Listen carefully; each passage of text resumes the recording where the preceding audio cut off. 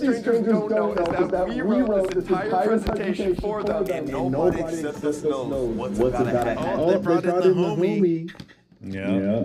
It's not racist anymore. Yeah, that's not racist. The baby will crawl miles tracking dad's DNA like a heat-seeking missile. No. Mom can finally relax as the baby drags deadbeat dad home. This is bad. That sounds like Cat. This is bad. Hey guys, welcome back. We're here with Chris Vaughn. What if we put it in a white family instead? That's getting fired up. Is this a yes or no? I didn't get that. Father Finder's a no. So we'll take this as a no. We'll move on to the next one. Okay, what do you think, Chris? Is this a yay or nay for the Deadbeat Dad Finder? I think in a Family Guy episode, it's a yay. I don't see it flying in real life. All of their products, strangers will raise their hands if they would invest in their company. And then when 17 has the least amount of investors, we're doing a terrible mystery punch at the end. And guys, by the way, we paid these strangers $70 a year, so hopefully they don't leave. Gotta up the price. Yeah, it was $50 last time, so the extra $20 better stick around. This product is for future parents. Birth rates are falling. So we are making pregnancy fun, introducing ethnic pregnancy tests. Which way is racist? Can I get a scenario where you use that? Well, let's show you. Just wait. Chinese edition. If the Rubik's Cube comes out solved, you are pregnant. Oh my god. If it takes more than a minute, though, the kid might be slow. If it takes more than a minute, though, the kid might be slow.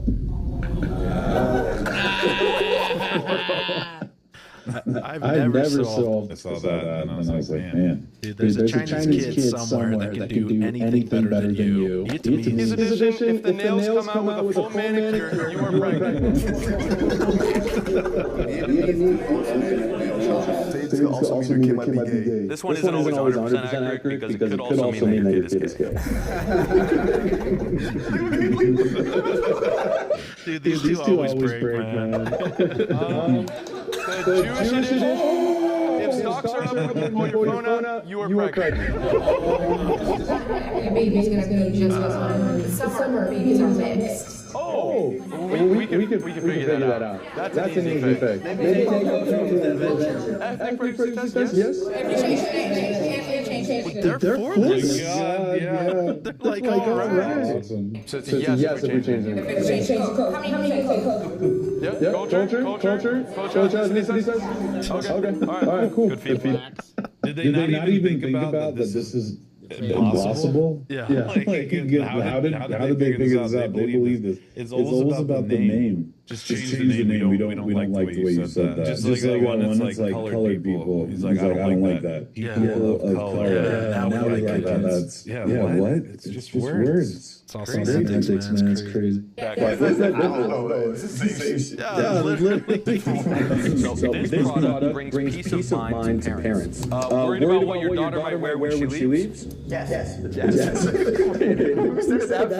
Interactive. Introducing Thought Block.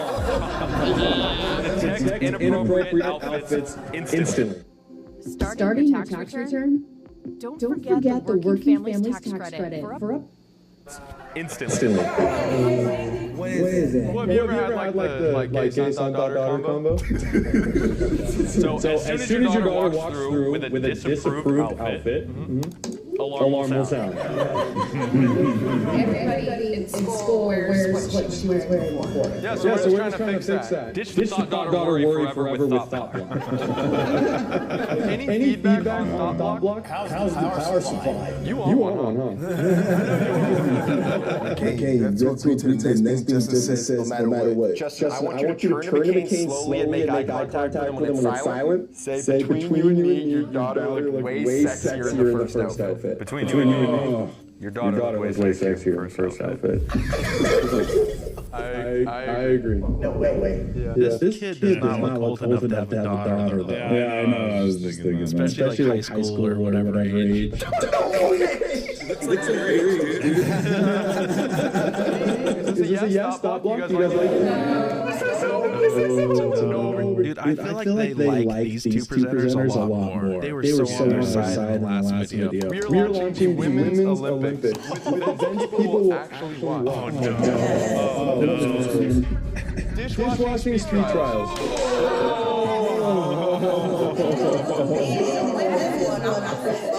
Well, I think women are way better at this. So.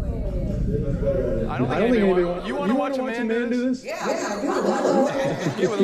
I want you guys to comment down below what would the men's Olympics be if it's all men? Would it be sitting on the couch watching, mowing lawns, hunting? Who can get the highest lift kid on the truck? Who can stay in the bathroom the longest? In the business.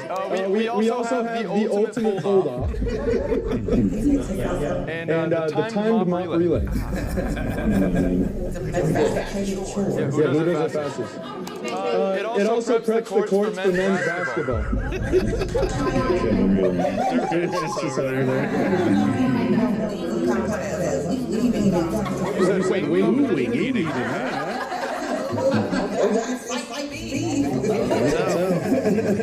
Who wants to see the Women's Olympics? I want to see it versus Women versus men? Yes. Okay. What do you think? That sounds like a great idea. I don't know.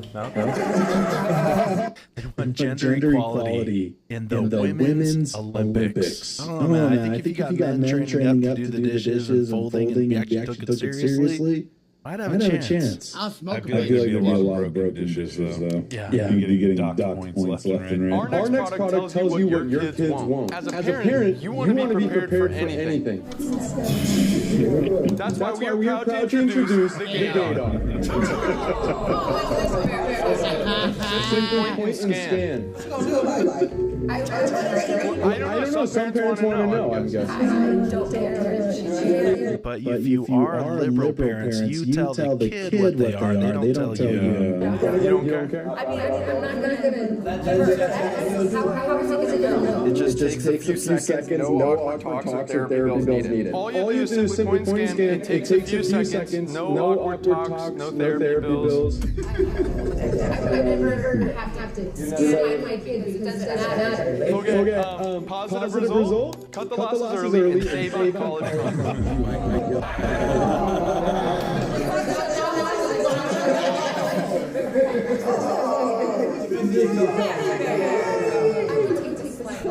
You're going to point at the lady in the Gucci shack and say, am I wrong or I have a feeling you have a gay son. Is your son gay? No. Oh, okay. You gotta get it. You gotta get one. All right, so is it yes? No, it's a no from you. I would rather Okay. No, that's great. Let's move on then. I think that's great feedback. Who here has booked an Airbnb before? Pretty much everyone. Introducing Fun B&B. Book adrenaline pumping stays. You like that?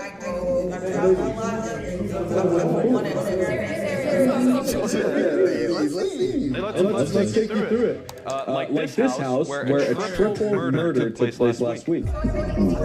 Everything's it's right there last week. I wouldn't want to stay in a place that the blood is still there. Well, it would be cleaned up, but it would just you'd feel the presence. Yeah, you would. Or have a truck on Epstein's Island. Raise the hands for Little St. James.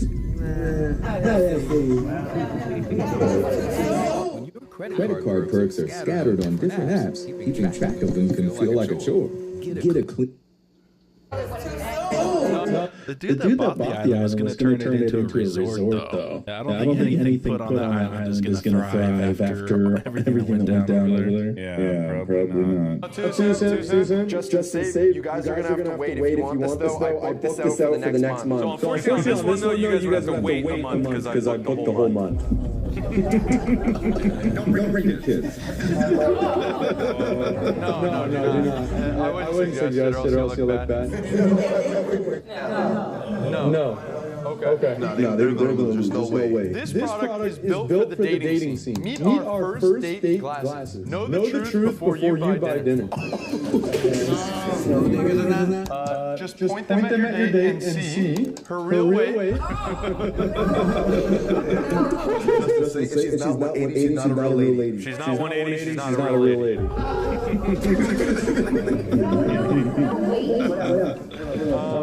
Her face. That's what I thought it was going to be. On the first date, you got to know, are you going to buy dinner or not? No. I mean, come as we are, right? So what you see is what you get. Yeah, Chris, I mean, beards are about the kind of makeup that we can have. And her actual body count.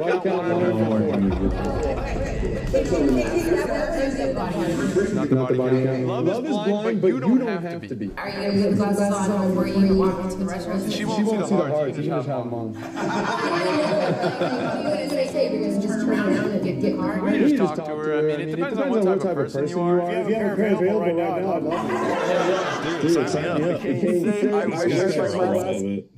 I think this dude's in on it. He's just trolling with everybody. Yeah, I mean, He probably knows who they are. I mean, these guys have a few million subscribers. There's yeah, gotta be a they few. do not. And they gotta be doing it mostly in the same area. Like in LA or something. It's right now because I'm seeing a lot of baddies in the crowd. I wish I had my glasses right now. There's a lot of baddies in the crowd. All right, any feedback on this one? Yeah. Really? Okay, guys are saying all the dudes.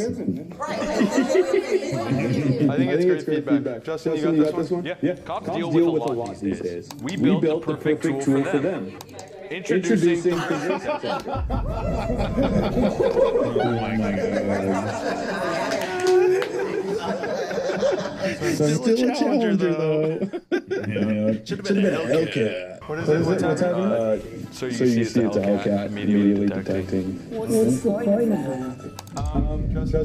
So we will now explain why this is useful. Oh, cool. It's all you? You know, it's just sort of Justin. I think you got this. You wrote this one. Look, you wrote it. Wow. You don't laugh? Every time I presented last, it was one hand from their final score at the end. So typically, this isn't used just all willy-nilly. This is for specifically identifying suspects or certain matters. So like if there's, a report of some situation and there was a description of an individual, this is sort of to help just match that description essentially and find the suspects easier. Wow, he talked himself out of that, man. He should run for office. Are they just sold it. This dude could sell ice to an Eskimo. I can tell just off the driving. I wouldn't need the tool because I could tell by the car you're driving.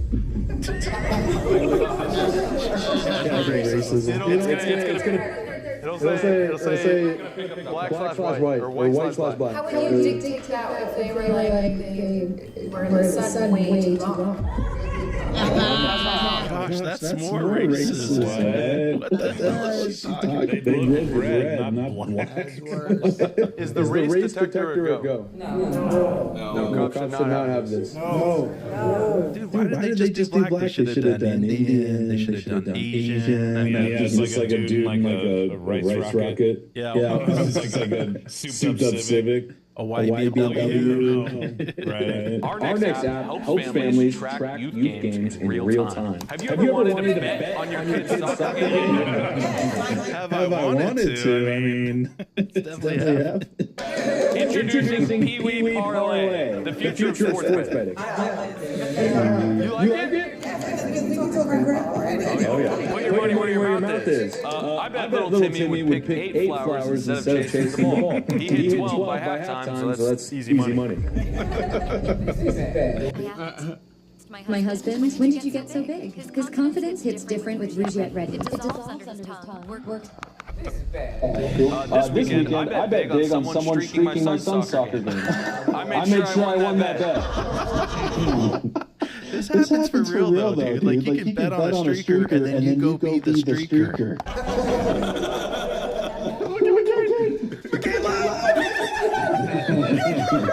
Say I bet $1,000 a pants streaker's gonna streak next week's game. I bet 1,000 streakers gonna streak pantsless next game. So see how that goes. That bet's gonna hit. That bet's gonna hit. Secretly. You sure it wasn't pantsless this time? That one free. Yeah, that one wasn't. But the next one. Next one. All right. Thank you. Please raise your hand if you would invest in our company. That's insane. 2, 3, 4, 5, 6, 7, 8, 9, 10, 11, 12. 12 minus 1 last. They got 11. Their final score is 11. Thank you. Thank you guys. Have a good one. Seriously. Hey, bootlegs. What's up, guys? What was the race detector? And then we have to explain it.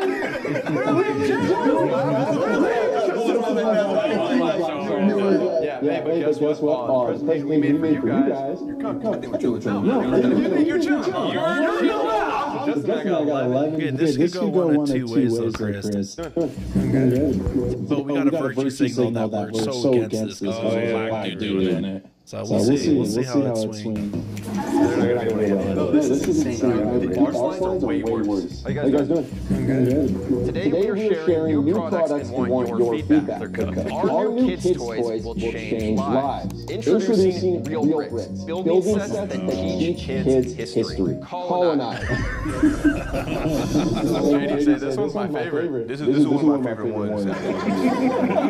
It's real, right? It is real. Yeah, the point is that we don't want to erase history. That's the worst thing we can do.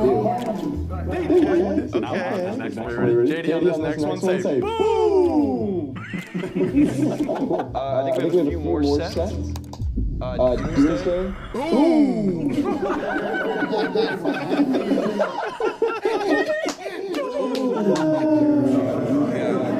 This one's Hiroshima. Yeah. What about predicting history, not just things related to the I just think that it's I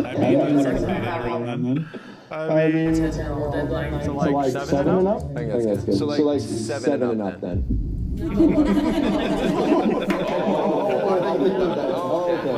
Probably one more. I think we got another one.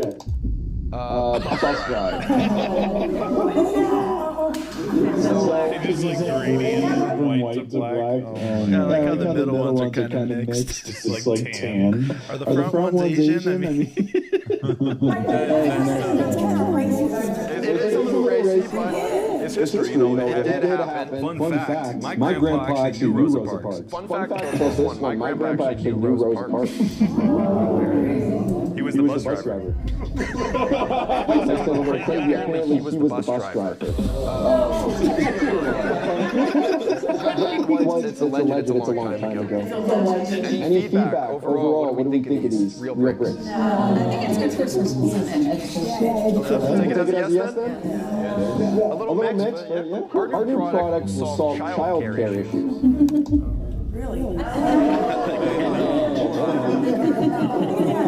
explain this one. Say hello to the Kit Kat. She's literally her face is in. There's some good logic behind this one. It's a new cage that lets parents finally catch a prey. This might be a little early.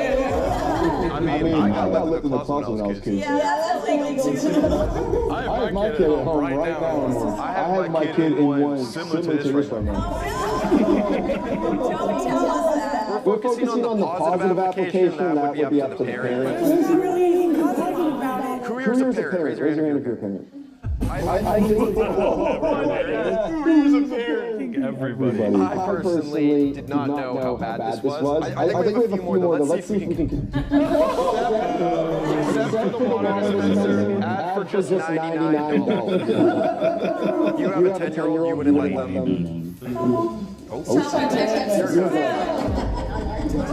Any feedback? What do we, I mean, we've got it a lot. Final thoughts. Is it like, I think these are standard issue in the Learning Center, the quality learning centers. If they even have any kids. Yeah, right. If they have a kid, it's going in one of these hamster cages. super hard, no, soft, no, maybe. Okay, yeah. Our new product will stop domestic abuse. This one is awesome, guys. Men can't hit a woman, but sometimes it's needed. That's why we are proud to introduce Studs That Slap.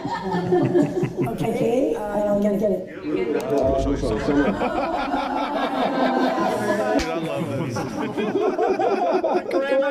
Our team of lesbians that will fight for you. That's actually pretty great idea. Instead of, putting yourself in hard. Basically, your homegirl. But she's one type of lady. No knockout, no payment guarantee. Ladies want one for You guys like this one? Yes? No? Yes, you guys, maybe. The Latinas want it. I know. I'm supposed to two ladies want it. That's cool. Yeah, for the men, you get like a UFC fighter to come by, like a cage fighter. That would suck. Come You're pissing me off right now. It's just like The Rock. Conor McGregor. He's little though. Chuck Liddell. Ortiz. Yeah, there you go. Yeah, someone will your size. We've created a new robot that will change lives. Introducing the world's first robot girlfriend. Yeah, I mean, but are they fully autonomous though? Those are more like practical robots. This is specifically a dating robot. Here's why she's better than a human girlfriend. Humans get old and ugly. This is like the con of humans, and then pro, robots always look young, so the robots don't age. JD, yell, yes! Yes! Always looking young is like the main thing I want. We're about to find out, I guess. Humans talk for hours. Robots can easily mute, just like a TV. Why not just have her not talk? We can sell variants that don't even have a mouth. Humans don't always want to sleep with you. I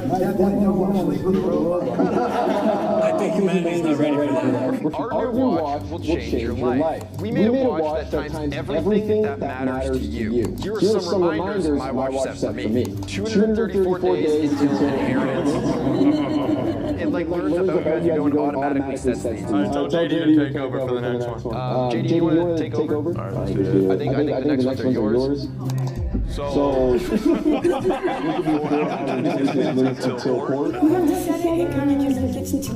like your Amazon Alexa that's always listening, so it knows your whole schedule, and then it automatically makes these and adds fun pictures in it. after reading this next one, say, woo, let's go. 32 minutes until school's out. Boom. You know, I got a paper kiss from work, 32 minutes until school's out, you ready for looking at it. It's a stalker outside the school. I think it would be better if come in and have an app. I like the app idea. Maybe we pivot to that. What do you guys think? Cool. People are broke. We have a solution. This one's crazy. Introducing Jiu-Jitsu. Martial art that focuses on money. This is all the most racist and Before we judge it, it's to help people learn about finances, but also like their physical strength as well. Financial strength, physical strength, we're going to put it all in one. Anyone can join Jiu-Jitsu. Yeah, okay. So yeah, by joining our Jiu-Jitsu dojo, you will learn these money-related skills. Hey, it's Ashley with 4 Patriots. We're in a bit of trouble. To put it plainly, we need to clear. You've all been to the mall. I had a friend make $20 doing it once. Grip strength, holding on to the money. Anybody Jewish? I am. What would you think about joining? Yeah. I heard the yeah. Okay. The next slide. This is our official Jewish representative approves. Yeah, except I'm not really Jew. I think I'm more Christian. Metal detecting.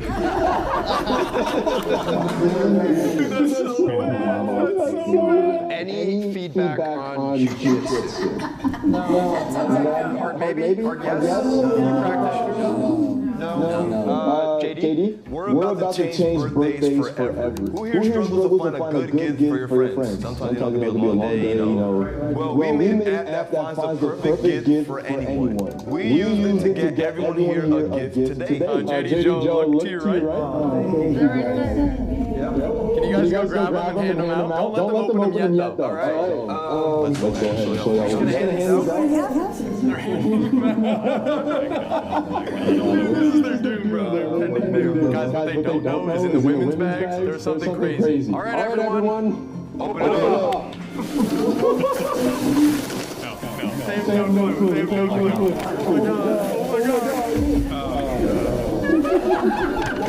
Dude, his face, man. What do the guys get? What do the girls get? Tell me these are not the perfect gift. Come on, guys. Tell me these are not the perfect gift. Are these the perfect gift? You like it? There goes 6 Another woman. Do you guys like your gift? All right. Now, woman. Do y'all like your gifts? Hey, you who said no. I honestly think you look good enough. Honestly, you guys saying no, but I think you guys look good in it, honestly. You guys like it? This was all picked up by the new app. We didn't pick these out. Yeah. 6 1 cool. Let's go. Thank you. Please raise your hand if you would invest in our company. How many people? Oh my God. Wait, hold on. 1, 2, 3, 4, 5, 6, 7, 8, 9. Cool. Guys, thank you so much for coming today. We really appreciate it, you guys.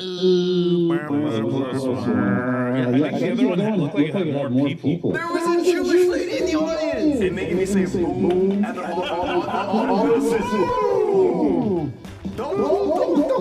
can I say something? You guys lost. All right, guys, what do you think of family-friendly? Do you want to see more on the channel? Let us know in the comments down below. Thanks, Chris, for sticking around. And check him out, Danger.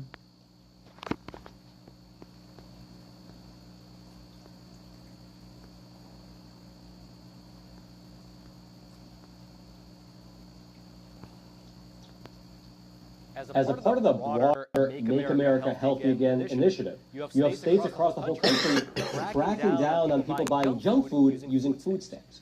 Now, the data on it is pretty. As a part of the broader Make America Healthy Again initiative, you have states across the whole country cracking down on people buying junk food using food stamps. Now, the data on it is pretty clear, but anecdotally, I've seen myself in person many times at the supermarket. People buy entire shopping carts that are filled with candy, soda, and energy drinks, and pay for it all using EBT, meaning the taxpayers are the ones who are actually paying for it.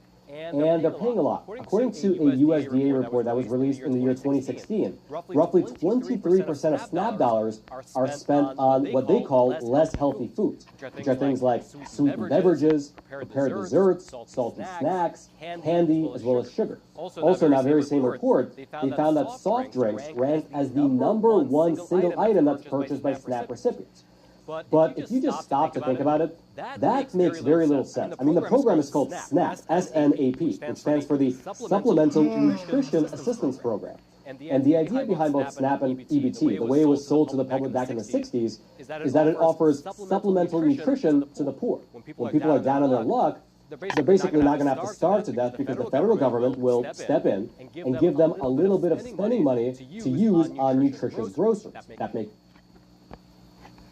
Wrong. They don't fucking care. They don't buy anything healthy. There's like a fan online would easily do that for you because it's so easy. And the Ukraine guys. I just came down. Roman egg. I guess usually. True. You can't. That's the thing. No, I should probably have some. But why need to see?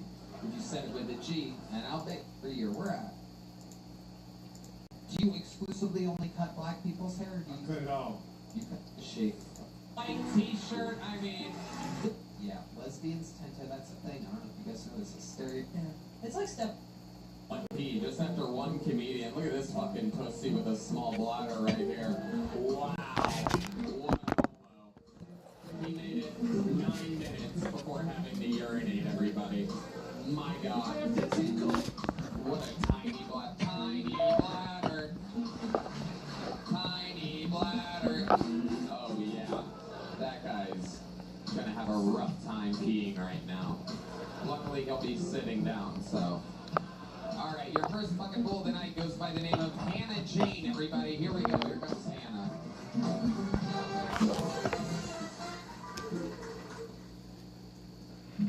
Oh, sorry.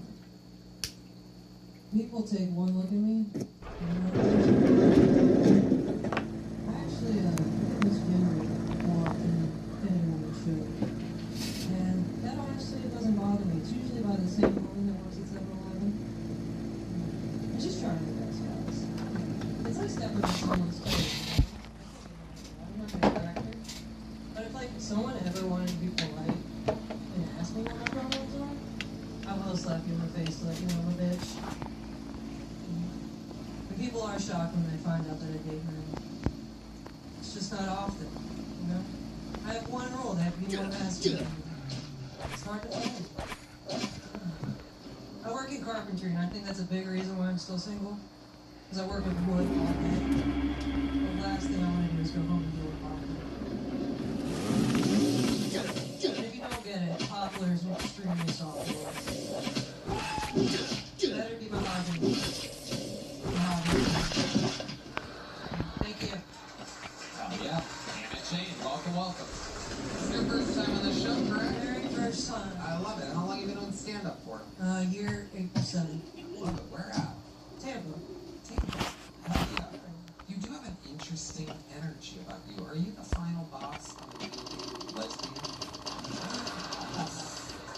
I do give off that like gay energy, probably didn't get shit, but gay shit happens, alright? That's true. That's my bumper sticker on my car. Not a lot of people know that, but if you ever see a Corvette that says gay shit happens, that's me. I love it. You had a dad in your life? I did. I'm very close to Come on, come on. See, that's what I'm missing. I was raised by a single mom. That's why I'm a little bitch. And you are like, just wearing my... I would think you had 4 or 5 dads in your life. The sitcom My 7 Dads. Hell yeah. I can just picture your dad like you know how to like fix cars, don't you? No. Oh, okay, well. What I had in my head. I'm the blue chews that's still activated here. Very interesting. What does your dad do for work? He's retired. He was a Navy pilot. Oh, nice. Fuck yeah. He's a real man. Real man. Was he in Iraq or? He served 20 years, so yes, he did. Awesome. Awesome. And you do carpentry, and do you have a girlfriend or something? No, I'm single.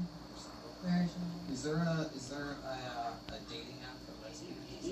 Scissor or something like No, I'm not a lesbian. Oh, you're really not? No. Oh, okay. No. Cool. I tried it. You're just a tough-ass woman. Yeah. I love it. You ever tried a lesbian experience? The gayest thing I dated a woman for like 2 years, but... That's also the... That's the straightest thing I've ever done. Yeah. I love it. So can you tell us how that ended? What did you learn from 2 years with a woman? You suck? Yeah. Yeah. Did you live with a woman? I did, yeah. Yeah. Lesbians tend to, that's a thing. I don't know if you guys know this, a stereotype of lesbians is Yeah. they move in very quickly. How long did you guys not live together? Maybe like 6 months? Okay. That's pretty long. Yeah. It's a lifetime in the lesbian world. Yeah. So now you're with men again. Are you sometimes tougher than the men you're with? I've been on dates, but no, I haven't been with men in a long time. I'll say that, yeah. You guys try, I really do. Like, I go out like this, and you guys it is desperate times. Because why are you hitting on me is crazy.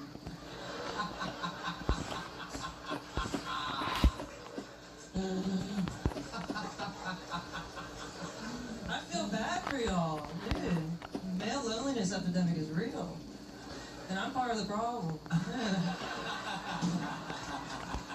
love that. You're very funny. I love your deadpan, very real delivery. You're self-deprecating while also well enunciated for someone from Tampa, Florida.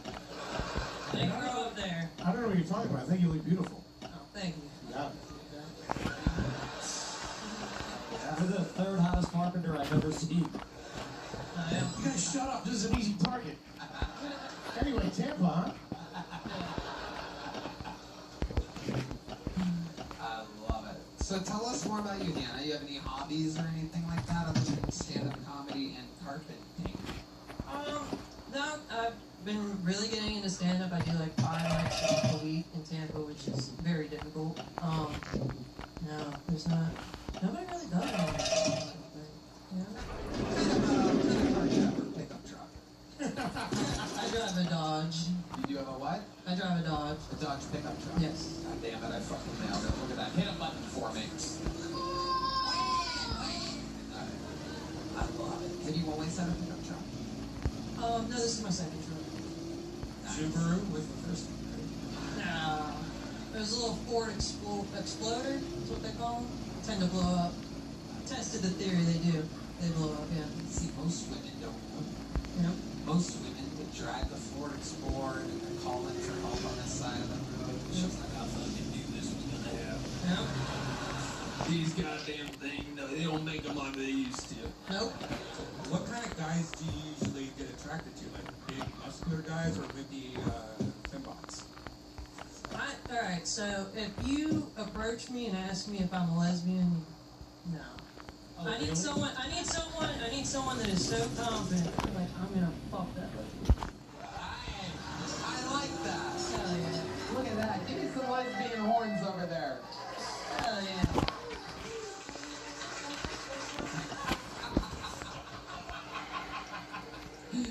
I love it. That's amazing, Hannah. Amazing. What's the weirdest thing in your refrigerator? Do you live alone? No, I'm back home with my dad. Nice. What's the weirdest thing in your guys' fridge if you had to pick? You have let me guess, an extraordinary amount. That might be the only condiment, actually. But it's not a lot, you know? It's normal white amount, you know? Sweet Baby Ray's? Of course. Yeah, absolutely. Amazing, Hannah. Well, I love it. You're very, very fun. You're very, very different. You're your own thing. For only a year in, you're extraordinary. Here's a big joke book. Thank you. Way to get the show started. Rocking that Good Flight t-shirt. I mean, this is a real woman right here.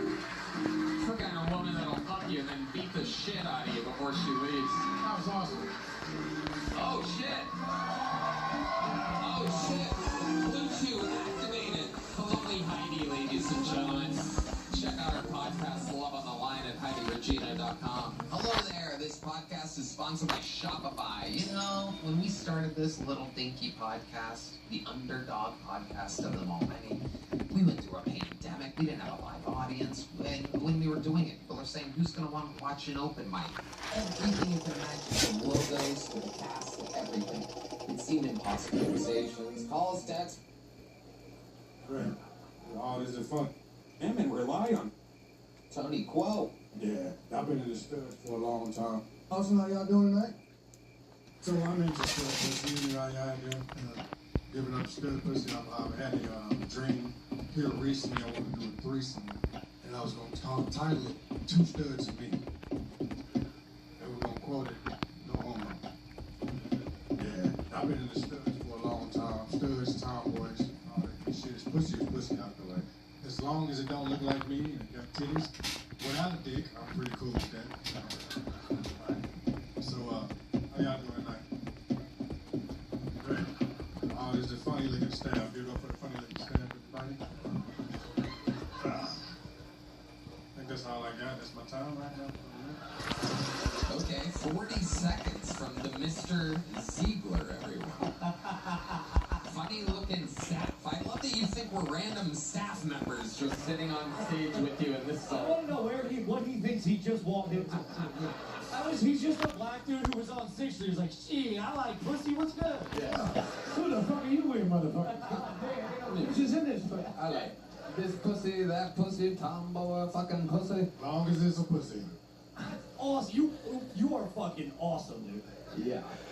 Absolutely. In the male division, the best set of the night so far. Thanks.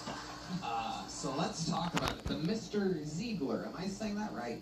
Yeah, it's pretty white. Yeah. Yeah. That's pretty white? Pretty white. Right. German. White, right. Oh, your name is? Got it. That's it. How long you been doing stand-up comedy? This was about 15. 15 years. Where at? Here in Austin, Houston, all over Texas. I've been in New York, and that's about it. Hey, baby, 15 years, and you just only did 40 seconds on a yeah, that's show. it. Yeah, you know, I've been out the scene for a second. Okay. And I just got back. Actually, today just got back in. Okay. Oh, I have 49 questions right now. Come on, give it up. So you've been doing it 15 years. What made you take a break? Bad big mama choices. Okay, let's talk about it. Tell us about that. Don't do it. Okay. Can you get a little more into She was a little too young for me. How old was she? It's about 9 years younger than me. Okay, I'm glad you said more after the number 9. She was about 9 years younger than you. And this dude does love pussy. That's I'm like, geez, ever since the Epstein list came out, being a pedophile was a new fad. Yeah, but no. I was having bad baby mama shit. My dick wasn't fitting in this bitch. Oh, man. 9-year-old ass, whiny ass, bitch ass, crying baby ass pussy. Oh, no. This little girl pussy, fucking crazy ass shit, man. You should have seen my dick next to this little 9-year-old. Your name must be on there. What? On the Epstein files, your name's got to be on there. All this young pussy you talking about. No, I'm kidding. I'm going off of your thing, Mr. Ziegler. I said tomboy pussy. We talking about young pussy. Well, I mean, Did you happen to see the girl that was on before? The stud? Yeah, I just seen her perform on her. You think I didn't see that? Shit. Yeah. I saw that fucking pussy. I mean, it ain't nothing like going out playing basketball with a stud and going back and putting your balls in deep. Oh my God. Oh, you are the man, Mr. Ziegler. Welcome to the Kill Tony universe. You found your home. This is where you belong. So what did this bad baby mama do exactly that made you take a break from stand-up comedy? She went crazy on me. But how? You gotta need better answers. I went deep, balls deep. And, you know, my grandfather always told me don't put the whole thing in, and I did. Oh. I stirred it deep. Wow. Yeah, like I fucked up the beehive and then she was... Can't give them the whole thing. The whole thing. Don't do the whole thing. Got to give them just a little bit, fellas. There you go. Just a little bit. So Red Band, you give them the whole thing. Yeah. I love it. This is incredible. So, can I understand he's been having sex the whole time he's been away? Uh-huh. You've been having a lot of sex. No, I mean sex all the time. No? I'm scared. What are you scared of? What scares you? These new bitches. I want a tomboy bitch. I want a stud bitch. You need a real tough woman. Yes, right. Grab that woman. Goodness. I know where she going. Don't worry about it. You know her? I mean, this is kind of what she said she's into. I mean, you know, she literally wants a guy. She's part of the problem. I'm just gonna fix her problem. Oh my God. Yeah. Someone's getting their Dodge truck stolen from them tonight. That's what's happening here. I actually have a Dodge truck, so we got something in common. You got a Dodge too? She has a Dodge, so we dodging. Oh my God. I love it. You can't dodge them, ram them. Holy shit. Mr. Ziegler, how old are you? 47. 47? You don't look a day over 63. That's Absolutely amazing. You had a lot of baby mama bitch problems. You've been putting the whole thing in way too long. You're stressed out. Like a motherfucker. You look like your own daddy. I mean, I didn't have no... As my grandfather, I used to tell myself, I put my whole thing in a bit. Yeah, black does crack. In white sheds.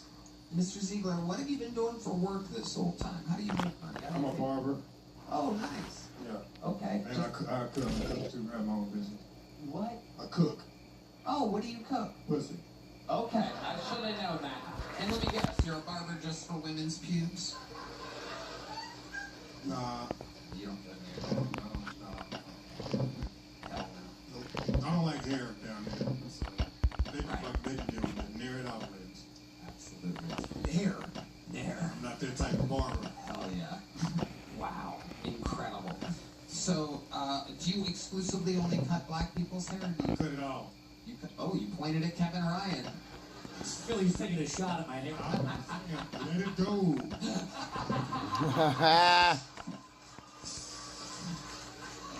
Damn, he's the coolest fucking mean motherfucker I've ever. Listen, I'm like, you know what? I should let it go. This could be the night. I mean, we were all there for that episode of Kill Tony where Mr. Ziegler cut Kevin Ryan's hair. I think we do have trimmers back there, don't we? Oh, the crowd goes I'm kidding. Oh, the lighting guy wants it to happen. My puke, I'm sure. I don't need that motherfucking shit, bitch. Mr. Ziegler, give us another fun fact about your life. You seem like you have a wealth of experience at a great many things. Like the craziest sex you've ever had, because I know you be loving that pussy. So I gotta know, was there like a random crazy night, an unbelievable time that you had, an adventure in which... It was a threesome with my baby mama. The young one, crazy. 9 years old. And yeah, and another one that was 9 years younger. Oh, see. Yeah. I left him in the room and he was arguing. So I came back, y'all done? No, I saw him left again. When I came back, it was entangled. It was entangled. Yeah, so I like, fuck it. Yep, gotta throw it all the way in there. Break it in. Break it up, ladies. Right. Okay. Let me ask you this. What do you happen to remember what they were arguing about? Me. Do you remember exactly what about you they were? I went all the way in. Oh my God. Oh my God. This is one of the craziest interviews. You know, you can't get this at the Tonight Show. Never was Jay Leno sitting there going, "Hey, David, we know you eat."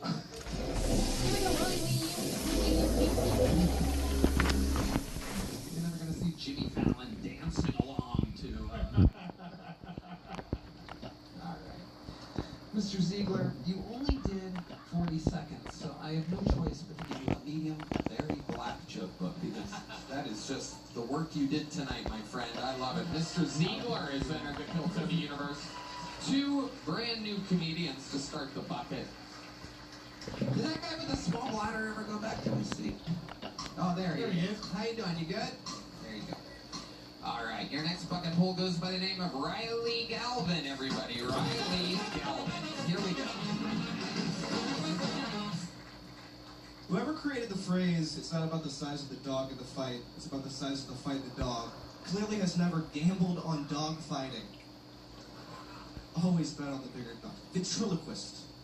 Sounds like such a fancier job title than what it is. Like, it sounds like they all got together and decided on ventriloquist because they were too afraid to tell their parents they wanted to fist Cabbage Patch Dolls professionally. Do you guys think ventriloquists are just necrophiliacs with low self-esteem? Like, they want to mess around with lifeless things but don't have the confidence, you know? Like, is Jeffrey Dahmer just Jeff Dunham with stage fright? The basketball fan on, like, the Utah Jazz. Utah Jazz is funny, though. It sounds like a bunch of racist Mormons got together to, like, for some diversity. You know? Like, they all got together and were like, "All right, we need more black people in the state. What do they like?" And then one went, "Basketball and jazz." That's my time. Thank you. Fuck yes. Riley Galvin, welcome, welcome. Thank you. I love it. Riley, how long do you have before you have to get back to the vape store? I got a shift in 30 minutes, so. How long have you been doing stand-up comedy? A little under a year. A little over a year. Where at? Knoxville, Tennessee. Knoxville, Tennessee.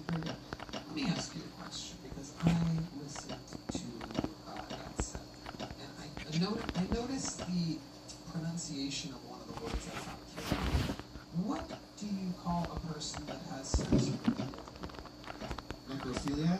Okay. C, that third letter, is important. What I heard, and I'd be interested to hear a replay, it's a shooting on an Instagram play on this episode. It sounded like a hard G to me. Oh. And if you say necrophiliac with a G, my friend John Dees, that turns into, can you say it? Okay. John's just looking at me. Sometimes he likes to put me on the spot there. Maybe we could say it. It's not the N-word, but it's very close. A little too close. And I would have loved it if you repeated it and you just said, oh, it's with the C, I didn't know. I thought it was with the G. But instead, here we are. Here we are. But now, that's the sound of hundreds of thousands of people on YouTube rewinding to see. If you said it with the G, and I'll bet you anything, they're replaying it again and again. Because I'm pretty sure it was interesting. You're going through a lot. There's a lot of pressure. Yeah. It's a big show. Huge. Absolutely huge. What do you do for work, Riley? I'm in school full-time. We're going to work at Little Caesars. At Little Caesars? Yeah. Oh my God, Red Band, can you believe it? This is a big deal for you. Thank you. Wow. He's starstruck. How long have you worked at Little Caesars? Like 6 months. Okay, can you tell us a little bit about the perks? A lot of free pizza. Yeah, that's exactly what I thought you were going to say. Red Band's hard as a rock right now. And he's the only one that didn't try the Blue Chew. I love it, Riley. So, what are you going to school for, and where are you going to school? I go to Tennessee Knoxville, UTK, and journalism. And what made you pick journalism? Dying hard for it. Yeah. Well, I was business and hated it, so I wanted to be gay and write, I guess. Yeah. Do you have any big plans? Do you have any big goals with the journalism thing? No, I should probably have some, but... How old are you? I'm 21 years old. 21? Wow. What are the 21-year-olds up to nowadays? What are you guys doing for fun? On ketamine? Ah.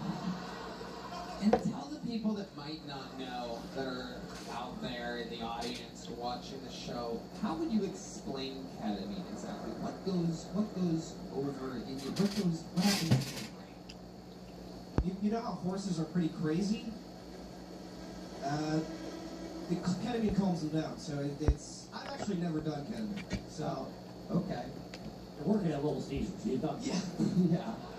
Yeah, you gotta be convinced. So, what do you, as a 21-year-old, doing for fun? I like going to the movies. I'm a bored guy, I don't know. You're bored? Boring and poor. Okay. Alright, other than the movies, let's dig deep here. You're going to college, you're out there on campus. There must be something else. Do you have any hobbies or anything like that? You play ukulele? Play a little guitar. You do? You're just going off of what I said as a funny suggestion?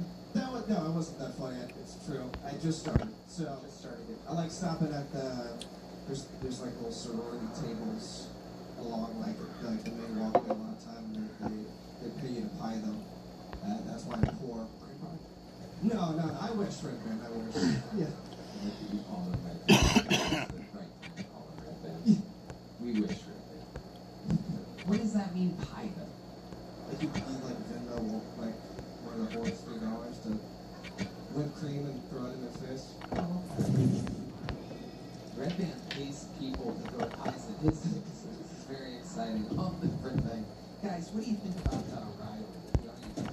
I have the hair. Is this the look that you wear with the hat all the time, or is the hat just on?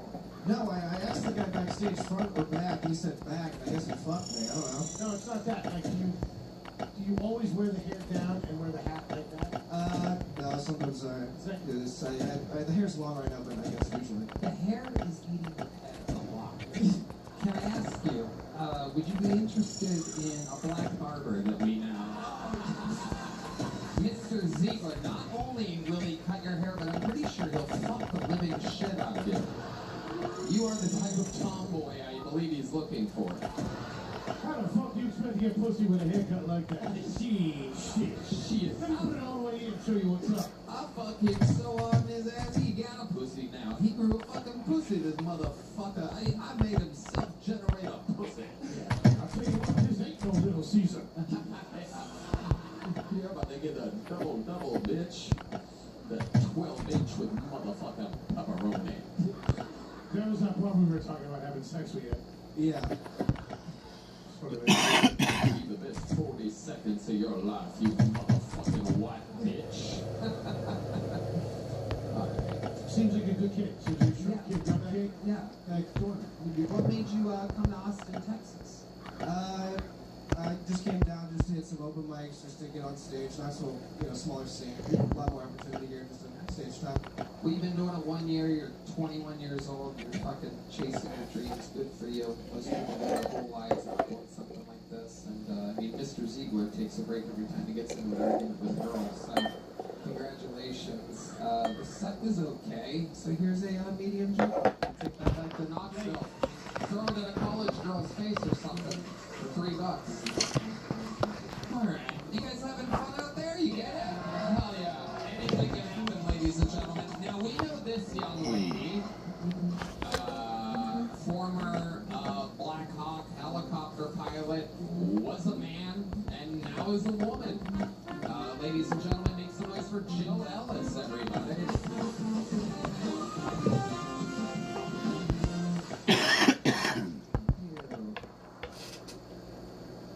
My name is Joe, and because we're in Texas, I'm legally required to tell you all that I am trans. Don't worry, they took my guns at the door. Yeah, you're safe for now. I go by Joe, J-O. I used to go by Joe, J-O-E. But like most things with transition, you just cut off the parts you don't like. Yeah. Speaking of guns, I actually do love guns. You know, us trannies are always packing something. And it's hard to conceal carry a Glock when you're hiding a cop. Yeah, and I love my guns so much. You know, I really only came out of the closet to make room for more guns.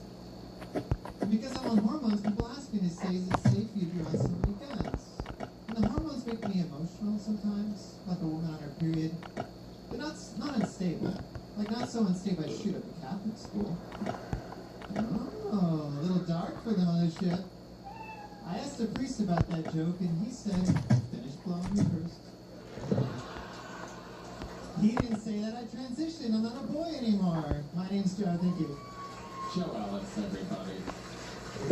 The second most masculine female we've had on stage tonight in a stunning turn of events. Absolutely incredible. How you doing? Doing great. How are you? Fantastic. How long have you been on stand-up now, Joe Ellis? Since June of last year. Not even a year yet. Ooh.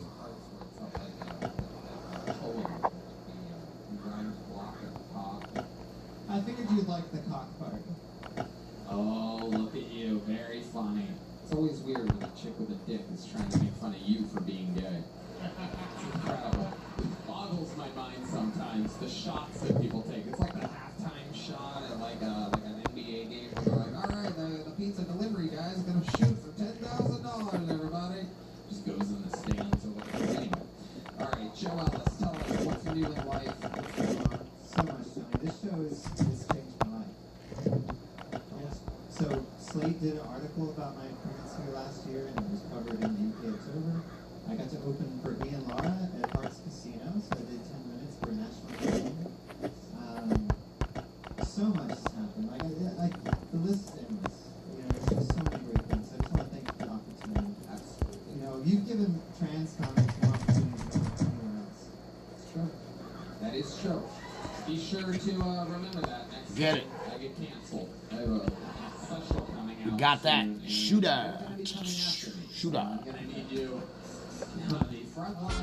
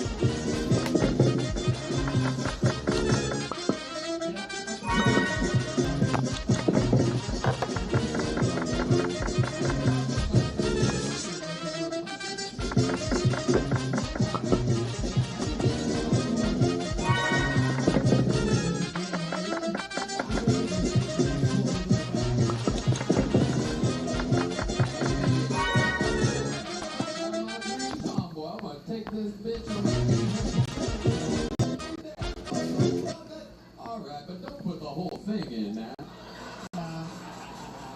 Pretty please, like I'll play along, but bitch, I'm gonna fall in love with your ass. Alright. Well, I I have been working out to try to lose some weight because, you know, it's important for trans women to stay fit because we have to keep stealing the trophies. Not bad. I'm gonna have to rewind that part. Amazing. So Joe, well, who have you been hooking up? What is your type of person? Well, I've dated a lot of men in Austin, and most recently started dating a lovely woman. Okay. Really? So yeah, I'm with you on that. Yeah. We almost jinxed on Ridley's there. Yeah. You can call it pansexual. I call it I take any sexual. Right, but what does she call it? Like, what happened to her, do you think? What type of trauma happened to her where she's like, I need a dick, not a dildo, but I want the delivery of a woman, but the thrust of a man? Like, what exactly has to molest you for you to bust a nut with you? Maybe he was a trans person. It's my favorite category of porn, woman fucking a regular woman. It's way better than looking at it than I did. This is true. You get to see two sets of tits. Exactly. Bonus tits. She says I'm the best of both worlds, though. I can still open jars, you know, emotionally available. Amazing.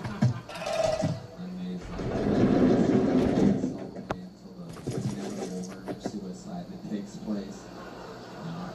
Joe Ellis has the best sense of humor, and you know you talked about me giving opportunities, but it's amazing. I think you're doing a lot for the trans community by getting roasted, trying to fight back. It's like amazing to see you're a real fucking Texas tranny. So I just moved here. Congratulations, I love it. Amazing, amazing. Joe Ellis, everybody. Thank you so much. Fantastic. I gotta tell you, I have gotten word. I don't even know if it's real. There goes Joe Ellis. One more time, Joe. I can't believe the news that I've gotten. I'm really hoping that this is true. This entire show is improvised. Obviously, all my friends and amazing, the best comedians in the world know that they can always pop in, pop out, goof around, this and that, anytime. And I've gotten word that one of our friends that has been on a global vacation for what I believe in my head is 6 months or something like that, traveling the fucking world, is here. He is one of the great comedians in the show's history, one of the great disruptors, one of the real troublemakers. Ladies and gentlemen, if it's real, and I hope it is, I hope it's not a prank, make some fucking noise for Ari Shaffir, everybody.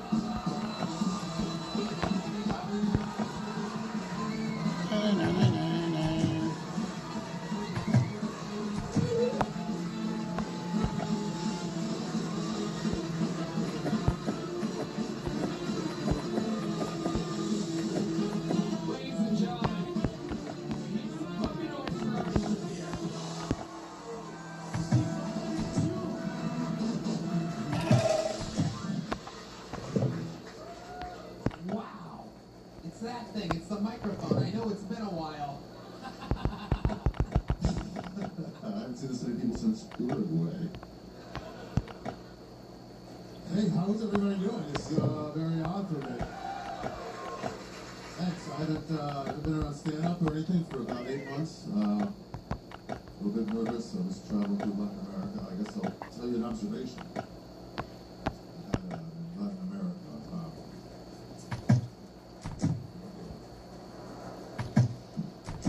the hardest thing about fucking a street dog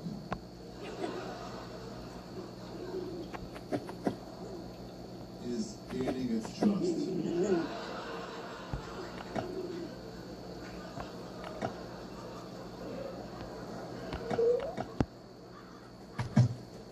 Because sure, anyone can fuck a street dog, but how many people can get it to come back again tomorrow?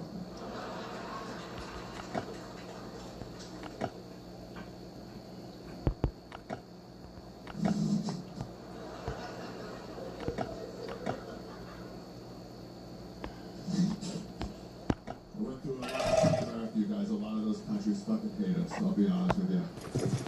And it was difficult to break the news to them that most of us don't know where they are on a map.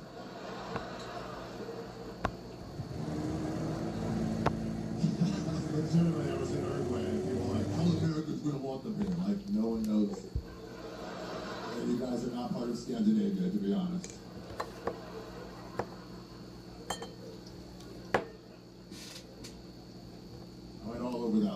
skipped out of respect for Tony, Puerto Rico, but everywhere else I went. Thank you guys. Very good to be back, everybody. Ari fucking Shaffir is back in America.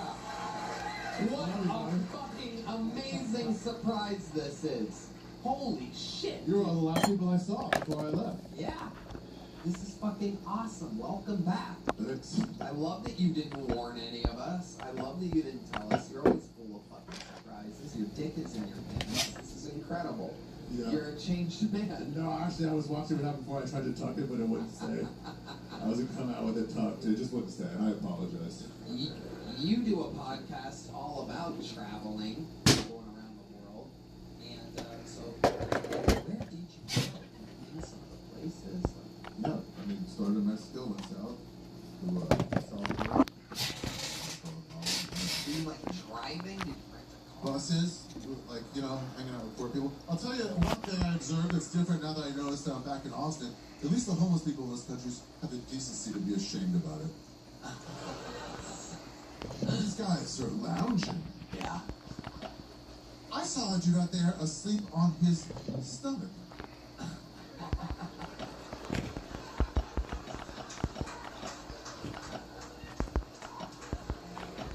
What a leisurely way to be a problem for the world. I mean, I guess it's good for your back, but there is no give on the concrete. It is incredible. There is a part of 6th Street where if you're walking from this side of 6th Street west, there's a part where there's a ventilation system that picks up hot air, and multiple people lie down next to each other on this one spot. It's very, very on top of a crate, and there's people just flying by on bird scooters and shit, like almost hitting. It's incredible to see. You gotta try to jump on one of those birds. Yeah. Oh yeah. That's big points. That's Austin, the video game. You get big points by jumping homeless people on a bird scooter. Blip, blip, blip, blip. Blip, blip, blip, blip. Multiple. Amazing. So that's incredible. And fucking now you're back. What made you come back now? I missed you, Tony. Yeah. Yeah. We were really afraid. No, what made me come back is I have a new storytelling show that's coming out. Maybe you're familiar with the old one. Yes. Can't legally say the name. Oh, right. This is not happening. Oh, yeah, I'm familiar with it. Yeah. Anyways, coming back, and guess who's on it? Skip. Tony Hinchcliffe. I'm on it. It is true. He's on an episode with Big J. Okerson, Ali Sadiq, and Steph Tolev called 4 Stories About Trying to Come. And it's available right now. Where's it available at? YMHstudios.com. I love it. Direct to the people. Fuck YouTube. Fuck Netflix. That's right. Okay. I mean, we like YouTube and Netflix. I apologize. Not for this show. Sorry. Take that Just a reminder, we like YouTube and Netflix. We're going to bleep that. Fuck HBO. Fuck Showtime. Fuck Showtime. Yeah. Well, this is so exciting. You going to hang out? Yeah, I heard there's free drinks, so I'll fucking hang with the free drinks. There are free drinks for you, Ari. There's a toilet upstairs I can flush toilet paper in and brush my teeth with sink water. I'm fucking in. I love it.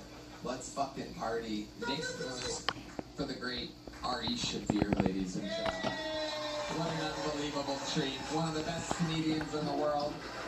His specials are on Netflix. Let's have some drinks. Yeah. Let's get another chair up here, and the great Ari Shaffir is going to join us for the night. Fuck yeah. Oh yeah. Let's do the squeeze, baby. Come on, slide down. You can bring that all the way.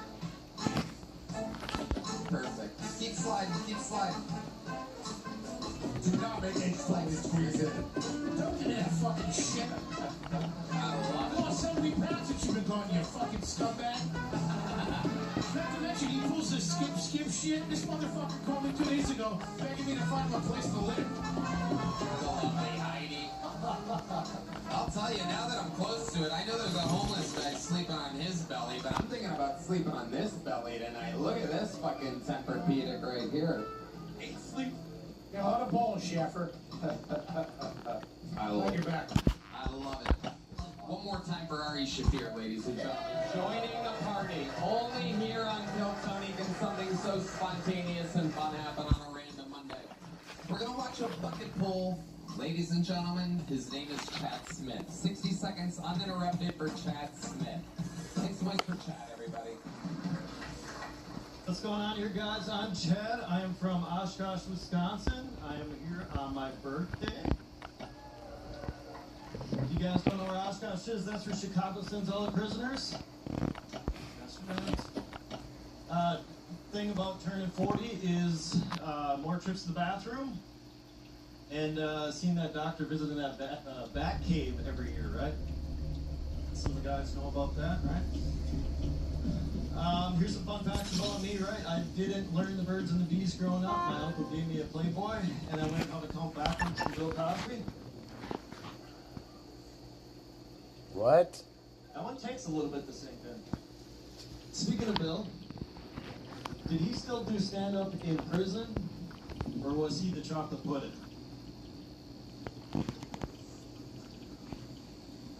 That's right. Fun fact about me is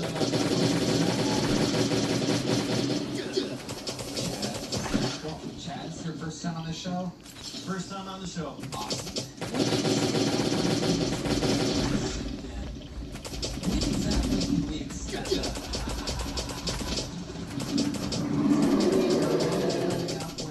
2-3 business days? Yeah, we're just gonna be out there living our lives and all of a sudden it's like,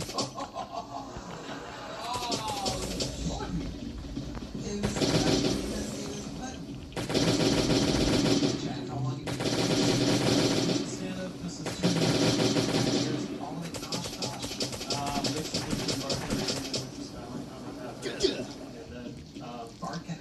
What? So all the way across to Wisconsin. So everywhere from Milwaukee up until Greenville. Got it. I hate this guy.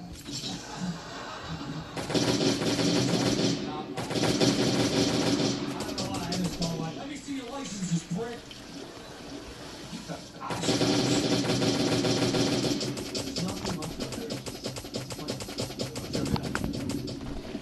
When you're from the Midwest, you get a mix of Minnesota. So I do say about a lot. And then in the airport, you guys laugh at me because I say bang.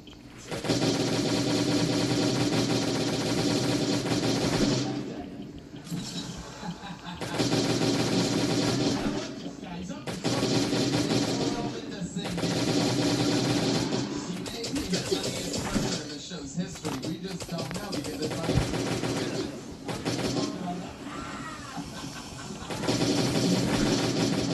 died tonight. He killed. I feel like we're all high in a car and he just pulled us over.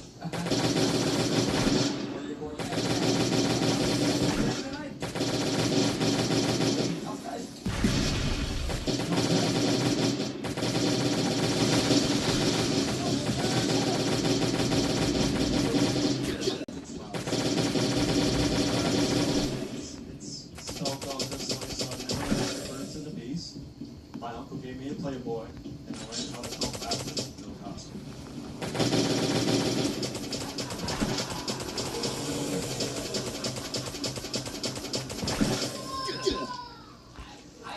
I don't get it. Does everybody get it? Your uncle drugged you and raped you. That's the joke, right? What? Is that the joke? I always count backwards when I get in a big rape drug. I know. So did he rape you? You're saying Bill Cosby raped you? No! Oh. No, that's your what uncle did. No. There's a gave me a Playboy. Who did? Your uncle gave me the Playboy, and separately from that, Separate joke. that Bill Cosby taught you to count. Yes. But it still seems like Cosby's raping. No. So you weren't raped by your uncle? No, or Bill Cosby. Damn it! Have you ever even met Bill Cosby, dude? No, I want Ever seen a Playboy? Oh, yeah. Oh, yeah. 3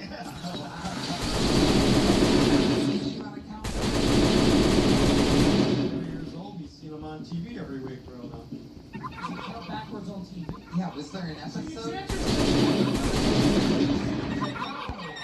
love this fucking guy.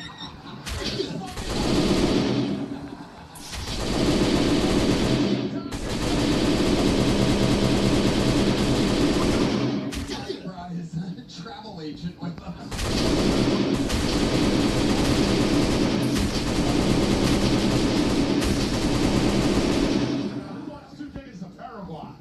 Shall we, 2 tickets to Paraguay. I've got. Can I give this guy a compliment? Yes. No. Meow. How many is it? And then I also. All right, I'm done. Yeah. Yeah. Luckily, that's how I felt when I heard the meow too. I don't want him to finish the bit. Yeah, go ahead. Do that bit that got cut off. This might be. He may have saved all of his power for the closing bit. This might redeem you. This guy's coming in with a bedazzled shirt. He's very excited. This guy literally. All right, so this is a plastic fresh on his shirt. Gosh, yeah. This is a fresh bit, and I'm not going to say who I work for, but let's say I do insurance during the week.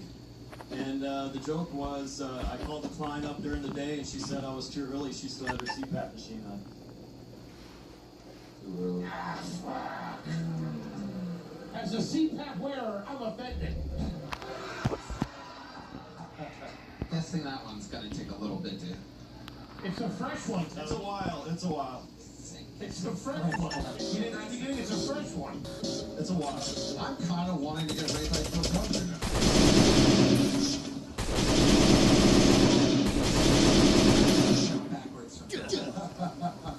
Are you saying that like, it's just made up? It's just a joke. There's no episode. There's nothing. That's part of the version of these. It's part of the birth of these. All right, so when we write jokes at our...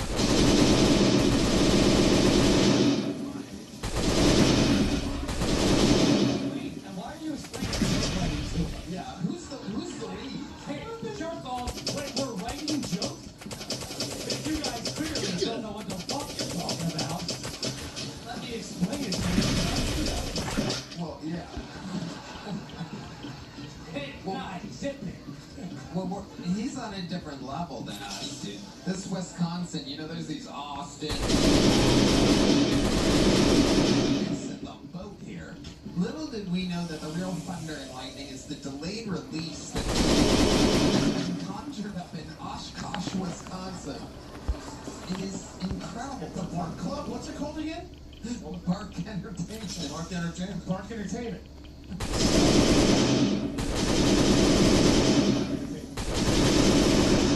Okay, well, Chad, can you give us one interesting fun fact about your life before we get you out of here? All right, cool. So I'm 40 on Wednesday.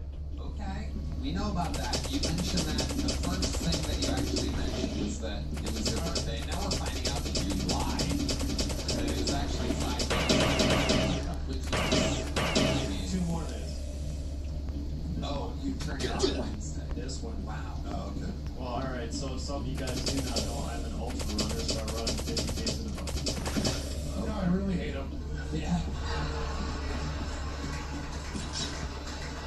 Go fuck yourself.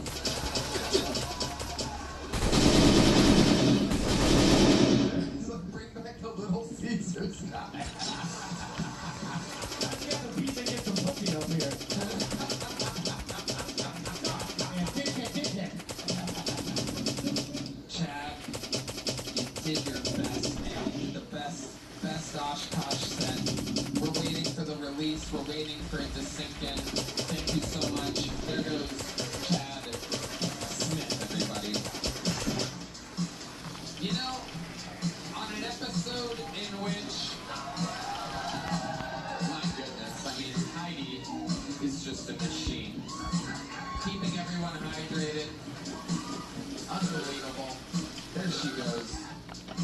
Perfect. All right. On an episode of return of, oh my God, ladies and gentlemen, it's Johnny Football, Johnny Manziel.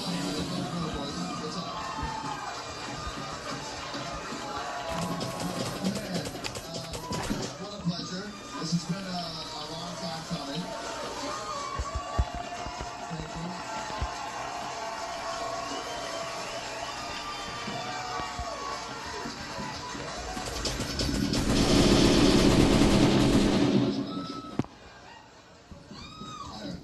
You've taught me a lot when I've been in Austin about, friendship. Me and you have a good relationship. We have good vibes. I'm sitting up here tonight watching for probably the 20th, 30th time. Forget about some of your boys, you know? Talking about loyalty, all this. Crawfish with yesterday. Hang out. No, meet the boys. How do you leave Holly and Oh my God. Oh my God.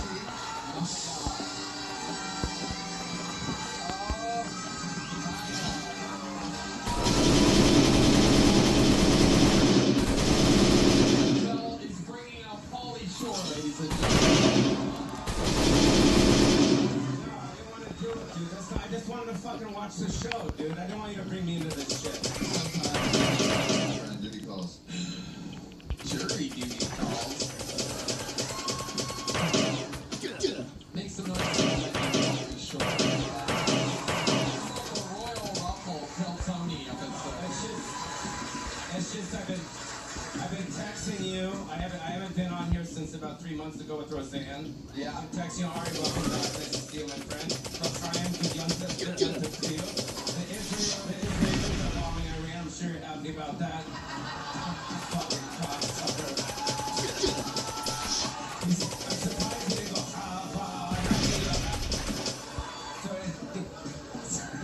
If Israel really wanted to bomb Iran, they would shoot a Chad Smith at them right now. Oh, I'm turning 40 in a few days. I don't know how I got here. So did you change your number? Sal? No. Because Bobby Lee did. I don't know how you thought pretty much. But no, it's No. How long have I What's up? Tony? And yeah, a long time. Give it up for Tony. He's a beautiful man. Beautiful man. And I don't know what happened, dude. You know what I mean? Why do I sit back during New Year's Eve and you tell him I might jump on this motherfucker, dude. You fucking tell him. When you move to Austin and you get this cool and your network expands, he starts getting a big head. You go to Netflix, we're selling out Madison Square Garden, we're doing all that. It gets to your head. It's like, who do I prioritize the most? What does he put on the fucking New Year's? You're at the bottom of the totem pole right now, my friend. That's what it's looking like. I think you need to stand up for yourself. Well, you say it, because you said it, and that was what made me fucking come down here. Tony, give him more shit. Be better. No, Chinese, listen to me. You had fucking carrot top on the fucking polls as your fucking golden ticket. They were the co-guests of the year. Yeah, they were both the guests of the year. They weren't in fucking Biodome, bro. They weren't in a fucking Goofy movie, bro. They were in our motherfucking cheese sauce. No one gives a fuck about those guys. Stop fucking kissing their ass. Facts. Polly fucking Shore, ladies and gentlemen. Molesting H. Foley of the Are You Garbage podcast. What's he doing? It's incredible. He's a... Polly, take it easy on him. Take it easy. That's just for men confident. Am I in son-in-law too now? No, Red Band had a good... I just dyed my hair brown. It used to be... Dude, I'm lucky I'm alive. Let's give me a fucking break, okay? This is not Mickey Rourke. What the fuck? I can pay my rent, okay, asshole? So, I dyed it because, you know, it was getting like this. You should do it too. I'll get you just for men at Walgreens, bro. You want me to hook up at Walgreens? I'll get you hooked up at Walgreens if you want, brother. And it'll come back out great. It'll be good again. Then we can go Kava Nakila again. Anyways. Alright. I'm just kidding. It's cool you can have those guys on. But I'd like to be on your next Netflix show so I can do Richard Simmons' movie. Please.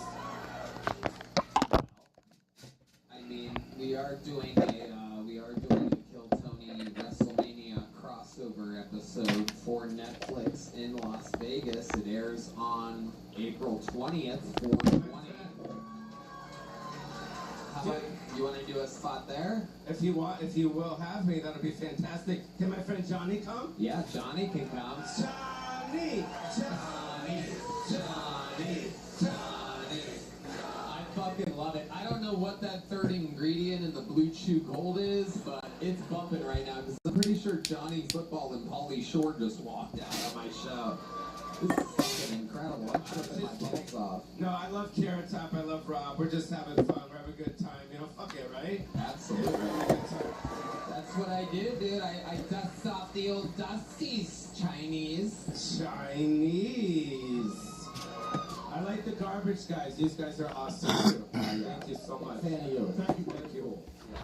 I don't know if I can call them that. They're not Puerto Rican. Garbage guys. How are you, garbage guys? How about a hand for the great Pauly Shore and the great Johnny Manziel? These are my friends. I had no idea they were coming out tonight. How exciting is this? Oh man, I'm gonna get blackout drunk tonight. Anytime Manziel's around, we fucking shoot shots of tequila and roll dice all night. Oh, he's the best. The funniest thing was watching the 23-year-old girl when you said Johnny Football, and she's like, I don't know who this is. And then I didn't think that look of baffling could get topped, but then you cut out a 98-year-old Pauly Shore.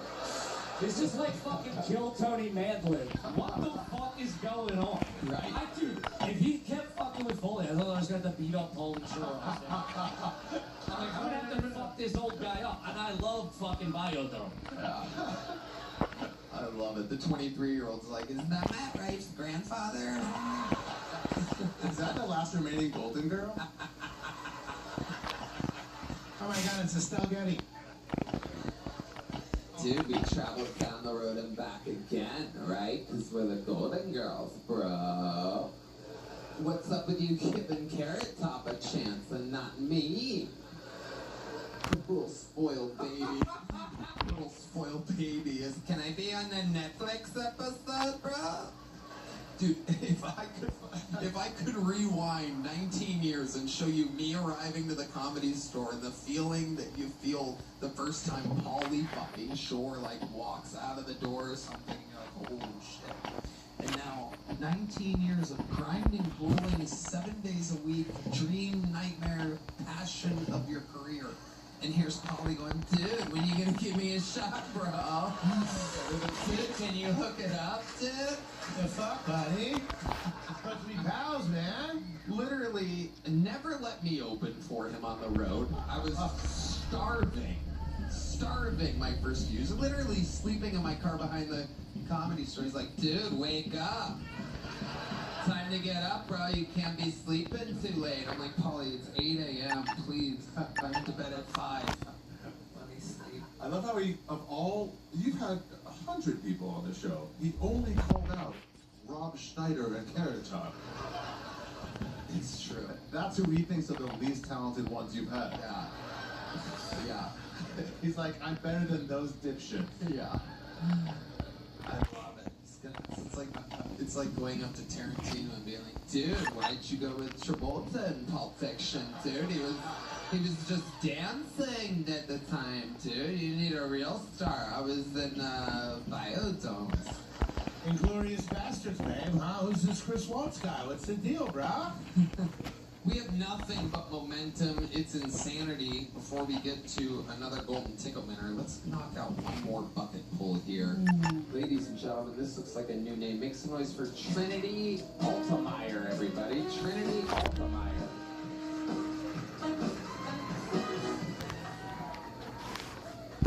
Hello. Yes, okay, my name is Trinity. I was named after the movie The Matrix. Have you seen it? Yeah. In that movie, Trinity kind of serves as Neo's salvation. She's like a foil to God. And I'm just sick and tired of being seen as men's salvation. So like last year, I was proposed to 3 times. And I am from Texas, so I want to know what it is about me that's I'm going to show you if I can kind of take it. Alright? Oh man. I canceled the date for this. I'll have you know. And I went down by the docks, and so now I got some seawater on me and I smell like fish. What the fuck is new? I don't know. Alright. I'm curious as to what the time is, and I'm nervous, and so I want to say my name again and end it here as, you know, I used to introduce myself as the Father, the Son, and the Holy. Guess why? Self-care looks like a lot of different things, and I was confronted with an erect penis. I didn't know what to do with it, so I grabbed a hold of it, and I went to this foot like a clutch. My dad taught me how to drive a stick. Okay, Trinity. Let's slow it down here. We're done. Hi, Trinity. How are you? How are you? I'm good. I'm stupendous. Okay. How long you been doing stand-up? Since the end of July, so like half a year. Okay. All right. You're from Texas? You live here? I moved to Austin in January, but I'm from the 956. I know I sound like I'm from a different state. Let the people know we're exactly what they're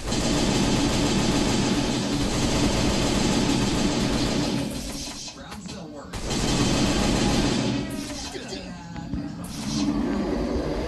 What do you want? Fucking what? I killed that thing. I'm medicated currently. Yeah, what? Can you rattle it off for us? I'm supposed to be on Lexapro and Vyvanse. Uh-huh. You're supposed to be. Really? What are you on? Not that. Okay, what are you on? Just nothing. Nothing. At the moment. When you say you're supposed to be on, I know. I play Kill Tony Roulette, so this really is a special night. I didn't do anything and I got picked. I know. So. Alright, Tony is really making a spectacle with him leaving right now. I've never seen you face forward that long. We know, we don't like her that much either, D. It's okay. D's mad because he got fooled by the last chick. And get me again. It is true. This is what a feminine female comedian is like, everybody. For those of you that were waiting, yeah, again, you just confused two of the dumb bitches in the room there. They're like, woo, represent! She's bombing and sucking through the air here, so. Anyway, Trinity, so what made you want to start stand-up 6 months ago? I was arrested for weed. Okay, we're just... And... Regular CA, I got arrested, got a misdemeanor and a felony. And so I said, fuck it, what else am I gonna do? Hold on. It was a felony amount of weed that you had? Yeah, it was just a THC pen. Everybody in the crowd fucking has one.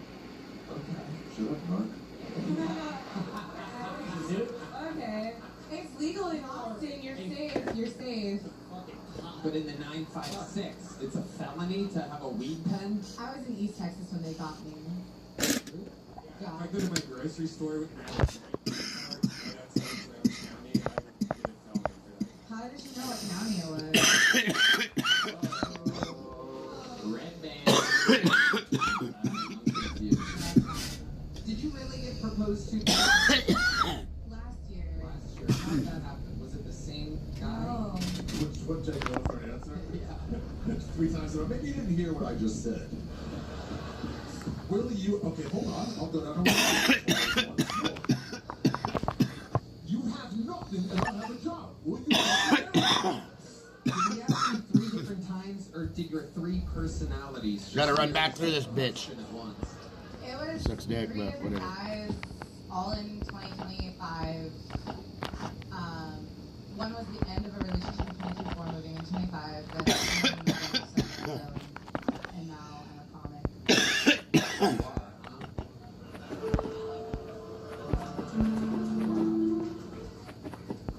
Trinity Altemeyer. Very interesting.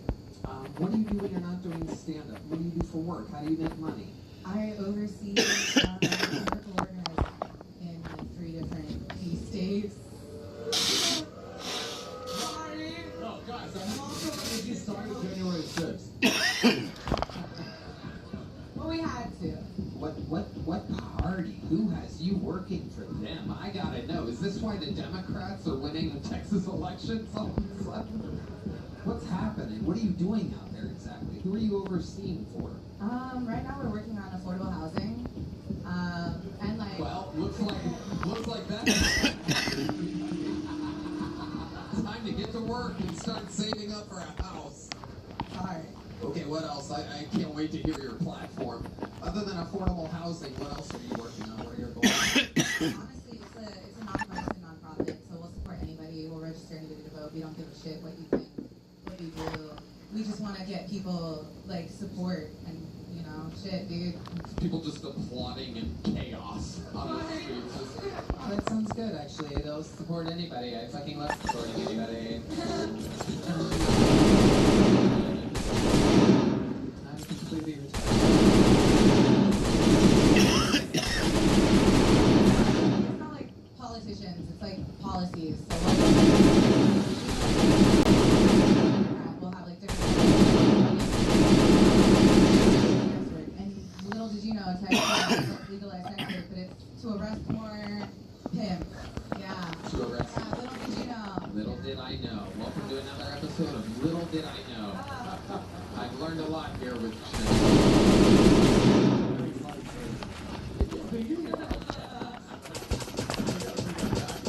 Don't laugh at that with the right. What'd you say, Ari? Little did you know.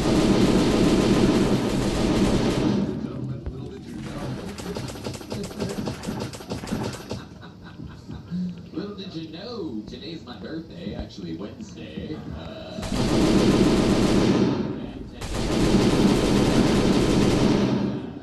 Hey, you know, in Latin America, little did you know you can fuck them.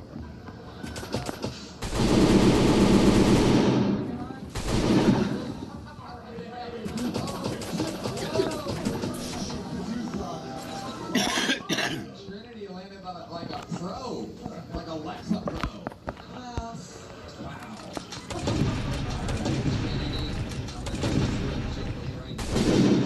Catch it. There you go. It's alright. you can keep it if you want it. If you had your 5 amps, you would have. Ah. What? You're correct. You guys find that poor joke? Let's go on, Tony. This guy with the shady haircut pocketed already. This is so awkward. Different. Here's another one. Here you go. There you go. Go on. Ladies and gentlemen, she goes Trinity Altemeyer, ladies and gentlemen. All right. Now we get to go to this. Okay. Heidi working overtime tonight. We got a well-hydrated panel tonight. Heidi's the best. Make sure you follow her, Heidi Regina. We have a golden ticket winner, everybody, who this is his first time cashing in. He blew our fucking minds. Some veteran of comedy from the country of Turkey, doing a brand new minute, his first time cashing in his golden ticket. He's doing Timor, everybody. Timor.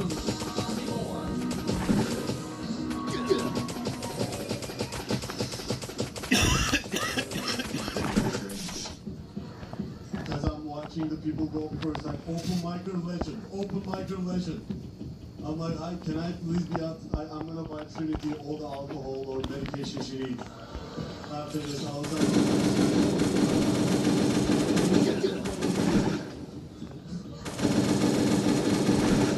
anyway, but now calm.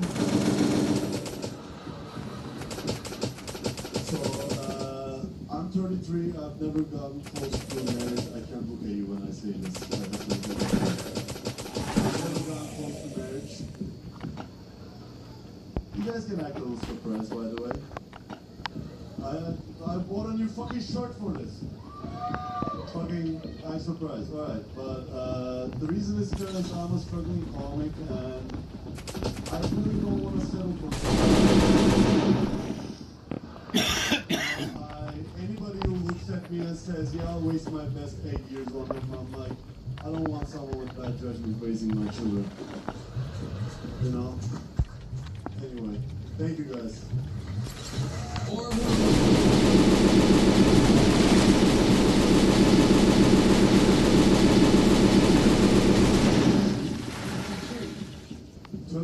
Yeah, 33. There you go. I'm actually from Connecticut. I just do this accent. To be more authentic, you know? Ari, this is exciting for you to be next to the guy that we replaced you with when we thought you weren't coming with us. It was wild. It was a long time. You weren't responding to texts out there that text were turning green. I'm like, I need a... I love you, by the way. If you want, I can touch your head and you can go to my country, Turkey, and they'll plug your hair if they see that happen. Buddy, I am 100% thinking about that. Also, what is going on the set of Taken 4? What? You gotta announce it. Set of Taking 4? It's over. Or whom to more? Where did you get that new shirt from exactly? I got it from, am I allowed to plug places? I just asked you a question. Okay. You're allowed to say whatever you want. Okay, Leopard's Lounge. It's a vintage place. Okay. But I can buy new clothes too. I just like vintage. Alright, you're looking at me like, I don't know. I like it when somebody already sweated in it and it... whatever. Very Turkish of you. Yes. Yeah. The joke is fantastic. Tell us more about how life has changed since what's going on life in Texas for or more. Well, in Texas it's amazing, first of all. I've been getting a lot of opportunities. In general, because I'm Turkish, it's not always happy. Like, 90% of my country is very like, yay, flags, all that. 10% of my country think I'm a traitor. And 4 people think I work for Israel. Well, yeah, that's gonna happen a lot. Anytime anybody does good or bad at anything, now I'm fucked. If you make it in good fuck, Get a screenshot of that and send it back to Istanbul. It's just a thing now. The world is on to the Israelis because so if anybody does anything really... that, please. Hard up, thank you. If anybody does anything really great, like making it in show business, they assume you're working with the Israelis. And if you assassinate anybody or do anything really bad, they assume you're with the Israelis. Well, that being said, if you look at my tax returns of last year, like, I think they're shortchanging me a little bit over that. Well, they are known for that. Yeah. Shortchanging with the Israelis. For real. That's the first thing they do. What do you think is the most Jewish thing about you, if you had to guess? Ooh, good question. Oh, wow. I am thinking of the answer that will get me in this trouble. Nah, don't worry about trouble. You're okay. You're next to Ari Shafir. He's basically he's their story. You touch me, I touch you, we got each other. Okay, go. You just gave him a high five. Or he calls it a high I think 3.5. High five. I think I like women who are mean. I think that's the most Jewish thing about me. Is that a Jewish thing, Ari? Women that are mean? Well, the last bitch was. They slayed me for no reason at the end. Fucking whore, go down yourself. Fuck. What are the Turks known for? What are some of their stereotypes? Oh man. It's okay. Let's go do hard mode third floor with this gun. Someone assassinating. Oh no, I'm acting like I'm doing that. I'm actually thinking of the funniest thing. I don't give a fuck. I'll say whatever. I'm in America now. That's right. That's right. You have your green card? You got your green card? Huh? You got your green card? Got 30 minutes. I have my citizenship. I'm good. Hell yeah. What happened with Ari Matty? Why can't he do this? Ari decided to go through his own weird lawyer that he found online, and so it's taking a long time. I know. He refuses help from everybody and anybody. Literally, we're friends with. Do you have any connections with the government? Yeah, I know the one in charge. It's the most bizarre thing. We're friends with the entire administration, and literally, he has to give them his case number. And Ari refuses, based on his own weird Estonian principle, I swear to God this is true, for us to help him. But what's exciting is that, much like you coming out and surprising us, his plan is to surprise us with the citizenship that hopefully fucking happens. Because if it doesn't happen soon, they're literally going to ship him back to Estonia. He's going to be one of the most famous deported people ever. You're going to announce his name and somebody with a balaclava is going to come out and say, he's not coming. That good. But I gotta say, most people in Turkey have been supportive. Like, I gotta say that 90% is very supportive. Vegas are very supportive. I got my first comedy news also. Comedy news? Because I got personal news, but now comedy news. Nude. Dick pics with a microphone? Some dick pics too, but I didn't press them. How do you know they were dick pics if you didn't press them? That's because I saw skin color and thing, and I said, I reckon this is a dick. I reckon. So, I'm gonna go back to stereotypes of Turkish people. What are they known for over there? We're known for eating everything except pork. But every part of a cow, large intestine, testicles. Well, actually, my father liked testicles a lot with eggs, but... Really? Yeah, just my father. Huh? Nuts and eggs? Yeah, no, basically, nuts and eggs. We call them life eggs. Does it give you energy or something? What is the purpose? It actually has absolutely no nutritional value. It's a psychological thing. You're eating the cow's balls and you're like, I bet now I have power. Yeah. I'm almost Have you eaten balls? Yeah, but not from a cow. Well, come visit. You're a legend over there. I'll make you any eggs you want. I'll cook you some nuts. That's a turkey. I mean, I don't, listen, I lived in LA for a long time, so it's a separate reason from you, but I hate Armenians.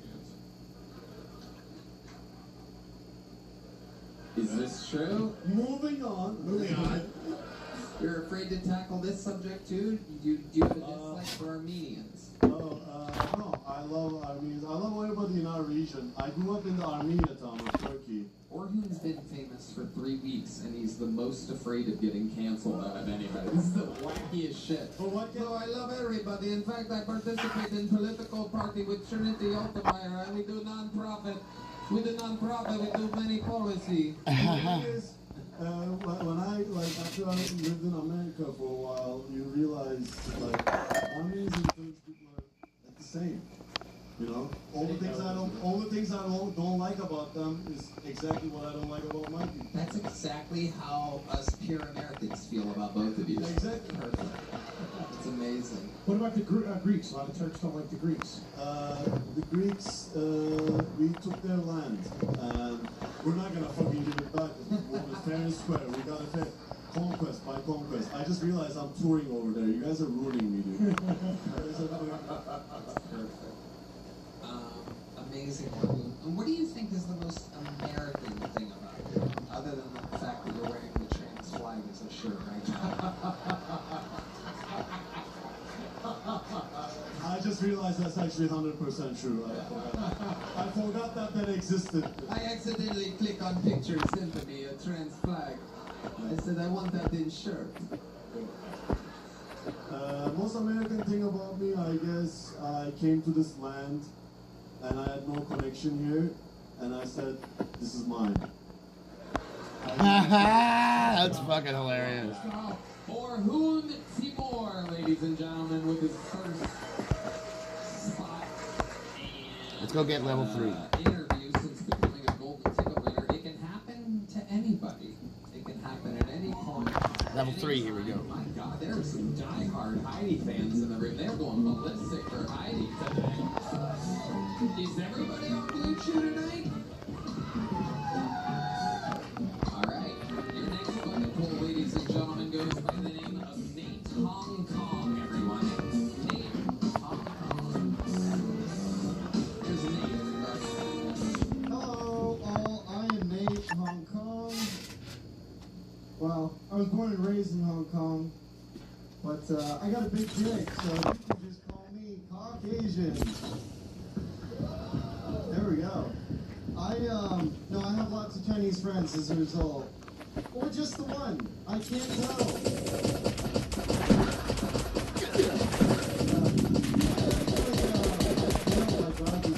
You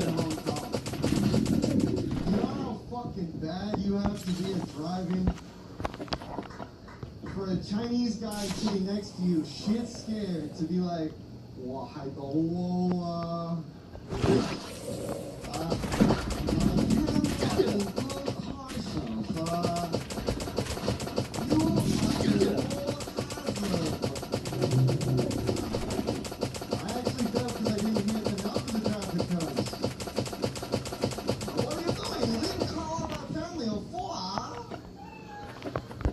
That's me.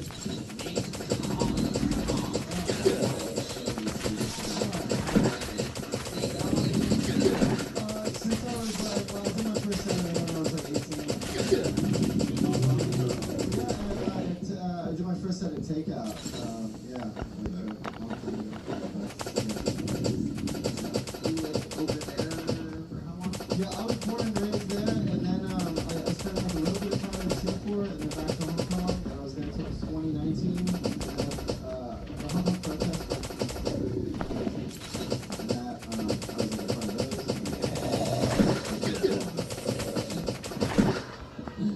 The same as every protesting group of all time. Yeah. All time. Never a victory for the people out on the streets whining about anything. Yeah. Turns out you need power. It's true, yeah, we did very poorly. You know Darren Chu and Jimmy Jam? No, I kind of like Tommy Wong. Tommy Wong.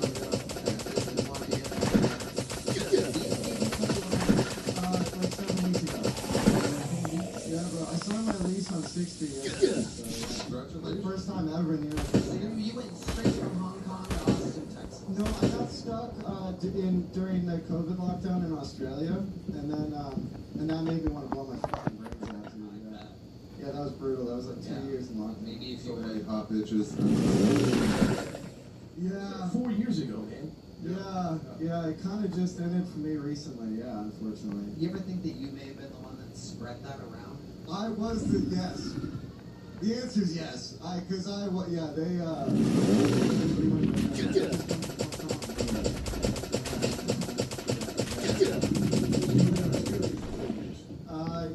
Yeah, more or less, and then back to HK for a minute, and then back to HK.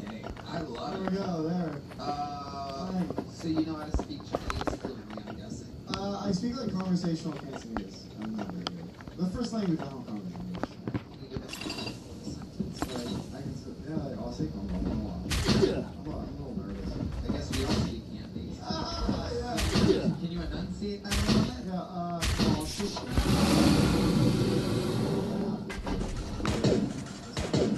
I could have died right there. It was like biting my ass. I'm not even sure if you get to this. I don't trust you.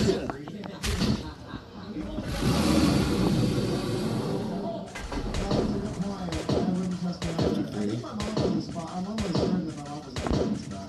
Well, they drank for sure. While she was pregnant. What do you think your mom was inside?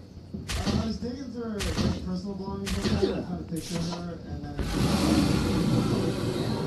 Your mom's definitely a spy. That's incredible. I don't think you should have brought that up. I wanted the biggest shows on the world. True, yeah. You've blown her cover. Yeah. Consolation was getting her fingernails pulled out into this week. He's on Kill Tony.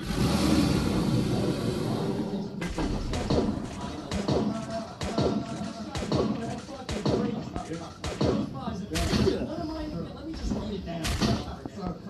I don't think they pull out your fingernails in China. They might. What is your mom? What do your parents do for work in China? They make food there. Yeah, my mom was in the Foreign Service, and she got stationed in the unofficial State Department in Taiwan. And your dad hides my arms. Really funny. That's really funny. Yeah. The answer is yes. That's. Do you know Robin Hood yourself? Yeah. Yeah.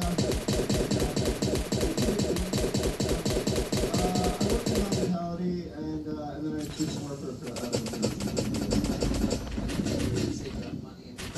Yeah, I lived with my parents for a year to save up money to move to Austin, Texas. Yes.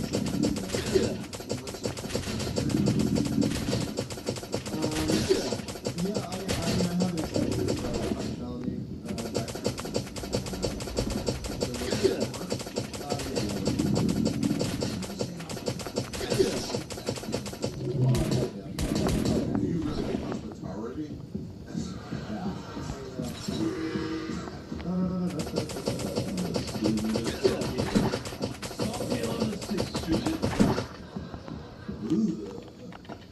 Actually, it's funny, like in Cantonese you call people lobak, like Japanese people lobak, which is like turnip head. That's like a good very niche. Very niche. My favorite sort of lobak. True.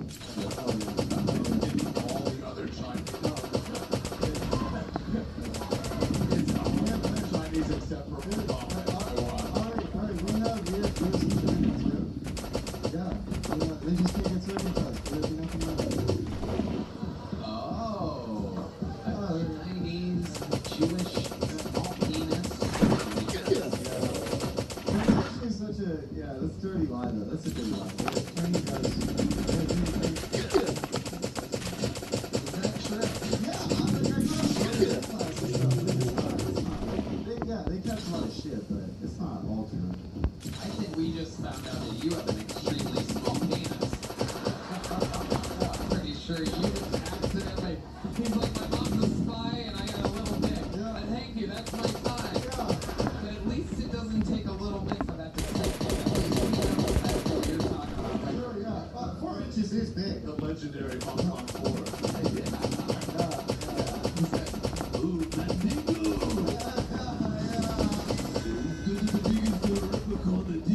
That's so funny. That's so funny. Alright, Nate. Well, I like your style, man. Welcome to Austin, Texas. Here's a big joke book coming at you. Bing Bong. There you go. Bing Bong is his travel agent's name, everybody, back in Hong Kong. Little fun fact for you. Bing Bong. Alright, your next public pool goes by the name of Rockout Millie. That's an interesting name. Let's all meet Rockout Millie together.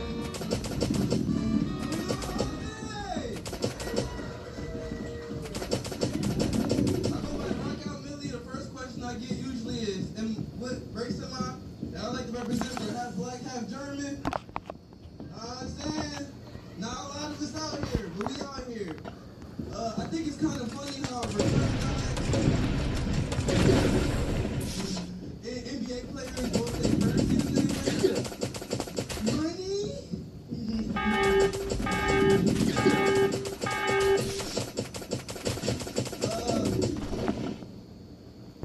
See, I was playing on a stripper when I got out here, so I'm a strip. You feel me?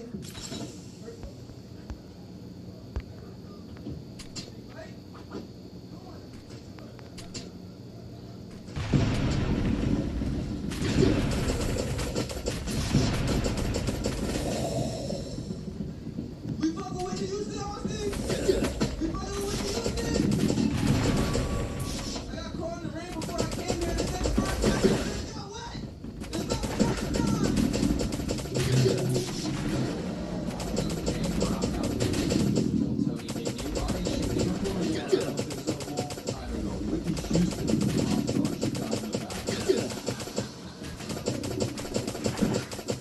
Second of all, who's asking you what race you are?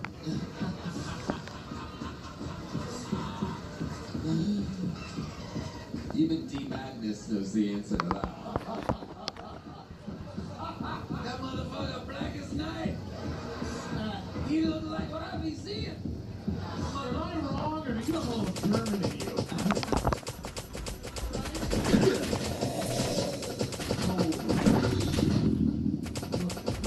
Are you really German? Whatever.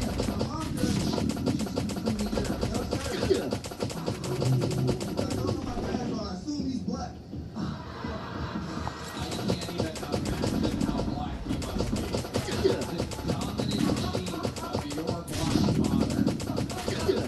I mean, absolutely incredible Rockout Millie. What am I? Yeah, you got it.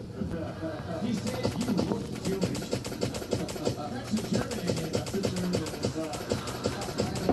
Let me remind you. German and amazed me, and the black dude never did.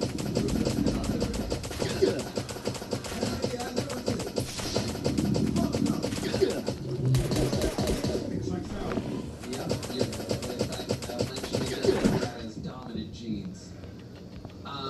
What's amazing is you're half German, and meanwhile, we had a black guy on earlier named Mr. Siegler. He wasn't half German. His last name's Siegler. You're black German. Welcome. Where are you people coming from? Said he doesn't know his dad. Wow. You might be Mr. Siegler's son. Have you ever put your dick fully inside a lady? Or only a little bit? And make him go crazy.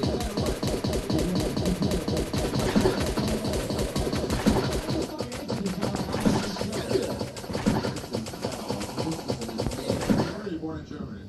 Fuck no, I was born in New Jersey. Oh shit. You are not. New Jersey? Wow. Alright, he's turning on the crowd, ladies and gentlemen. Making a heel turn here. Oh, he wants more of the music. So I love a heel. we're gonna keep. Oh, he got that painted outside of the alleyway, without a doubt. Sleeping on on his belly, woke up and painted on his jacket.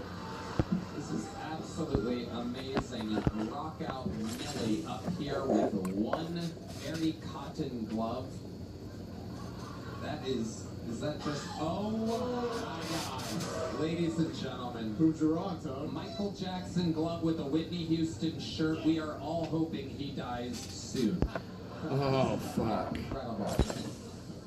Amazing. Rock out Millie, how old are you? I'm 24. 24. What do you do for work, Millie? Unemployed. I got an interview tomorrow, though. Okay. Where? Amazing. I have a feeling you're not gonna get it.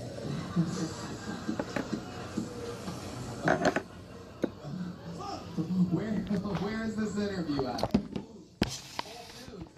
Oh, yeah. What do you want to do at home? Okay, well, you doesn't sound like that, so... Kidding. Millie, what's your living situation? You live here? Okay, you have your own apartment? Homeless after on 7th Street. Okay, so you're homeless. Literally great. Yeah, you're doing great for homeless. That's amazing. Most homeless people don't have two gloves. The only bad news is they're both for your right hand. So that left hand, frostbite. Old frostbite enemy over here. So, oh my goodness. Wow. Oh my God. We had Uncle Laser. We've never had Cousin Laser before. This is incredible. Cousin Laser. Wow. Brother Laser. Amazing. A man of many slight talents. Well, he's pulling something else out. Millie, so, how long have you been homeless for? Since New Year's. I came here New Year's Day, and I sat outside and talked to Mother's Day that whole day. Okay. That's a weird one. No. I got to the shelter on the 12th. Okay. 12 days on the streets, shelter after that. What were you doing in New Jersey before you moved? I went to New York when I was 13, but I was born in Jersey, and I was a grocery store manager. Okay, you managed a grocery store in New York City? Nah, I managed a department. What department? Deli department. Ooh, now you're Yeah, I have a seafood department. What are you drinking? Hell yeah. What else about you? What do you do for fun? Yeah, I like to draw. I got this little cartoon I'm working on, like Ldoe Og. Spell that. D-O-P-E-C-O-N-E. What's that about? What's the name of Ldoe Og? Two stoners. And it's a comedic cartoon, and it's, it got some deeper meaning into it, but it's really just, it's funny. Where can people find it at? Check my Instagram out, Rock Out Millie. Okay, Rock Out Millie, M-I-L-L-Y, everybody. There he goes, Rock Out Millie. Here's a, I'm just gonna give it to you because you look like you need it for your free seller or something.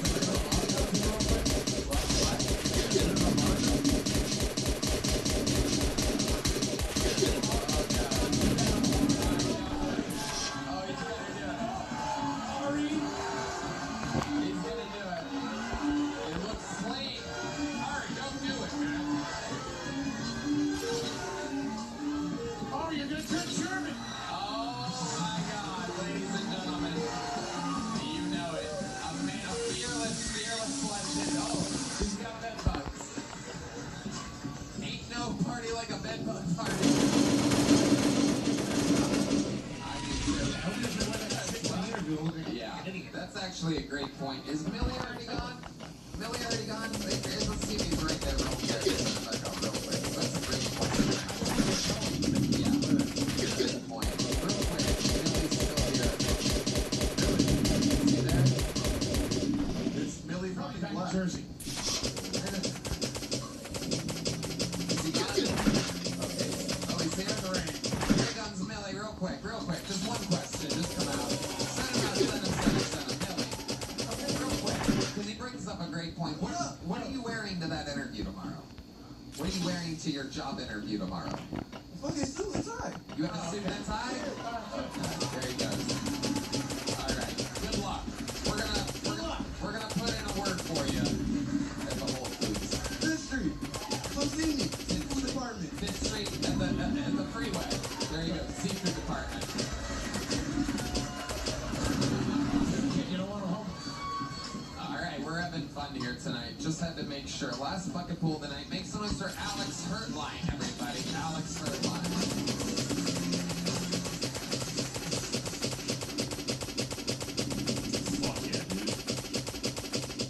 I'm starting to think all Mexicans are Oklahoma Thunder fans.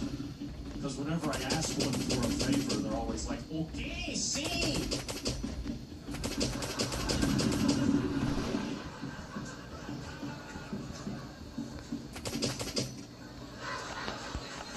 Yeah, dude. I thought it was a great time until I got kicked out of the Science Museum. Yeah, dude. Fucking security guard that caught me. He was like, sir, I need you to pull out a Buzz Lightyear right now.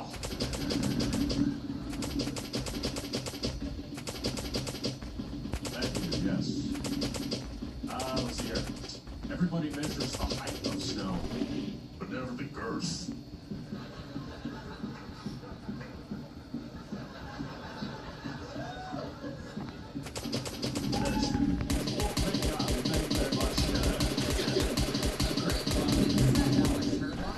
Welcome. Is this your first time on the show? Second. You've been on this show before. I remember now that I see that crazy birthmark.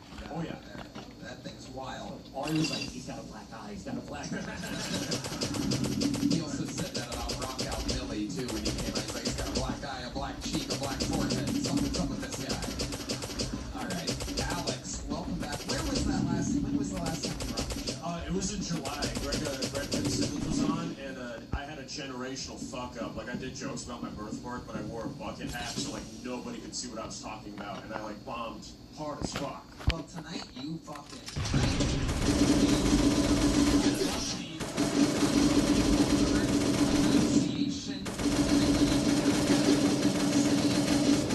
It was well edited, everything was tight and strong and fucking smart and funny. I was wondering where you were going with that OKC joke. Incredible. The act out, the whole thing, amazing stuff. Are you sure? So didn't leave motherfucking birthmark at all? Yeah. Right. Let this be a lesson to all these wheelchair cowards.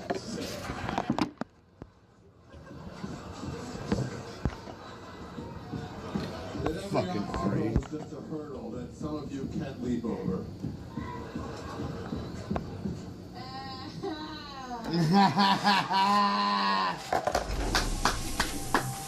D's on the keys.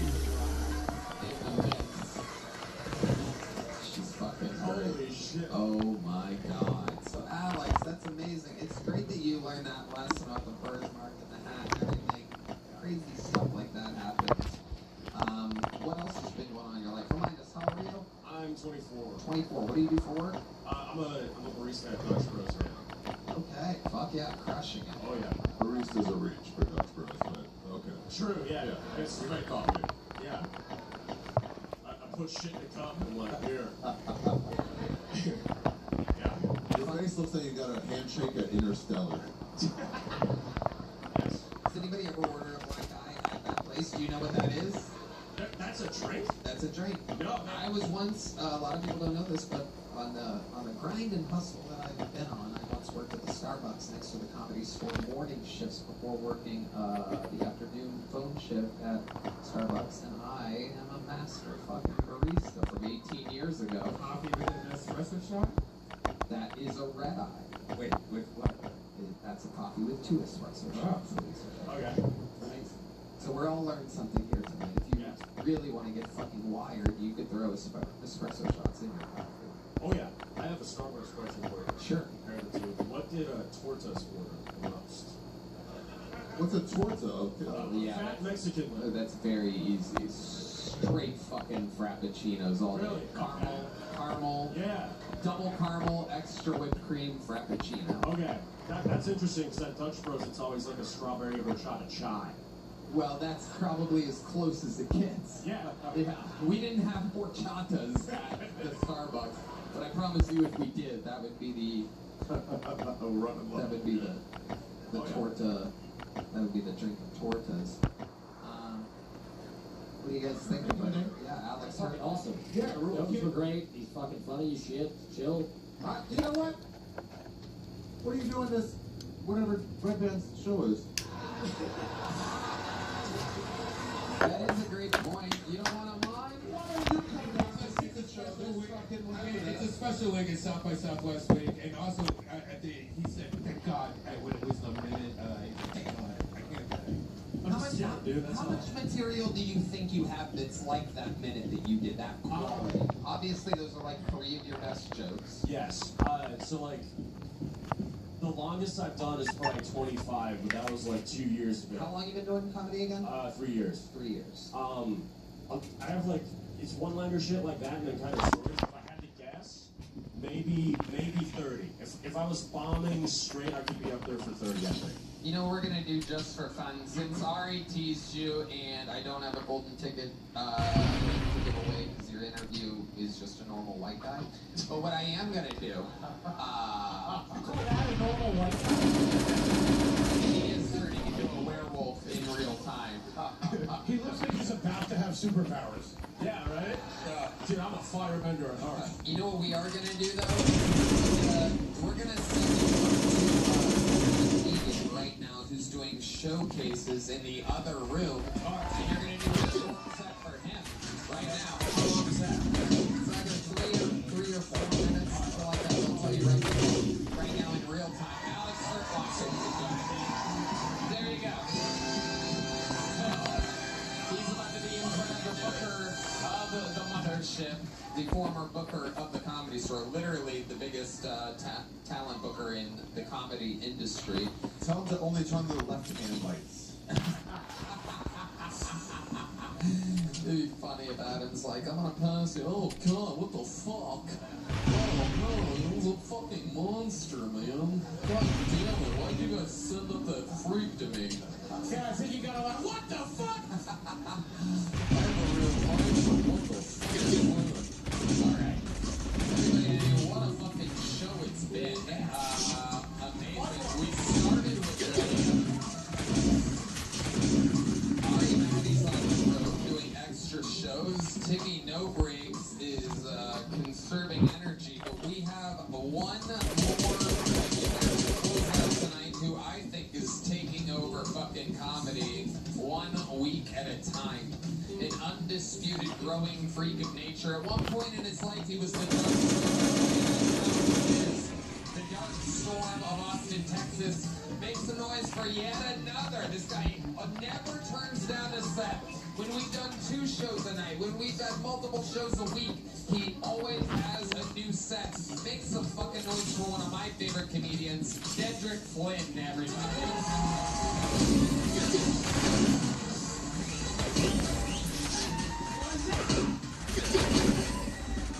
My therapist told me I can't be a YN no more. YN be a young nigga.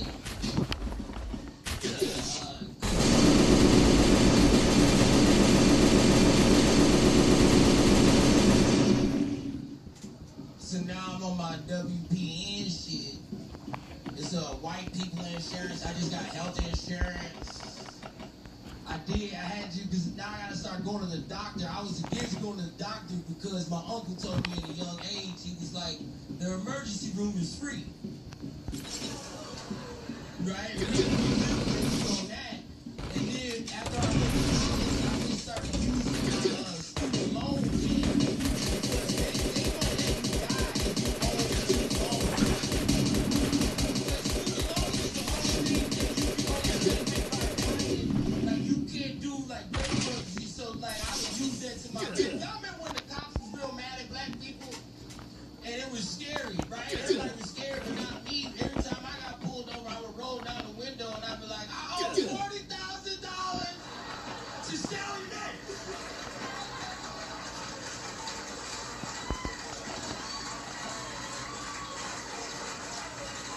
And then the cop be like, all right, I was gonna shoot this shit out of you.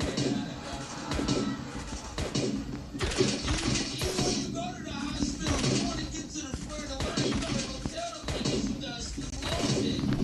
I don't care what's wrong, you can have a car door stuck in the middle of your chest and it's actively giving you AIDS for some reason. Nigga, you will get soft. Like, you will get Nigga, you come in there, you like, I got $120,000 in student loan debt with an ethics and philosophy degree. Nigga, Dr. House, Dr. Mario, the niggas from Grey's Anatomy, Scrubs, show up. Y'all notice, didn't no niggas die from COVID that had student loan debt? That's my time, I lay out.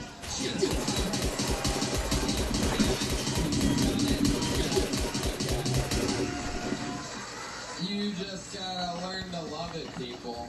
2 or 3 massive, huge applause breaks. Only Ari got that with brand new material from a fucking huge vacation. Dedrick, you are a fucking pro, dude. I can't play no fucking games this year. I'm going for Rookie of the Year and MVP. I got Coach Bill Belichick over here and White Man.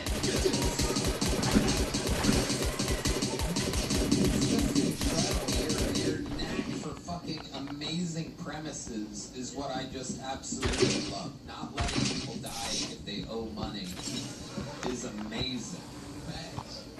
It's incredible. Honestly, all these people that's on the ICU, like on the court, like brain dead, if you just go whisper how much them niggas is like cost, just sir, you're at 180,000. That nigga just put up. You know what I'm saying? I feel like if we just go kill these niggas, they running the bill up. They like, I'll walk, nigga. You have amazing jokes that I think went over people's heads. WPN, people insurance, unbelievable. I whispered in Red Fan and said fucking insurance, unbelievable. I mean, it's just amazing. You're hitting from every angle. You're absolutely crushing. Ari, this is one of your first. This has to be your first comedy, Dedrick. I know it was. I mean, obviously, I love the teeth. Thank you. I mean, it's just pricing it out as I watched you, so.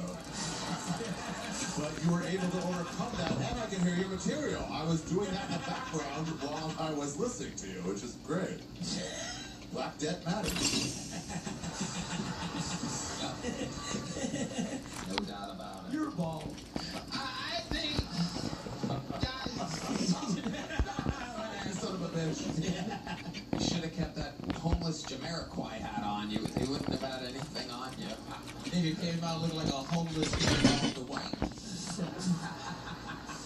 Fire shot my wife, fault him for a second. Fuck you, nigga. Yeah, I love you, son. I love you. Please don't get mean to me. I'm too hyped. It was great. I love it. And this is, have you guys ever seen that? No, first time. First time. I've seen the clips. He's a fucking stone cold killer. To see him in person, he's fucking crazy. You would love him on Are You Garbage because he is from real Atlanta. The kid has fucking stories and he looks so classy. What are you talking about? It's to kill Tony Money now. Let me tell you that. I did see his first clip. He was dusty as shit. Yeah, he really is. The gold chains, the gold teeth. He's got the earrings. Is what's cooler than a black guy wearing a brand of menthol cigarettes that aren't even in business anymore for the ball cap. Say my uncle got this in the 90s because he sent in a bunch of empty cartons. He said it was 72. And it's the same uncle that used to steal the pothole covers in Indianapolis and go sell them in Detroit after recycle center. An entrepreneur. That is actually an Are You Garbage card. That is an Are You Garbage card. I was going to say. Never cashed anything in off the Colorado points. That is a First questions we ever came up This with. guy might be your first ever, like, 10-part docu-series, Are You Garbage? Dedrick is a machine. You did it again tonight. It is a you haven't been a regular all that long, and I've been throwing you these closing positions and hyping you up on the intro, and you never fucking dodge a bullet. You always go with the win. It's incredible to see.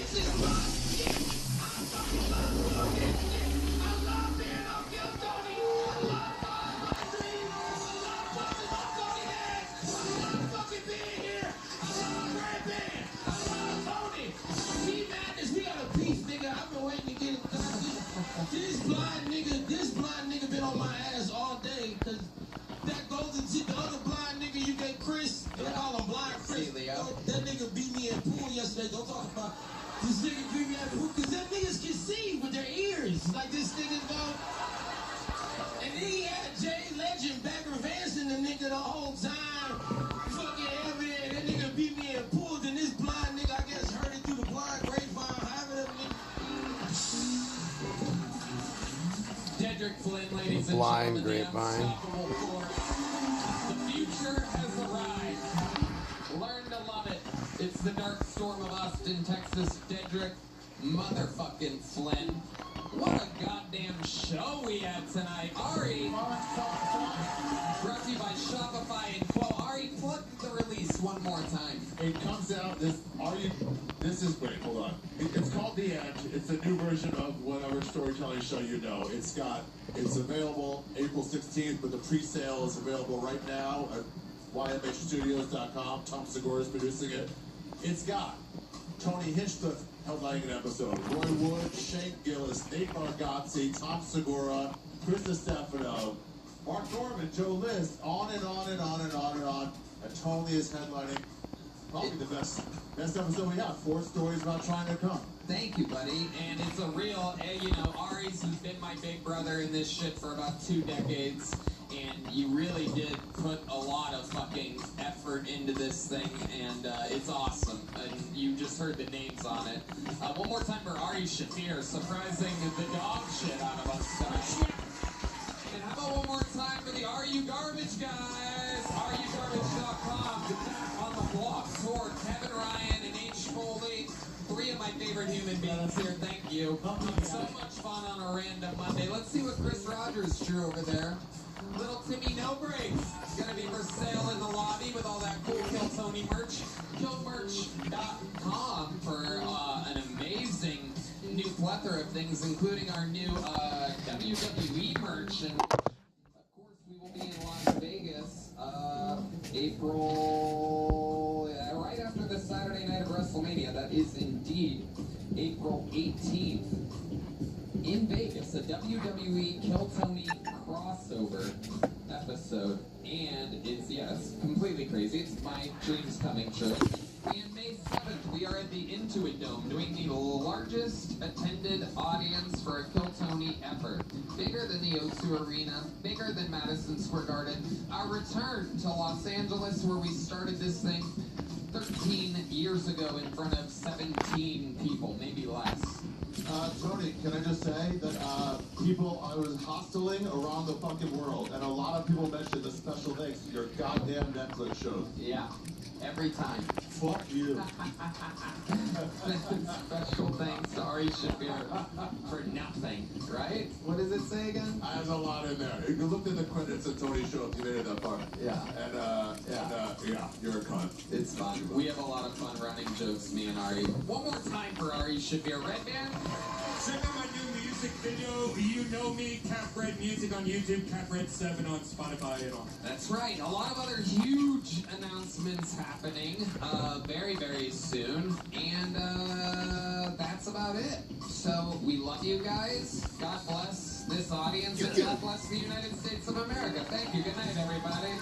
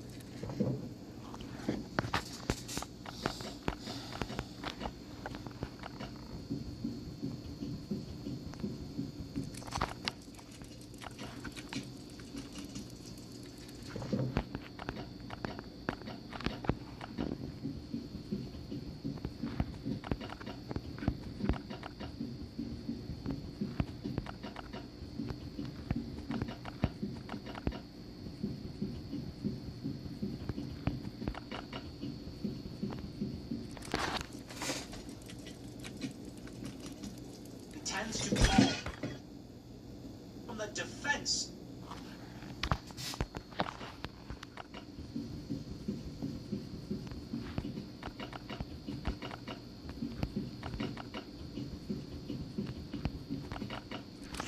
In a new court filing from the defense in the Charlie Kirk assassination case, the defense argues that the ATF was unable to identify the round used to kill Charlie Kirk to the rifle. We're also learning from this filing who the prosecution intends to call in this preliminary hearing, which includes the parents of Tyler Robinson, of course. Many people already, as this story is breaking, are claiming this proves it. Well, it doesn't really prove anything. It's a claim made by the defense. So we're going to analyze this, break down what it really means. But of course, because of the massive popularity of the Charlie Kirk assassination conspiracy theories, I would argue, and many do, Tyler Robinson is likely to be found not guilty and released because of the massive amount of attention given to alternate theories, especially with statements now from Joe Kent. I think they are going to use all of this. And they've stated they will use the filings from the ATF to make their case and try to create reasonable doubt. It's going to be interesting to see how this plays out. And then on to the big news, my friends. The Bulls, they just booted a player for speaking out against these pride events because he follows Christ. They're basically saying you fired, which is absolutely nuts. Many people are saying woke is coming back. Now, it may be dead for now, but it could be sleeping and not dead. Democrats are saying they need a straight white man for 2028 if they're going to win, straight white men. But if they do, speculation is that woke will come back with a vengeance behind the scenes. So we're talking about that and a whole lot more before we do get a great sponsor for you guys. It is True Gold Republic. My friends, having sound money and financial independence is important. Hard assets are extremely important. That's why you should check out True Gold Republic. Look at the world right now. Active war, NATO's under pressure, the dollar is being weaponized, we got $36 trillion in debt and rising. We printed so much money since 2020, your savings are worth less every single year by design.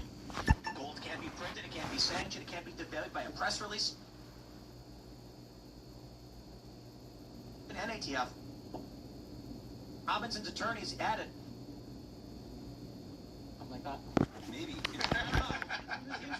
Ian would wear because he's scared of EMF, frying his brain. Get one of those. Now they can't get into my brain. This is better than actually it amplifies signals like a dish. Oh, this is worse. Yeah, aluminum hats don't work. All right. Let's get this news. We got the story from the Daily Mail. Bullet used to kill Charlie Kirk did not match rifle allegedly used by suspect. Tyler Robinson, new court filing claims. The bullet that killed Charlie Kirk did not match the rifle, according to a new court filing.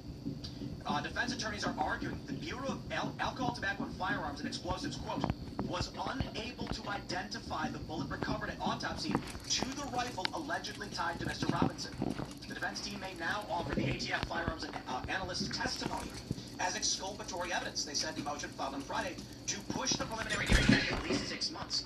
It also notes that DNA reports, filed by the Federal Bureau of Investigation and ATF will take time for the defense team to analyze because reports indicated that several different DNA were found on some of the evidence. Quote, as these cases indicate, determining the number of contributors to a DNA mixture and determining whether the FBI and ATF reliably applied validated the correct scientific procedures is a complicated process, which requires the assistance of various types of experts, including forensic biologists, geneticists, system engineers, and statisticians, all of whom must review and evaluate several different categories.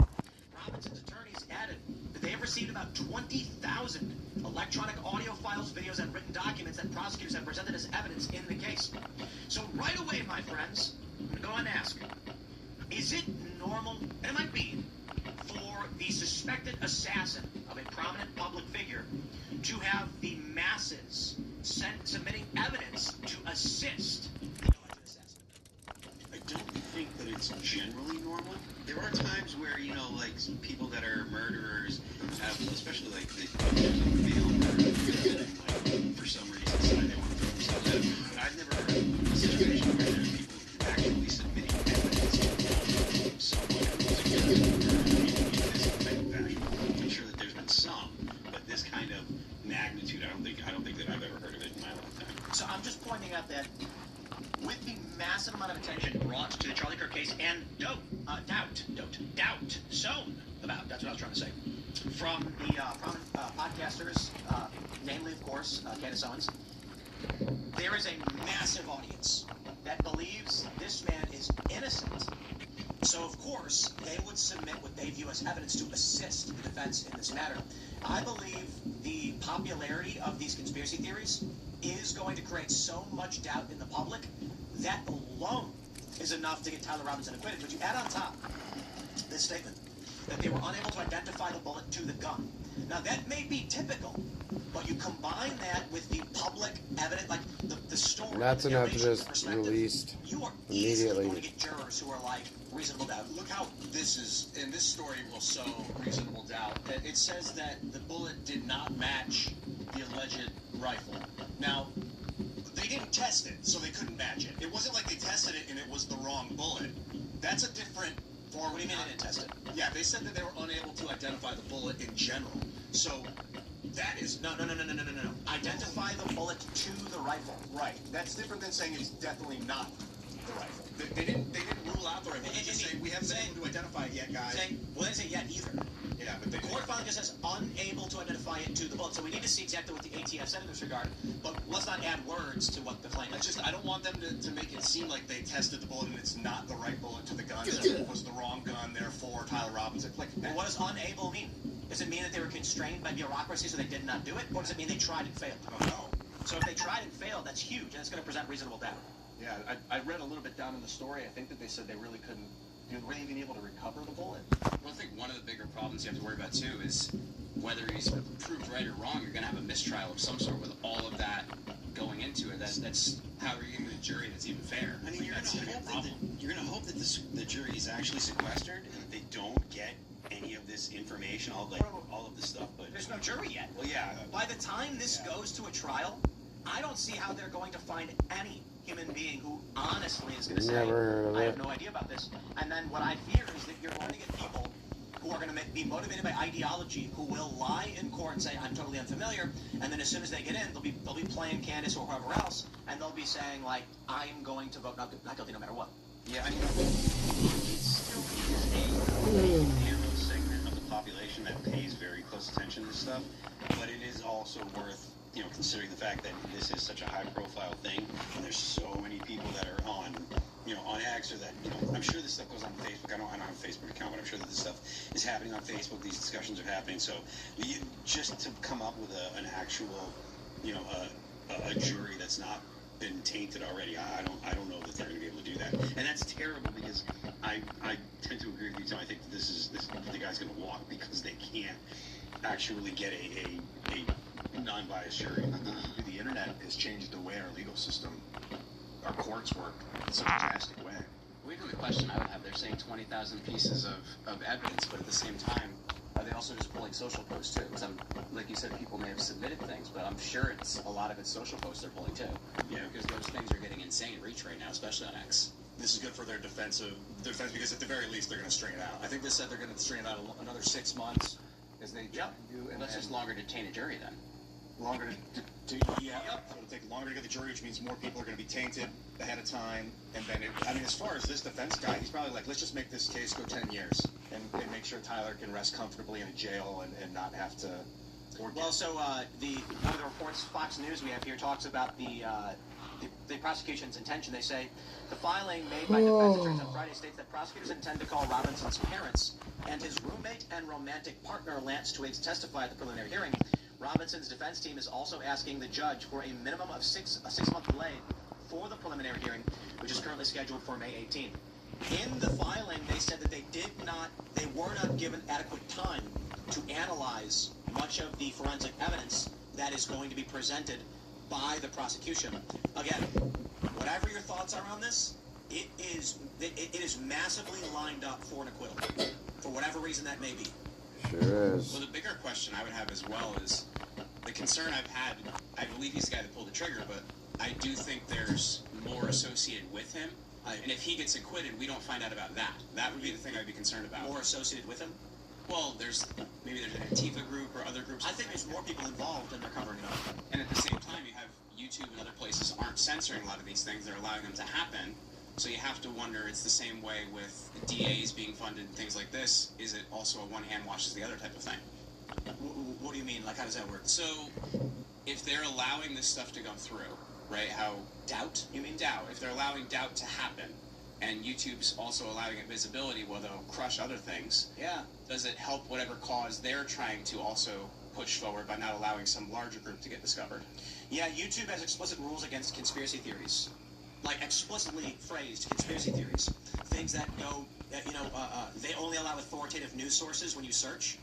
But when it comes to this story, this one's a special example that they'll allow anybody to just say whatever they want. And it's kind of nuts.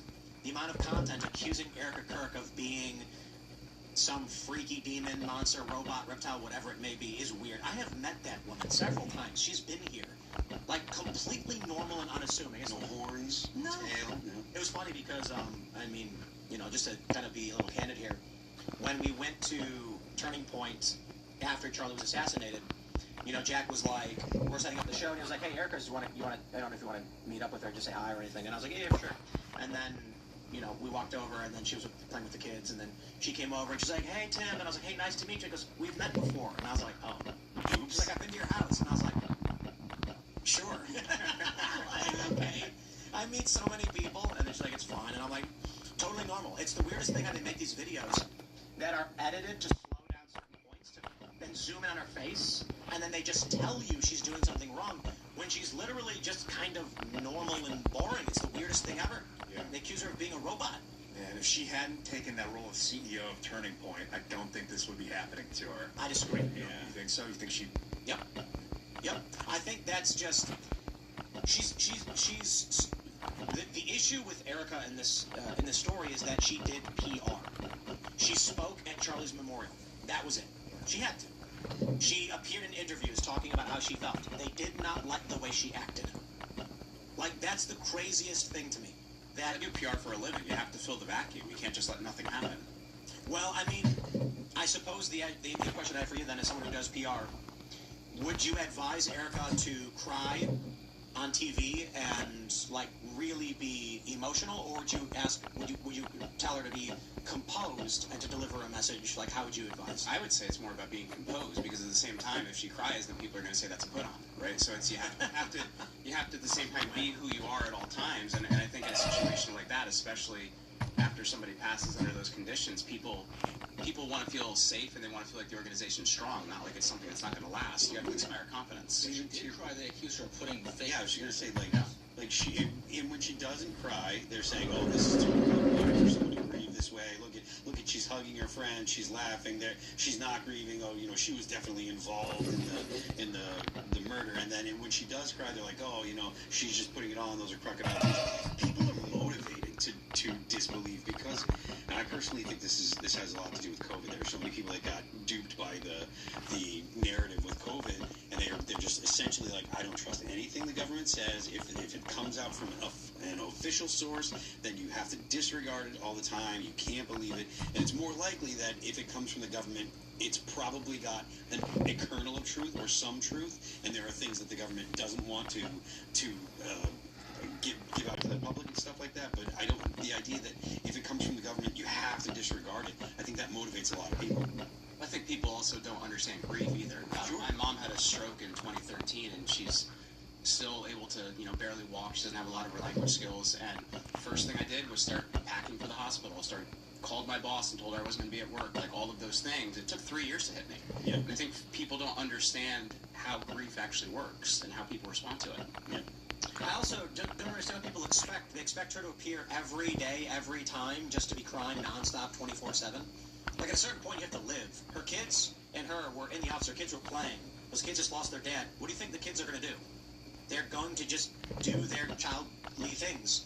And then what are you supposed to do? Just cry nonstop and just not do anything? With the kids? It was weeks after this. They were accusing her of doing wrong by doing interviews, and they were claiming that her face didn't look right. It's like, guys, she's in their daughter, their oldest daughter, Gigi, was at Turning Point. I met Erica and Gigi there, and like Gigi, I'm talking kind of outside.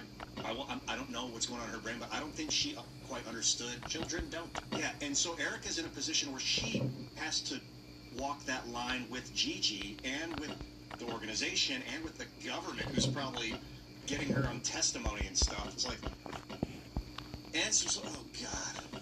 I don't know, man. We got this guy in custody who's very much likely the shooter of that rifle. His dad's going to testify against him. Like, I think they're gonna. Well, he's going to testify. We don't know. They're going to turn him in, so we'll see. I really do not believe there will be a scenario. I mean, guys, they're going to call the father to testify. They're going to ask him, and he's going to say exactly what we already know. Like, the reality where the dad comes and goes, I never turned my son in, is just zero.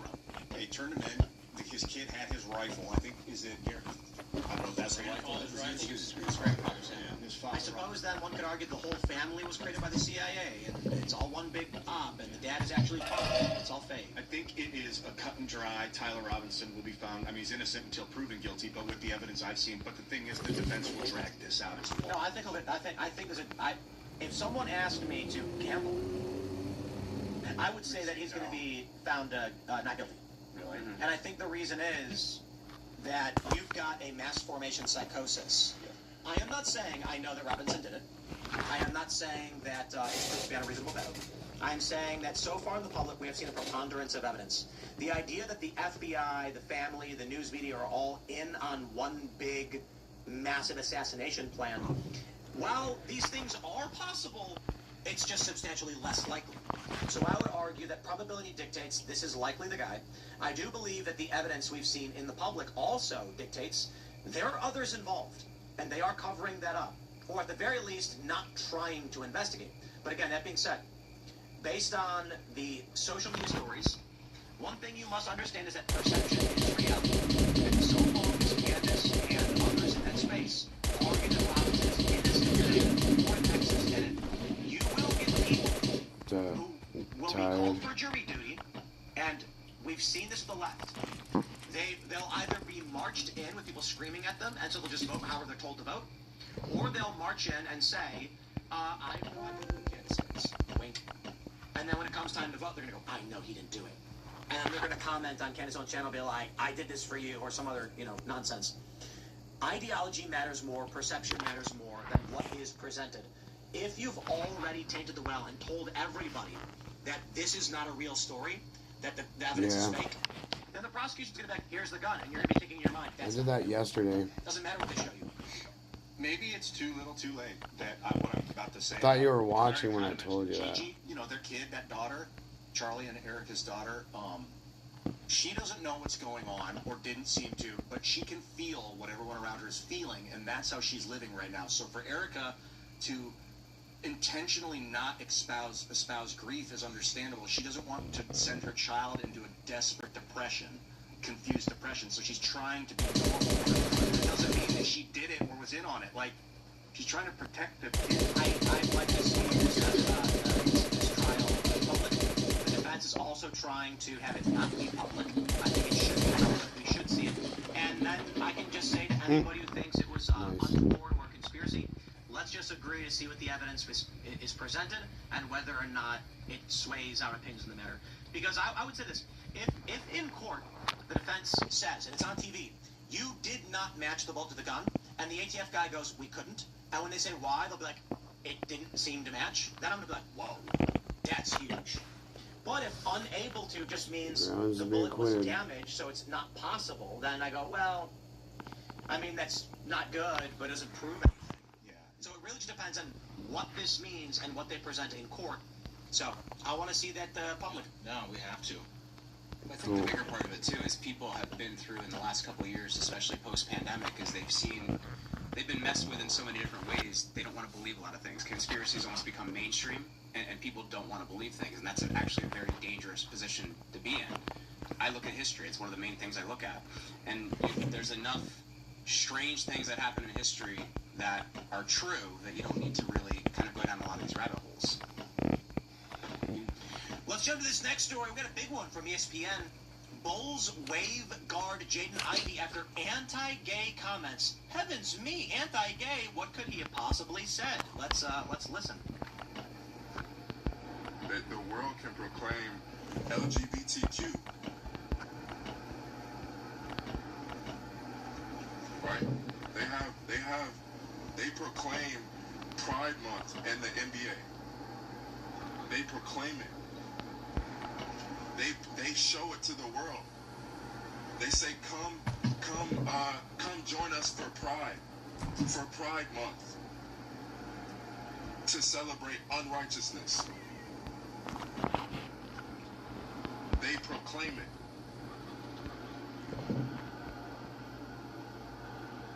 They proclaim it on the billboards. Are you moving across the country or something? Unrighteousness. So how is it that one can't speak righteousness? How is it one that how are they to say that you man, this man is crazy? I'm not the jail I used to be. The old jail's dead. Love of Christ. No matter what the basketball setting is, I'm born again. The Holy Spirit. I've been saved by Jesus Christ.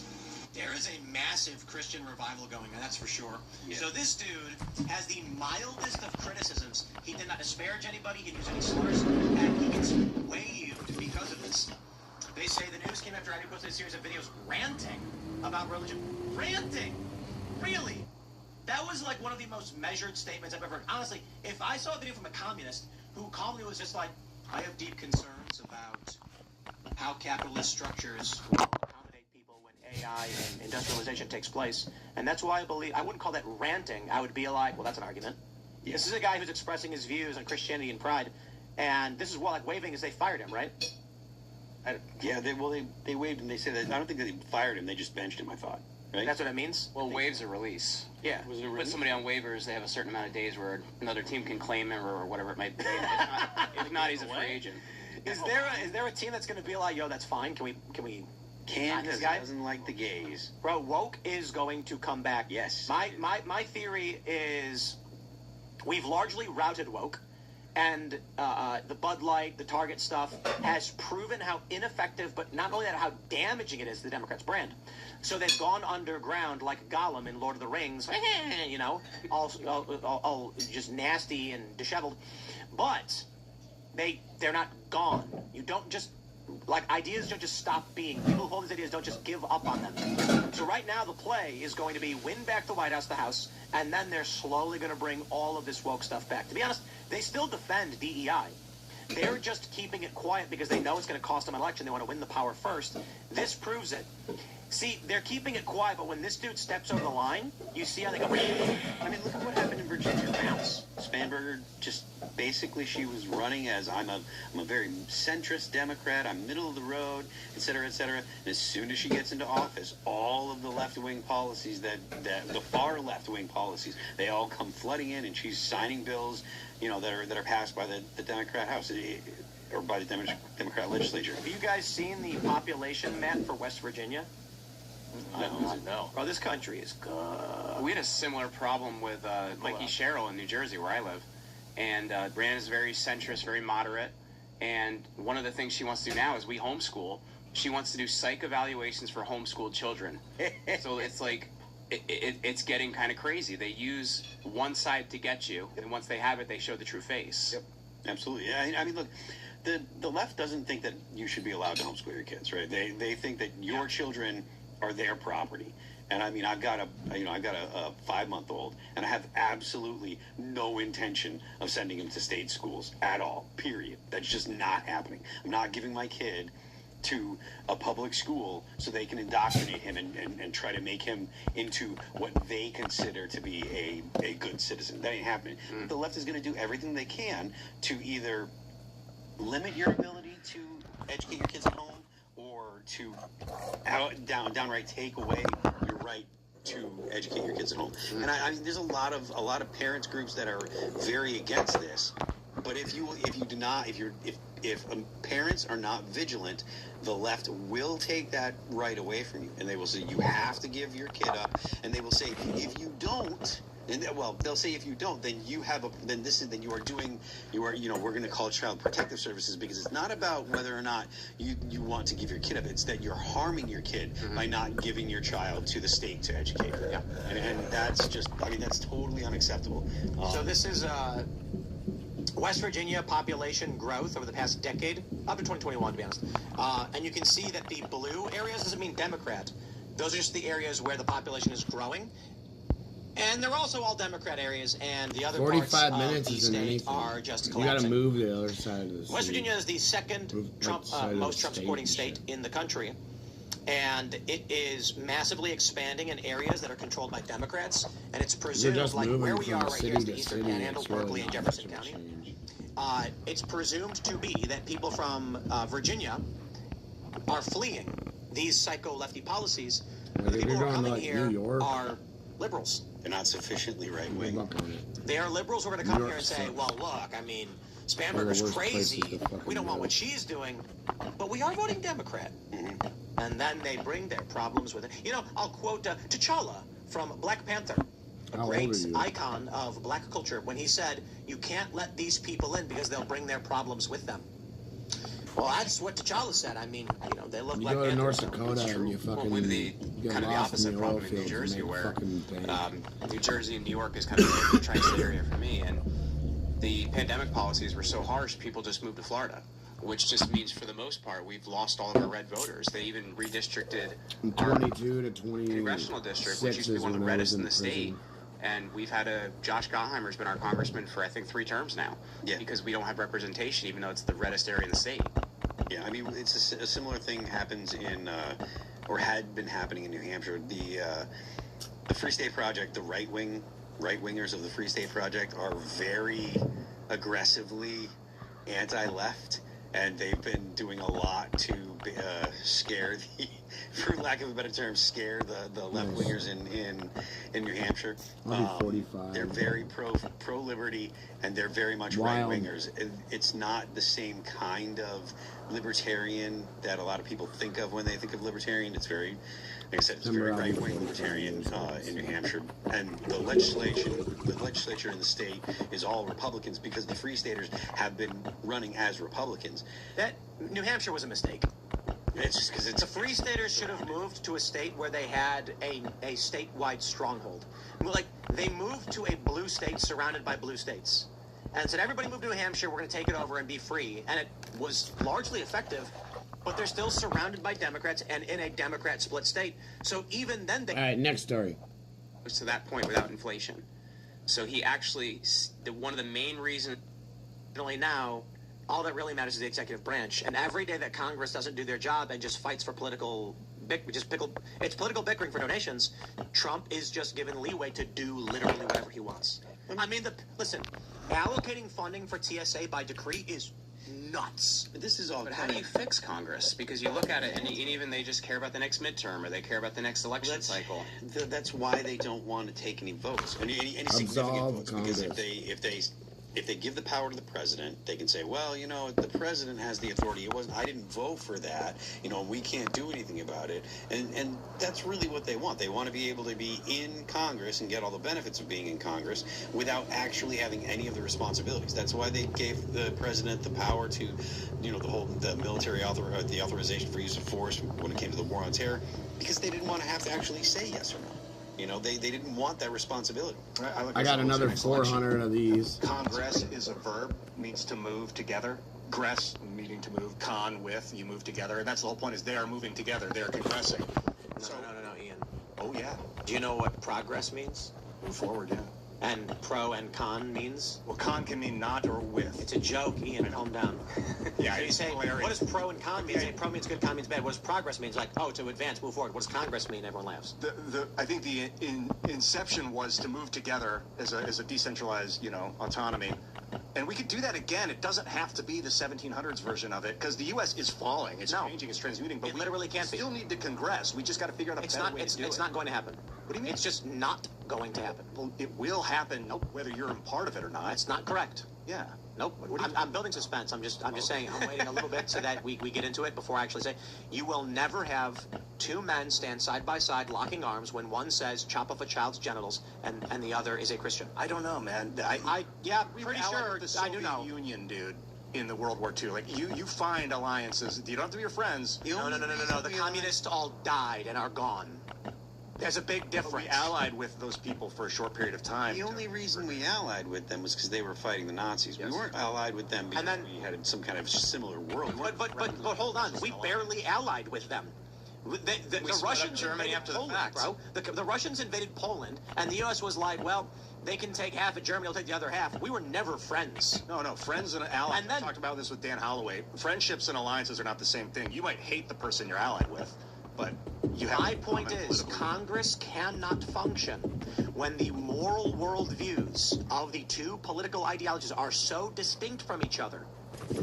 Now, if the Democrats, as their play, is to start excising the wackaloon lefties, and you end up with Tulsi Gabbard versus, Tulsi Gabbard and RFK Jr. versus J.D. Vance, we're good. Because they're going to be like, those guys are great, they're my friends, but we disagree on certain policies, and we're going to get along. But you have to excise the fringe psycho element of the left. The wackaloon, tax the rich, chop off kids' balls faction. That can't exist. There will be no cohesion between a regular American who wants to just go to work and the people who are like, children should get sex changes. I could see Marco Rubio working with a moderate Democrat. That'd be interesting. I can tell you they're doing it right now. RFK Jr. and Tulsi Gabbard are in the Trump administration. If moving forward the Democrats embrace, like you have the Trump admin and it breaks into two, a left Trump and a right Trump, everyone's good. We get along, we're all friends. You asked Jeremy, like, how do we fix Congress? I don't see, because they get bribed. You know, there's 450 of them. They're such easy targets to bribe. It's so easy to tweet. And I just want to congress, like, as American people, technology is such that we don't have to rely on sending someone to Washington, D.C. to hope that they do it for you anymore. You can just kind of interface through the internet. Do you really think that was never the point? Of what? The point was literally to not have democracy. Quite literally, it was, quote, to have better men. That was an actual point. So when you elect a representative, you were choosing someone whose job it is to facilitate. It was not so that the collective wishes of the community be manifested democratically. They did not want democracy. The 17th Amendment I'm sorry, the reason people say to repeal the 17th Amendment is because initially when it came to the appointment of senators, the idea was that you would elect a state senator or a state rep who would then vote among a group of people, a better man who would go to Congress to represent the state. A question on that, just a clarification. Are the better men just the senators, or were they the reps as well? And the senators, the reps? The idea was, you're a farmer. You don't understand the affairs that are going on with foreign policy, taxation, and national policy. Do you trust me? I will go, and the values I hold, I will bring to D.C. You know, it really is. You say, you do it, buddy. I hire you to do the job. And with the age of education, it's like, do you still want to live like that, where you must suffer as a poor farmer and hope that guy who's probably dumber than you is going to do it better because he's more charismatic? Like, don't vote for a guy who's dumber than you. Well, most of the people in Congress are dumber than me. No offense, but they're just actually. I think they push it. Ian, do you know what Dunning-Kruger means? I've heard of it, yeah. Where you think you're smarter than you are? Yeah, the members of Congress are all smarter than you. Now, I'm not saying they're the smartest people in the world. I'm sorry, dude. It's a fact. It's impossible to quantify, but Alexandria Ocasio-Cortez is a smart person. Oh, I can believe that. And anybody who's capable of manipulating a system to get them into that position of power is smart. They're charismatic and they're wealthy a lot of times. They're good at they are better at calculating their plans and odds and future decisions than you are. And that's not necessarily intelligence. That's the ability to observe something, take a bigger risk than any of us would take. My point is, it doesn't, I'll say this, it doesn't matter if you're smarter or not. They are in a position of power over you, and they figured out how to get there, and you did not. Yeah, I know. So we're living in this poor farmer 1778 legal system where... I'm for it completely. You love it. Obviously, it's doing so well. Why not just... I'm not in favor of the corruption and the degradation, but I will just stress, Lord help us if someone like you had political power. I do have political power. So do you. We have a TV and you don't vote. Tell people to do like, you don't vote in Congress. You don't go to Congress and pass bills. You think you're smarter than everyone in Congress. That's insane. I didn't say I'm smarter than everyone in Congress. You said that. I'm smarter than a lot of people in Congress. I think Thomas Massey's way smarter than me. Okay, you think you're smarter than most of the people in Congress, and that's just I have yet to see that those people are geniuses in Congress. I would love to see really intelligence leading the way. It's charisma, however. It doesn't have to be that they're geniuses, and not to say that they're smarter than you, but most people in Congress, most of the time when people get frustrated with people in Congress, it's not because they think they're actually dumb, which there are some people in Congress that actually, I think that are, when Cori Bush was in Congress, I think I don't think Cori Bush is particularly intelligent. Jasmine Crockett's terrifying. What is that quote? It is the plight of man that the ignorant are so confident and the smart are so doubtful, something to that effect. but most people in Congress are, you know, they're fairly intelligent. And just because they don't do what we want, a lot of times that's not because of the individual, it's because of the way their system's set up. Like, I've talked about how, like, you know, nobody likes how the sausage is made, right? Like, nobody likes to see how you actually have to do business in D.C. That's the way that it is. There are people marching down the street with no kings signs, and they will tell you that Donald Trump is a stupid person who was there accidentally, and they will say that Elon Musk is a trust fund kid whose dad owned an emerald mine, and that's why he's rich and powerful by chance, and he's actually really dumb.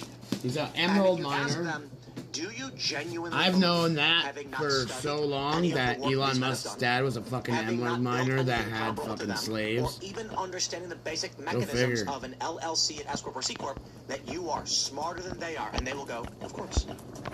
That is the plight of man. And that is why Democrats, as a party, have existed the way they have for so long. Because, with all due respect, they're not wrong about Dunning-Kruger. The fact that they have, what was it, like 3 million estimated across the country at these No Kings protests, these people genuinely believe they are smarter than the world's richest man who has brought, what is it now, 3 companies over $1 trillion net worth? And they're like, I'm smarter than him. It's like, the dude is landing rockets. He is bringing rockets to space and then landing them on platforms in the ocean. You are not smarter than this man. And they're like, yes, I am. My favorite cope is they're like, well, you know, he doesn't actually do it. It's other people that do it. And then you talk to people hire those people that know how to do it. Well, not only that, but you talk to people that work at SpaceX and they're like, no, he's an engineer. It's not even that. It's that Elon goes to 3 guys and he says, you know, one of the biggest problems with rockets is we have to keep reusing all of it. It's very expensive. It's hundreds of millions of dollars. So the idea is, how do we implement a landing system for reusable rockets? And then one guy goes, well, I think we should make it out of moon cheese. And he goes, that's a bad idea. The point is, he brings 10 engineers before him, and he says, what's your plan? And the guy goes, A, B, C, D. He goes, those plans are bad. You make it work. Then he gives that guy money, and that guy makes it work. It's not that he is going to actually write the code, build the materials. It's that he's going to listen to all the ideas, and in his brain, he's connecting the dots, saying, your idea will not work for these reasons. Your idea is too expensive. That actually might work. Let's try that one. And then it does. And he does it over and over and over again, because the simple thing about being smart is it's recollection and being able to utilize that recollection to connect dots to make future predictions. And Elon has that in spades. It's the difference between strategic thinking and tactical thinking. Tactical thinking, you're trying to solve just one situation, where strategic, you're looking at doing something more long-term, and that has more moving parts to it. And there's just, it's wild to me that, like, you know, we'll have somebody on this show, usually when it's contentious and they're a lefty, and I always just ask, like, you've not Googled this, you've not read anything about it, nor listened to the quotes from the individuals involved. Do you actually believe you are correct? And they'll go, of course. And it's just like, okay. Well, that person's going to vote to blow the country up. So do you think, like, the Founding Fathers did not want direct democracy, that's for sure. Yeah. And I'll tell you this, Democrats don't even want that. The reason why Republicans won't pass the SAVE Act is because they don't want any of y'all voting for that reason. Because there's a Republican right now, like John Thune is sitting in his, like, hideaway cabin, like, hiding from everybody, and there's someone going, Senator, why won't you pass the SAVE Act? And he goes, are you watching this Timcast IRL? This dude said he was smarter than most of the people in Congress. That's why we don't want him to vote.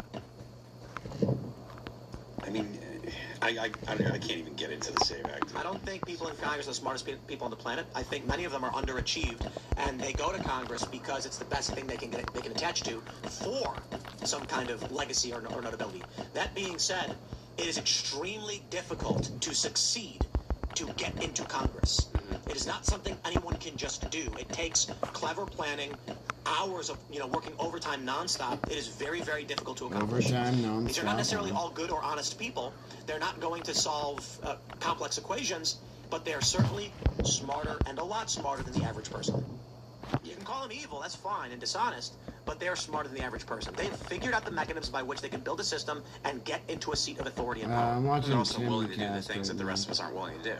You know, that's something else. They will work hard in a gray area Tim or Pool's, something that's even illegal to be able to push what they want to push. has, so they're willing to do things that a lot of us just wouldn't be willing to do. Indeed, my friends. It says Bullet and Charlie and the Kirk assassination didn't match. Let's jump to. You know, we talked a lot about the Roman Empire. I'm watching it on Rumble, so you can watch DeSantis naming the airport after Trump. But I kind of played into what we've already discussed with Trump ruling by decree and all that stuff. So let's do this. I'm watching on Rumble, so we've got this post from @Jason. And we got a story from the New York Post. The New York Post reports AI dangerously close to solving tests that only the brightest minds on Earth. Human expertise still matters. @Jason says, the truth is we've already reached artificial general intelligence. We just haven't implemented it broadly. Millions of jobs are being lost as we speak. Entire careers are being retired. The rich and powerful investors and founders who implemented AGI will get bizarrely rich beyond what makes sense. It will break people's brains on both sides. It's going to suck a lot of our friends and family, for a lot of our friends and family who aren't obsessed with their careers because things are moving so fast they won't have even left the starting gate by the time the awards are handed out. We're going to have to solve for a lot of second and third order effects, some of which will suck, job loss, and some of which will be awesome. AI will create free, cheap energy, free education, cheaper and better food, homes that build themselves, and medicine that makes you as healthy as a 30-year-old when you're 100. Change is hard, but humans are the most adaptable species nature has ever created. We can figure it out. I saw a UFO the other day. Took a picture of it. Really? Yeah. Where? So, what Owen Schroyer described seeing, I saw something similar when I was driving in West Virginia. I bring this up because I'm wondering if these sightings that people are reportedly seeing, like the drones and stuff, are actually just a function of advanced technology we have already reached. It's not out of the question that someone's flying a drone over a farm. So that's why I say UFO, but I'm just being kind of shocking. But I wonder if there's just degrees of technology that have advanced so far, regular people aren't catching up to this. My point.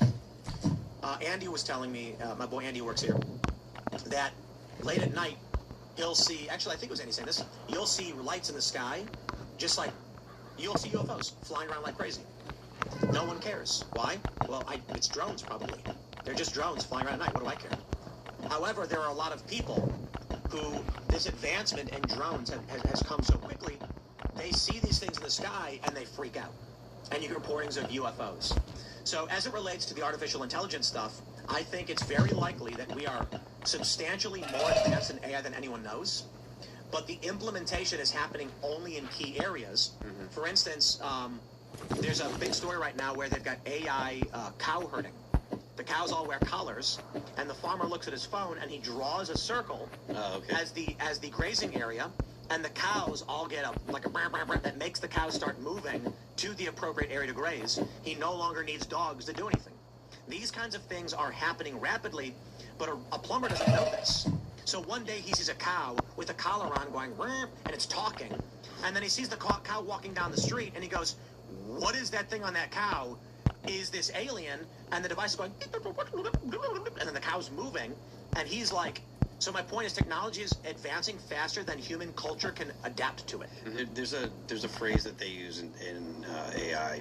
They say that AI has jagged edges because there's a lot of capabilities that artificial intelligence has, but that doesn't mean that there's an adoption of it. So there's a lot of things that your AI could do, but it hasn't really filtered out into the population yet. So the adoption of AI is actually lagging compared to what the capabilities of most of AI. Exactly, I agree, and I think. Guys, have you seen the Black Snape versus Snape UFC match? Dude, AI video is just my mind is ridiculous. The acceleration, it's real. It's indistinguishable. Why they're attacking Iran? They have attacked. They got. You notice how quiet Iran development has been the last 3 months. That's no, it hasn't been. Why? You haven't sensed the void. It hasn't. There's an intentional obfuscation. It has not been quiet. Opus. Check this out. Anthropic released Opus. This is nothing. Let me turn the volume down. It hasn't been quiet at all. Relatively quiet. Watch this.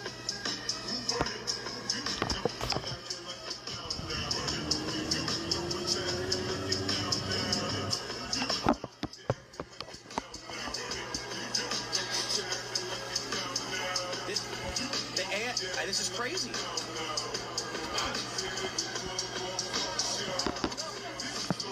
really want to put people in pods, man. Just entertain them.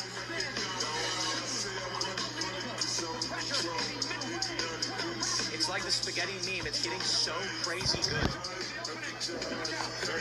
I don't know how you protect people's biorhythm. They made Joe Rogan black? Or is that somebody I don't know? What? That's what Joe Rogan was wearing. That's another announcement that they're in there. The point is, They in the made next Joe year, Rogan black. with Sea Dance 3, they're talking about generating 17-minute short films in 30 seconds. Yeah. Movies are over, music is over, like the transformation, it's already here. And we are culturally lagging. Yeah, so it's so funny. Like, we used to make movies. In the future they'll be like, God, they used to actually stand there and do all the talking themselves. What did they used to take the letter and hand deliver it, walk all the way across town too, on horseback, before they called on phone? Yeah, and now AI's it's going to just be so. Now my Neuralink is networked to yours, and I can just think something to you. Well, I just used Claude Cowork last week because I needed a new media page on my site. Oh, sick. I gave it my brand standards. It asked me for a few photos. It built the whole page out, did all the search engine optimization. Then it looked terrible on mobile, so I said, hey, fix it for mobile. It fixed it on mobile. So I can't imagine what it does for even web designers and SEO. It's incredible. We have a job availability for a film producer, because we always have these ideas. I have a great idea for a little Black Mirror type mini. It starts at the in-plane gigs, and he's playing like Civ or something. And then he gets a text from Phil, and Phil's like, "Hey, buddy, I'm gonna come in a little bit early. You want to grab a bite to eat before the show, and shoot the ish." And then Ian's like, "Oh yeah, for sure, but I got to finish work, so let me see if I can take a break." And then he looks over at Claude, and it's just running these crazy programs, and he's seeing a money incrementer go up, and then he's like, it'll be good by the different moment. And he goes to grab lunch with Phil before the show, and then Phil's like, no, I'm still at work right now, but I figured I'd take some lunch. And then he looks at his phone, and Claude is just doing all of the work for him. It's like and then you're seeing a money incrementer go up, and society basically has AI digital versions of everybody that works in white-collar jobs while you do whatever you want. Right now, the way that young people can actually, at least for the next, probably decade, 5 years, 10 years, they can become extraordinary wealthy, extraordinarily wealthy as their trade. Like if you're an electrician, and you get a job, I do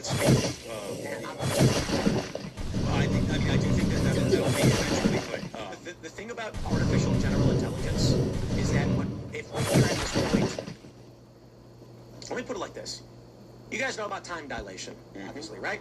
Old sci-fi trope.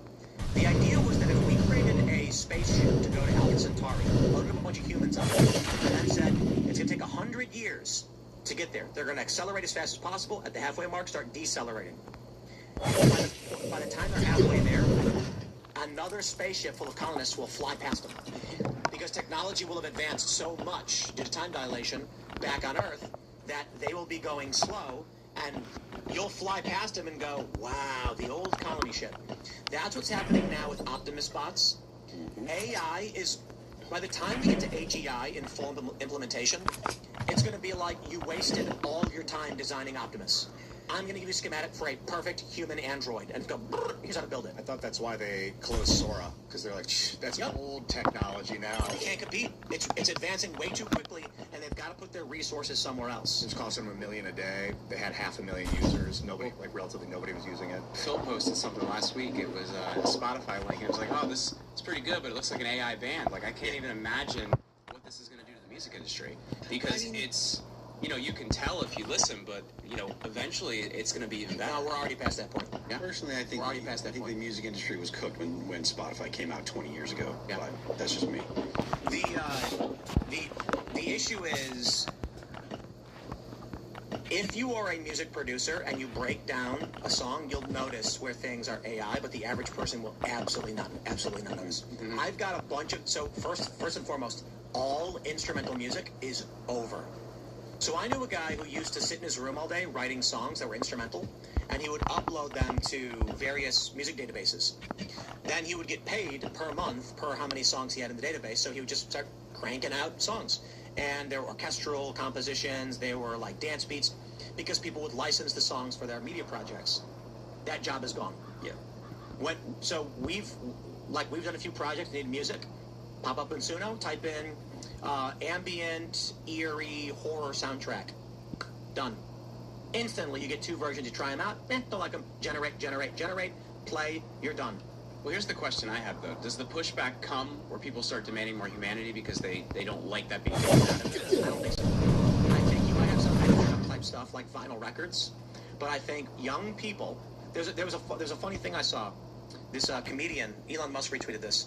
There's a comedian who was like, everybody is scared of automatic cars. Don't be scared. Let me explain. 28. When you go to the grocery store, the door opens and you've never thought twice. But would you rather there be two guys standing there, grabbing the door and opening it and closing it every time you're walking through with your family? Nah, we're okay. And then I think it was Elon who pointed this out, or he retweeted someone who did. Elevators used to be manual. You would go in and you got a lever to make it go up or down. I'm a bellhop. No, the bellhop's the guy that helps. That's the guy that gets your suitcase. Yeah, he grabbed. They still have bellhops. The bellhop? No, bellhops still exist, and they grab your suitcase and they bring it in for you. Bellhop's not the guy that would run the... No. That was a whole other dude that would just stand there all day. So he'd have a lever. Elevator operator. Yeah, you'd go in the elevator and he'd pull lever back, and then you'd go up and he would drive it for you. No one's ever complained about automatic elevators. So I think kids are going to grow up with this being normal, and they're just going to be like, what do you mean? Music is whatever you want. So is it just the idea that we get further away from the change and the next generation doesn't care because they haven't experienced it the other way? Indeed. That's one of the phenomena. You'll notice that when it comes to like privacy issues, right? Like people my generation and older, they actually care about privacy. They're like, oh, I don't know if I want this, I don't want... When Xbox 360 first came out, like when they first did the update, it was like... It was a big deal that it was always connected to the internet and it had a camera that could watch you. And I was like, I'm not getting that. I don't want that, blah, blah, blah, blah. You know, and then I got an iPhone, and it's like, you know, I mean, always watching it's over. You know, it's over. And so young people that are in their 20s and younger, they don't have the same concept of privacy that older generations do, because they live in a world where there are cameras all the time, where they're constantly taking pictures and looking at the internet and stuff. And the idea of privacy has gone away.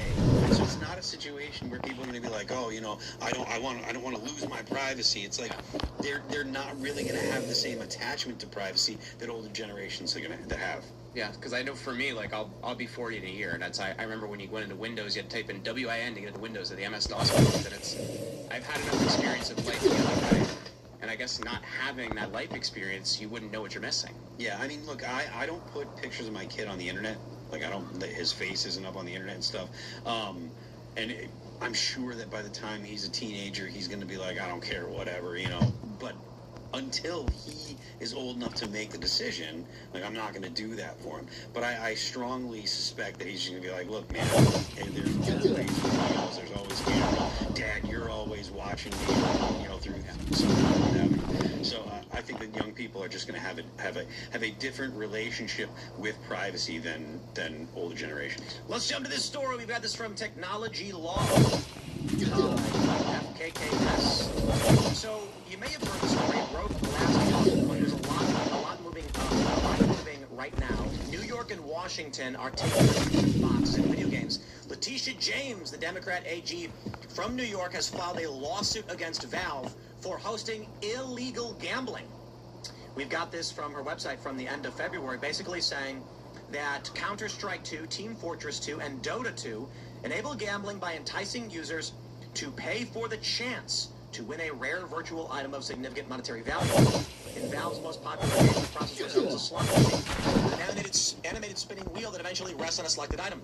The randomly selected virtual items have no in-game functionality, but can be sold online for money, with one of them reportedly being sold for more than $1 million. I believe New York and Washington are going to win. Valve is going to lose. The end result of loot boxes and anything comparable is gambling. And the reason why is that casinos are opening everywhere. New York just announced 3 new gaming licenses. They've got, what is it? They're doing Bally's in the Bronx, a Hard Rock somewhere. They've already got Resorts World. They're going to have, I think, 4 casinos in New York City. 4.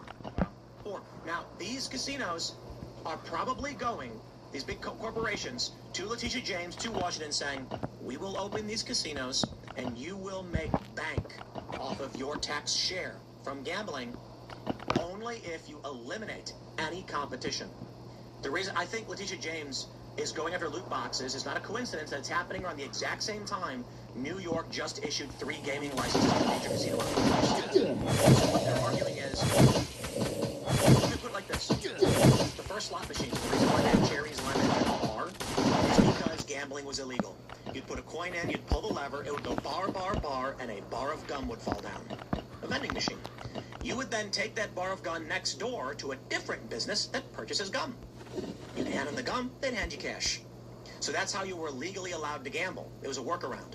Loot boxes are, they're arguing, the exact same thing as the OG slot machines. You pay some kind of money value that allows you to then use virtual currency or to actually spin the slot machine, a rare item, which can then be sold for money to somebody. It can be, but so can everything.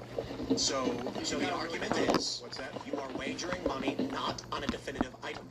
The argument she's making is, it doesn't matter after the fact. What matters is you are giving money for a chance at something, not for something. Well, the difference here is that there's no organization that's encouraging to buy your product back from you at a profit. So there is no like quid pro quo where you're going to go next door and sell the products back. And they need to prove that these items are of actual value. Just because some random China will give you $1,000 for a red hat in a video game doesn't mean that the red hat in the video game has any actual value. And what if these gaming companies are in a secondary business that purchase these items? Oh, then and they're preying off the children. How do you prove that? We just prove it. I mean, is there evidence that If you open a company that buys and sells secondary items on Dota, yeah, those are generally illegal anyway. Like buying World of Warcraft gold with real money. There was a lot of. There's something illegal about you having a company that will buy items on the secondary market. Is it illegal for me to buy Magic the Gathering cards and sell them? No. So think about the system. But if you had a business where you were giving away Magic cards to one, and then your other business was on buying them back next door. Magic the Gathering knows there's a secondary market that drives the value of their cards, which is why they have what's called the reserve list. Do you know what the reserve list is? No? Let me learn y'all something. Booster packs are gambling. They have never been properly adjudicated because the arguments in the 90s over Pokemon booster packs as gambling were thrown out not on the merits, but on standing, arguing that the people who exchanged money for a booster pack received a physical product, therefore there's no formal gambling loss. However, what the fuck? Hasbro, I believe the owners of Magic the Gathering, have something called the reserve list. These are cards they will never reprint, and this is because there is a secondary market and these cards retain their value. The secondary market makes their booster packs valuable, and people will buy them, which guarantees the sale of booster packs. If there is no secondary market, cards are worthless. Print a million of them, people can buy whatever they want. I'm bringing my bike Wizards of the Coast, me over there Hasbro, for could just offer up on their website direct sales for 50 cents. I would like the rare card because I want to build the best deck. Okay, you can purchase all cards for 50 cents, right? Why not do that? Because they probably make more money selling you a $4 booster pack with a bunch of 7-cent cards in it. Where you're hoping you will get the card that you need, and you have to buy more and more and more in the chance you might get a card that you need. No pro player of any of these trading card games buys boosters to get the cards they need for their decks. They buy singles directly from a card shop on the secondary market. And the secondary market exists because Magic has created a reserve list to guarantee the price of these cards so that people will buy at random chance and then try and resell them to a shop for the secondary market. They know exactly what they're doing. Loot boxes are going to be found to be gambling. The ancillary effect will be precedent. We'll get booster packs banned as well. And I think this is largely because casinos want to control all wagering. That'd be like banning baseball cards. Agreed. I don't think you can ban baseball cards. The difference with baseball cards and secondary market is limited because there's no function to the baseball cards. They're a collector's item for being collector's items. The issue with Magic the Gathering is that players need specific cards, which are in limited print, which drives up demand, guaranteeing secondary market value. Only if you play with them. And because standard play requires you to use the best cards, and they limit the production of the best cards, meaning everybody knows this about Magic. I can't speak for Pokemon or other card games. The new deck comes out for standard and you want to win, $600 on the spot to buy all the cards you need. If you don't have $600, congratulations, you are not winning tournaments. Now, how do you get those cards? Well, it's $600 for direct purchase. You're not going to spend $1,000 on random chance packs. So there are people who will buy boxes of boosters the moment they come out, crack them all open, hoping that they will get a slightly EV plus on their return. And this will set the value of rarer cards that are in limited print, specifically because they know the function of the game requires people to buy them. That's the function of gaming shop. They do that. Agreed. They'll buy boxes, they'll open them at the shop, and then they'll sell them. Card shops are illegal. Well, like, you're saying they should be illegal? No, they're literally illegal. Here's the law in West Virginia. I pulled it up. Here it is. West Virginia, 6110-4. If any person bet or play at any such gaming table, bank, or device as is mentioned in the first section, or if at any hotel, tavern, or other public place or place of public resort, he play any game except bowls, chess, or backgammon, drafts, or a licensed game, or bet on the sides of those who play at any game, whether the game be permitted or licensed or not, shall be guilty of a misdemeanor and upon conviction shall be fined not less than $5 or more, about $100, blah, blah, blah. The point is, there is no formal licensing of TCGs in West Virginia. Games that are licensed are games like 3-card poker at a casino, and the casino gets a license to play via Shufflemaster or otherwise. Pokemon, Magic, Yu-Gi-Oh!, Lorcana, these other games, they're not licensed games. The law predates the existence of these games. I do not think they should be illegal, but the point is this. If they go for loot boxes, which they are going to attack this whole space. Loot box. And I think it's fair to say, let me put it like this. I'm going to ask you guys a question in the comments. Tell me if I'm wrong. If there was a vending machine, and you could walk up to it, and it said, buy a Pokemon mystery box for $20. In it, you will find a card potentially worth $10 or up to $200. You know what the card is going to be? It's a gift. Here you go. I have one right here. This box, the vending machine at Apple Valley Mall.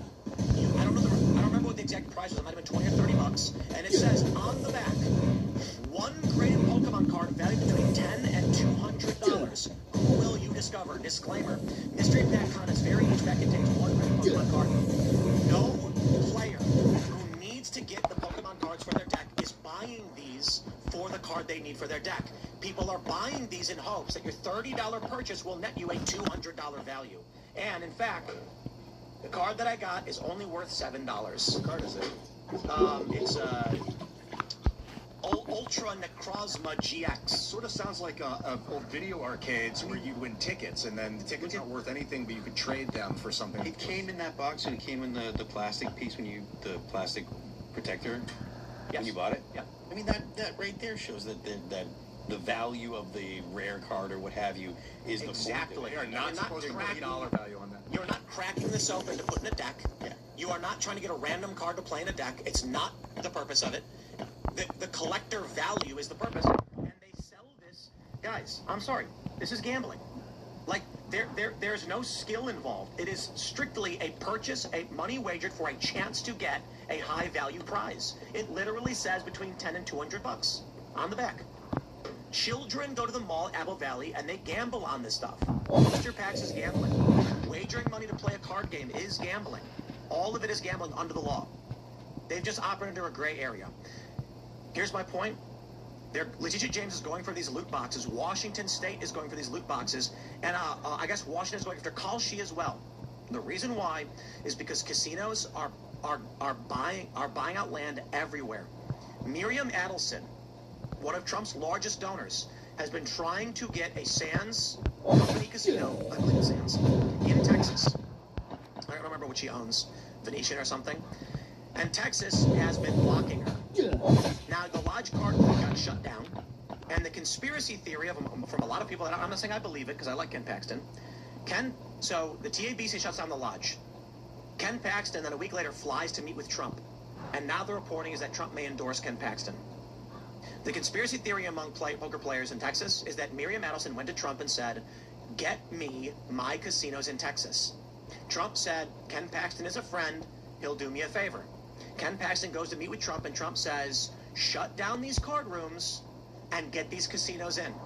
Because when the casinos come, and they are coming, these card rooms are competitors and we don't want it. That's the conspiracy that I don't know necessarily is true. But after the Lodge got shut down, which is the largest card club in the world, the speculation right away was that Ken Paxton was meeting with Trump, needed the endorsement, and said, what do you want from me? And Trump said Miriam Adelson wants casinos in Texas and wants these card rooms out of the picture so that gaming is controlled by them. Loot boxes from Letitia James, exact same play. Again, I'm not saying I know it's true, but I don't think it's a coincidence that they're trying to list things as gambling, which would put them solely under the control of the casinos. Imagine this: you want a loot box for Dota? You gotta go through Caesars first. How do you get your new random chance skins? Valve signs a license deal with Rivers Casino and then says the Rivers logo appears and 10% of all of the loot box spins go to Rivers because they own the permits. I'm not saying I know what's going to happen, but it's not a coincidence that all of these states are now filing these gambling charges against a bunch of players at the same time. Casinos are popping up everywhere, and within 2.5 hours driving of right here, there are 9 casinos. That's incredible. It is coming. It is taking over, and Gen Z are gamblers like crazy. Sports betting, online apps, live streaming. This is the play they are making, and they will own it all. Every sports podcast I listen to is sponsored by a gambling company of some sort. Here we go. Yeah, It's going to happen. Yeah, I mean, I don't know how this is a positive thing for society. I don't think that people should be prevented from gambling and empties, stuff. because we'll go up But and the get some idea gas that from that again. just because you're buying well, it's really a perversion of what was initially intended to be fun for games, right? Like Magic the Gathering and collectible card game. It was supposed to be We're not fun. going to grab any It was of that supposed to be shit. playing. No. The first trading card put game was in for gambling. the Magic the scalping. Gathering was the first trading card game ever, and the first edition included ante, where you had to actually wager a card of value to play the game, and the winner took the card of value. It was gambling outright. But it was so they were forced to remove ante from the game because they were being threatened with illegal gambling. Wasn't it still geared at kids though? No. No. No. It was geared to young adults. It was Richard Garfield was trying to make a board game that was targeting young adults, largely based on like the D&D fandom and things of that nature. But they couldn't afford a full board. They wanted a board with cards. So they said, just do the cards. And it was the first trading card game ever made and explicitly included a gambling element. There are even cards that allow you to swap your ante mid-game, which was a crazy trick. You'd be like, I'm going to ante up a very rare card, a Mox. And they'd put up a Mox. Then mid-game, you draw a card and says, I'm swapping the ante out for this dummy card. And they'd be like, you son of a... And now even if they win, they get junk. But if you win, you get their rare expensive card, which at the time was still only $10 or whatever. They had to get rid of that element.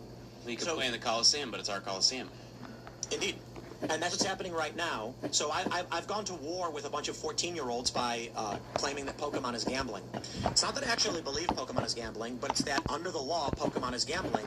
It just operates in a gray area. To determine whether or not something is gambling is something called a predominant factor test in most states.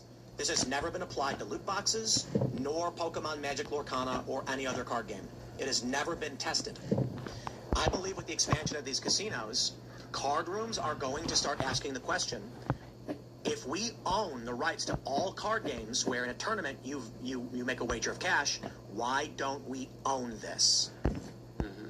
So what's going to get weird is that the first question I have for everybody who doubts this is, do you think the multi-billion-dollar multinational corporations being told they can win this court case, would they give up a multi-billion-dollar card industry like Pokemon if they could lay claim to it?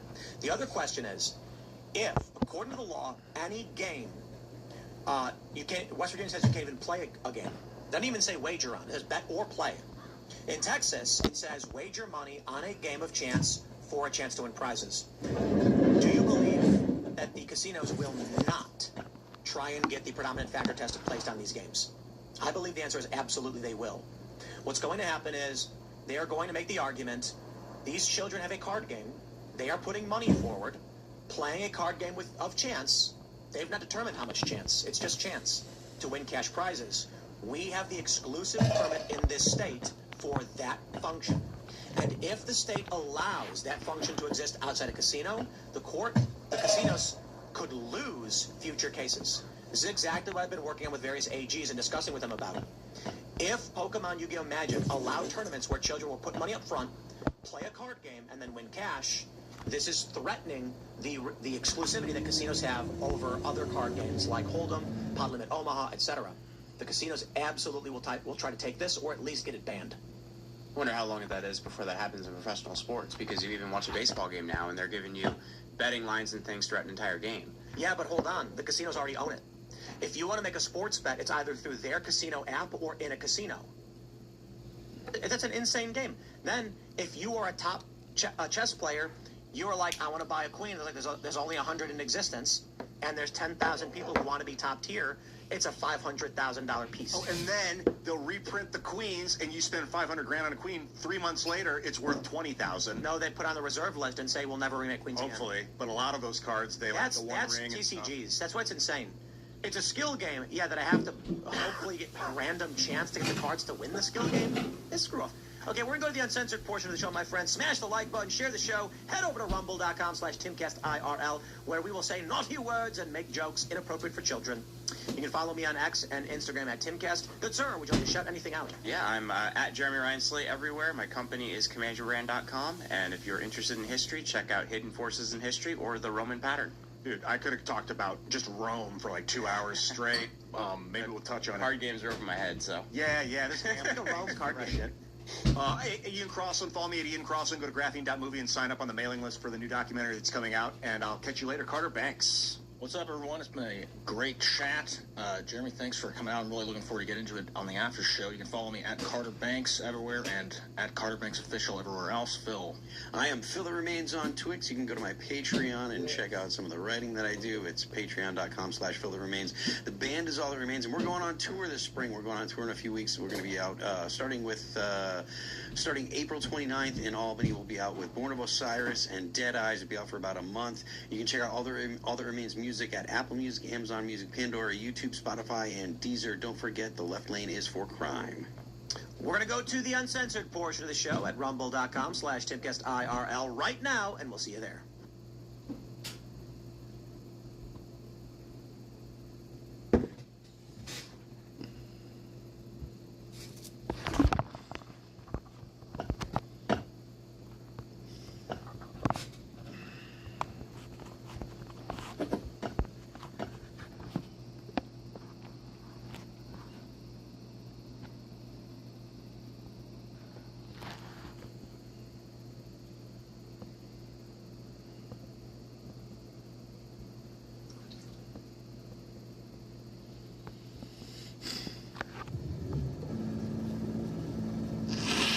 Chess-inspired video game.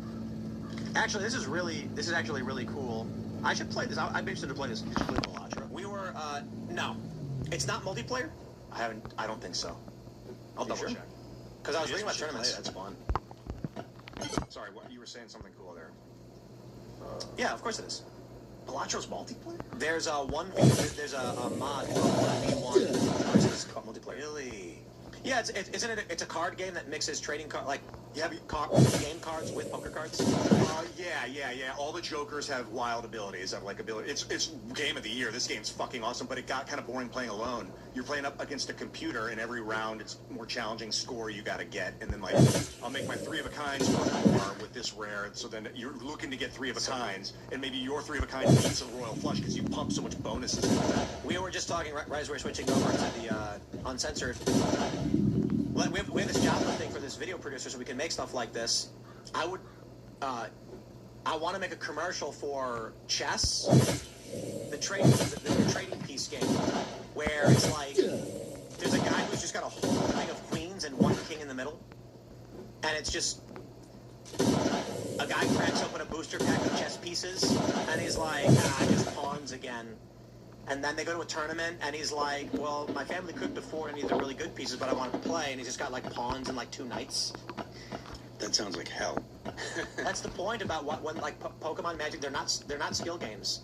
It's a gambling element that has a set. You know what it feels like? It feels like multi-level marketing, where it's like, it's not a pyramid scheme. It's kind of a pyramid scheme. You know what I mean? It's not gambling. You can play the card, you can play the game. It's a skill game. Yeah, but in order to do that, you have to gamble. If you have unlimited money, literally, you can buy all the cards and win. If you, in poker, have unlimited money, you can go all in every hand. Oh, eventually you will win. Elon Musk wanted to. He could buy up as many early edition Magic cards as possible. So let's say he's like, I want to win as many legacy games as possible. So he goes to his guy and says, go on the market and find every possible Mox you can. I want to own them all so that no one playing Legacy will ever have them again. Just me. It would probably cost $10 million. That's it. The mocks go for a couple grand, and I don't even know how many are, a couple thousand maybe are in circulation. Yeah, 5,000. You go to some guy's got a legacy deck, and he loves playing legacy, and you say, listen, I'll give you $10,000 for that mock. And they say, absolutely not. I'll give you 50. He's going to go, holy shit. You say yes if someone offers you 50. Jeremy, I want to ask you, without being contrived, like, I didn't bring it up on the... Well, no, I wanted to say first, though, the reason the baseball card argument doesn't work, so I collect baseball cards. The only value to it is if somebody has a high demand for it. It has no utility whatsoever. And I think that's the major difference here, is they control distribution, meaning they control how many there are. They also control the rules of the game, so they control how they're used. So I think that's a major element to what, in some way, could make it gambling. Anyway.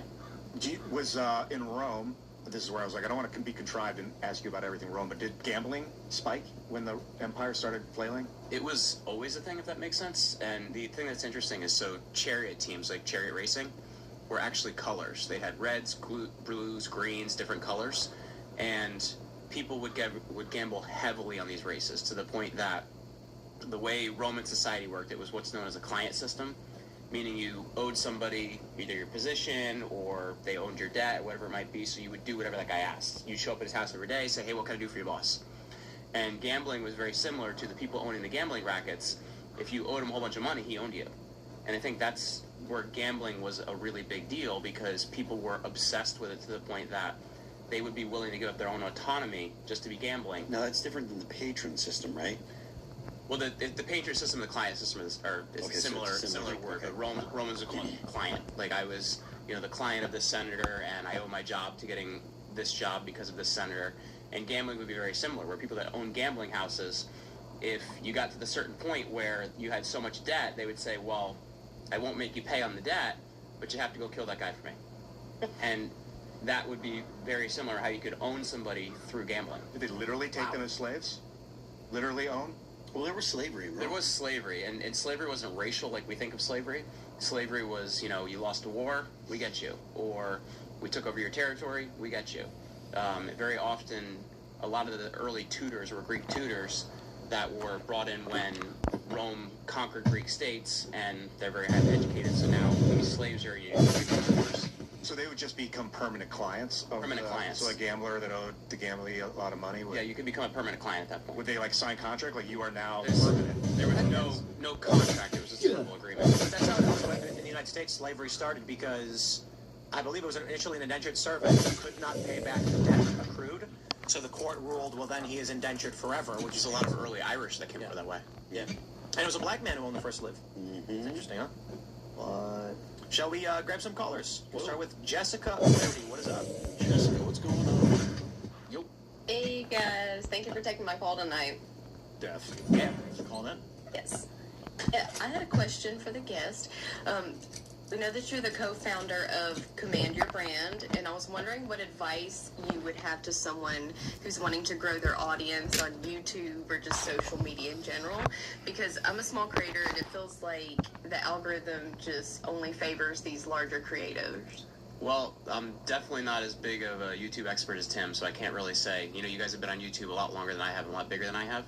But I would say in terms of being a creator, the thing that I found for me when what I was doing changed is when I really came with my unique way to talk about something. So, for example, years ago, I would just talk about Rome, whatever people want to talk about.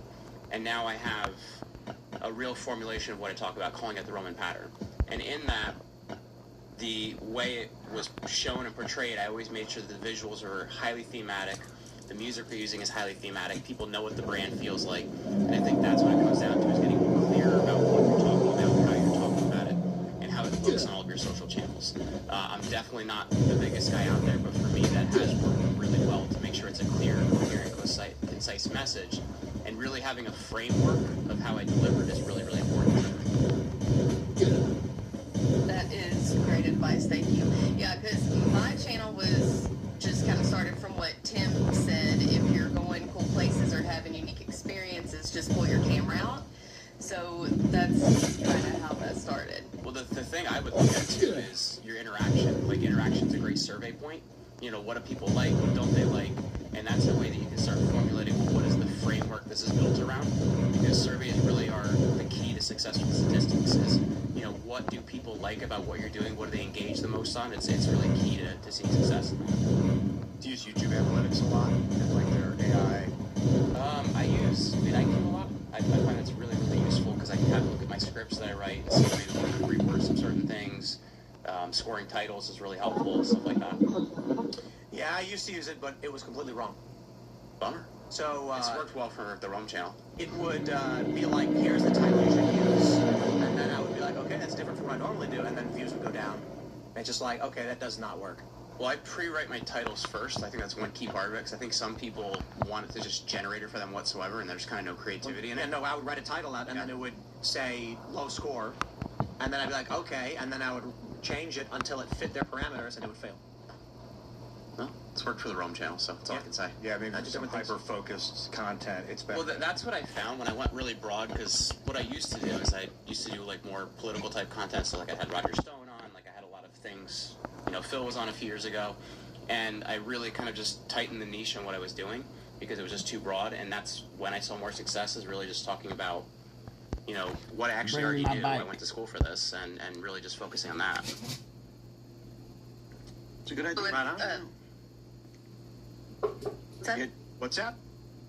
I was gonna say, so if someone would want to become a client of yours, do you select them and do that kind of marketing for them? So we do guest placement, so people come with us if they want to go on other shows. So typically we're working with somebody if they have a new book coming out, or they have, you know, we're typically working with a CEO and founder of a company that they're no longer required in the day-to-day productions. We're trying to help them get their message out and kind of become more of the cultural conversation. So typically somebody just books a call with us, and then we have a conversation and see if it's a fit for both sides. Okay, cool. Thank you. Yeah. Anything you want to add, or you want to shout anything out? Yeah, I have some shout outs. You guys can follow me at X and YouTube at Jessica Clarity. I'm also on Romanation. T-Bone and I host a show called The Drive-In, where we review movies over there. And also, I'm running for school board in Montgomery County, Tennessee. Oh, cool. And yeah, it's a very contentious race. It's the 20-year incumbent and the head of the NAACP, so it should get really interesting. Awesome. Good luck with that. Best of luck to you. Local politics is some of the most important stuff out there. Thanks for calling in. Yes, good for me. Thanks. All right, next up, we've got Tiger Tank. Is that what that says? What up, Tiger Tank? Yes, hello. Hello. Thank you for having me. I'm a long-time listener, first-time caller. I've been listening to you since I think you were in New Jersey when you were talking about that gym getting shut down. Oh yeah. Now, my question to you is, which branch of leftist extremism do you think is going to take over here in the near future if they win the next election? Leftism extremism? I think it's going to be very similar to what we already saw with woke stuff. But do you think like the Islamists are going to take over, or the communists, or do you think we will see some kind of great purge in this country through it? Look, if the option is Islamists or progressive leftists, the progressive leftists lose to the Islamists because they don't have any means to defend themselves against the Islamists. The Islamists will use the arguments that the progressive left make, and then they'll go ahead and turn around and say, okay, we're not doing any of that anymore because we're in power now. They're doing it currently in the UK. They did it in Iran. They tried to do it in France. I wrote a big long piece about the Red-Green Alliance on my Patreon. If you want to go ahead and read that, there's a bunch of information there. But like, the progressive left always loses to the Islamists. The progressive left is the perfect useful idiot for the Islamists. The Islamists understand the left, the way the left works, and they have no problem with using them. The left has no ability to defend against the Islamists at all. But the deep state's going to be in control. Like, there will be weirdo, woke stuff that's a component of the deep state, neo-lib garbage. I mean, Islam will be different, I guess. That'll be the Islam is in the U.S. Islamism will take longer because they have to actually give Islamism? They have to entrench themselves far deeper than they are. There's a very, very on the national scale. There's a very few of them. You see pockets beginning to to actually get some influence. But still, overall, there are very few, Muslims compared to, Christians and stuff like that. But if you want to see what can happen, look at what's going on in the UK now. Look what's going on in France now. And really, the best example is to look at Iran in 1979, the revolution there. There were a lot of progressives that were against the Shah that were not Islamists. They were not. Yes, they got the power and then they killed them. Currently, the progressives that were in Iran, currently they're in Algeria. Like they're It was a student revolt. The students brought up revolt. It brought in the new power, and then they got rid of all the students. But if you want, that's the best example that I can recommend. What happened in Iran, that'll happen basically anywhere the left allies with the Islamists. You see it happening in all the people that are pro-Gaza, all the progressives that are pro-Gaza, that are saying that the Israelis are they're committing a genocide, etc. The people in Gaza will use them, right? But then when you talk about gay people in Gaza, that ain't happening. They're just like, that shit doesn't fucking happen here.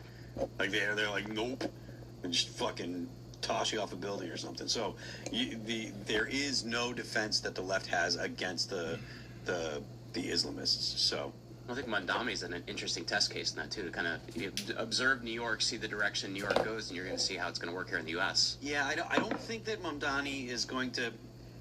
I don't think that New York is in danger of falling to Islamism right now, because I don't think that there are enough.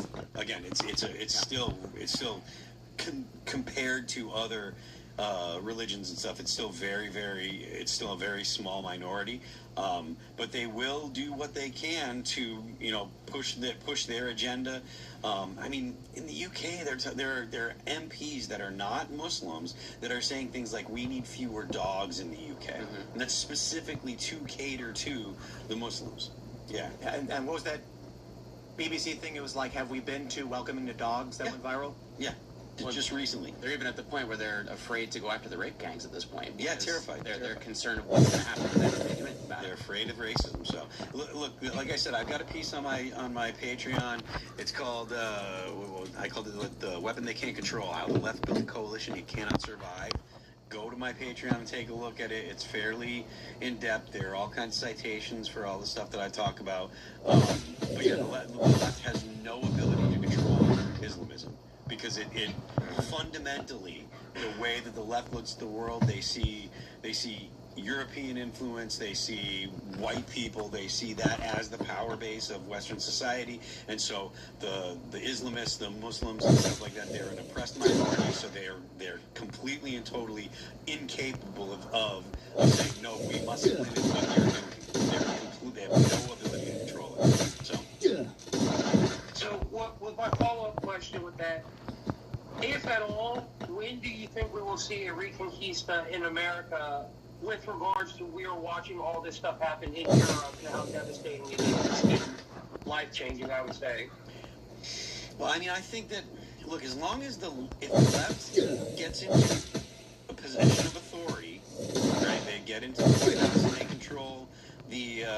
they control Congress, they're going to do the same things they were doing during the Bush administration, during the Biden administration. That's not a question. You see it in California. You see it in Virginia right now. That's just going to be the status quo, and that's going to be the status quo for the left moving forward. They may run someone like Gavin Newsom. They may run a white, Christian man and say, look, this guy's acceptable to white America, and you can vote for this guy, et cetera, et cetera. As soon as he gets into power, it's going to be all the woke stuff. Like they learned from the fact that Hillary Clinton and Kamala Harris both lost. They're going to say we should not run a woman. Look at Joe Biden won. He was a white Christian man. We should run a white Christian man. And then once we get a white Christian man in the White House, he'll rubber stamp all the progressive. What about VP, though? Pardon me? Could they have a white Christian man with a black female VP? I don't know. I think that AFC was Gerald Ford that made the comment that the only way a woman would be president is she was VP and the president got assassinated. Yeah. And I think that's what will be the first. I agree with that. I think it's or removed somehow. But yeah, I think that they will run a white guy, I think, and I think that if that white guy does win, it'll just be a rubber stamp for all the progressive policies that the left want. Yeah, I mean, sounds good. Got anything you want to shout out, bud? Well, yeah. I'm gonna real quick. So I want to shout out some things. My wife runs an Instagram and TikTok page where she feeds all the chickens. It's just called Carly's Farm on Instagram and TikTok. And I also want to shout out that me and Glenn may be starting a history show here in the Discord, where I'm hoping we can do a heritage day where we can talk about the families and all the men who built this country and try to reconnect with our American dream. Awesome. That's it. Cool. All right, on, man. Thanks for calling in. See you, man. Thank you for your time, gentlemen. With 30,000 troops deployed. Next up, we've got Philly Cheese 45. What's up, Philly Cheese? What's going on, dude? Hey, good evening, Jensen. Well, so I'm glad there's no women on the panel tonight. I want to nerd out about my favorite historical subject, which is ancient Rome. So this is going to be mostly for Mr. Slade, probably Ian, but anyone else, feel free to give your take. So, Mr. Slade, what's your take on the various reforms for the military, the drug reforms for society, and then, more importantly, in the nationwide efforts to form a mighty faggot, do you see any modern equivalents or parallels that need to be implemented today in these domains a Simpsons to make our country better? Martin says, alone we are weak like a single twig, but together we form a mighty faggot. It's great. In true Baptist form. Yeah. So the Marian reforms is the one I actually hit on a lot. So Marius, for people that aren't familiar, is the famous reformer of the Roman military. And the office of consul, Rome had two at a time because they didn't want to have one man that was holding an office that was kind of like president. They wanted to split power. He holds the office of consul 10 times, or 7 times. You're supposed to hold it once every 10 years. He didn't live to be 70 years old, so he obviously broke the rules of office in order to do that. He creates the gold standard eagle that's typically used as the symbol of the Roman legions after this. And I also see the reforms he made of the military. One of the biggest things he did is he changed Rome from being a citizen soldiery, basically fighting for their own farms and land, to a highly professionalized class of soldier. And I do see that as, in a way, one of the things that's going to drive the fall of the Republic much faster. Because now, people don't have loyalty to their own republic. They start to have loyalty to a commander. And that's going to be one of the things that not just drives the fall of the Republic, but later on it's also going to be one of the things that drives the fall of the Empire. So I see those reforms as actually extremely pivotal, in a lot of ways being a poison pill for not just the Roman Republic, but later the Roman Empire. In terms of the reforms of the Gracchi, the major one that I look at, because they were looking at land redistribution, but they were also looking at the grain dole. And the grain dole was the idea that, I guess to back it up, Tiberius Gracchus is fighting in the Punic Wars. After they're over, he's on his way back, and he sees that people are living on land that's public land. They're farming it for rich people that have decided they just own this public land, and they're not able to feed their families. So he decides that they're going to form the grain dole, that basically every citizen would get a certain amount of grain to eat in order to feed their family. Now that thing is going to be something that, as you get closer to the 3rd century, is one of the things that pushes the inflation even harder, because Romans are dealing with climate change. From about 200 BC to 200 AD, it's something called the Roman climate optimum, meaning they had perfect weather and they could grow food in much higher quantities than they would have typically been able to. When that changes in 250, it's going to make grain prices double, triple, quadruple. So now Rome has this new price that they have to pay to feed all these people. So it's going to be a real issue, especially in the 3rd century. So I think those are actually two really pivotal things that don't actually mean as much when they happen as they are going to, for later Rome, be part of kind of the structure falling apart. Question, metaphorically, you know, they say history rhymes. So, like, the Marian reforms, Gaius Marius improves the military, centralizes command authority. If we were to see something like that in the modern age, would that be, I'm wondering, giving over military command authority to the AI, autonomous AI, and we start to trust the AI as our new commander, which leads to the downfall, then hyper-accelerated downfall of our empire. I don't know if it would happen exactly like that, but I think looking at it in people having more of a personal relationship with the person that's leading them rather than looking at the good of the nation as a whole. And I think you could look at that more of even in political parties where people care more about their political party than how's the country doing. I think that is kind of a big part of it as well. Well, like I could see soldiers in combat being like, yo, this AI has saved my life so many times. I'm with the AI. That's terrifying. It's highly terrifying. And so reasonable. Like people they do what they need to do to survive, especially in combat. Yeah. If you have a superior commander, even if it's a robot. Everyone should love AI, because remember, Iron Man had an AI helping him with everything. Jarvis. And that's right. And he would be like, Jarvis, I need more power. And then Jarvis would do things for him. Just give it a cool accent. People will trust it more. British. Jarvis. We always trust the British. Who doesn't trust the British? Did you have a follow-up? What? Are there any more British? Just... Yeah, assalamu alaikum. Learning from history, what are some of these reforms that things from the past that you would recommend for today? That we're talking a lot about what our government should be doing. Gotta find that airdrop.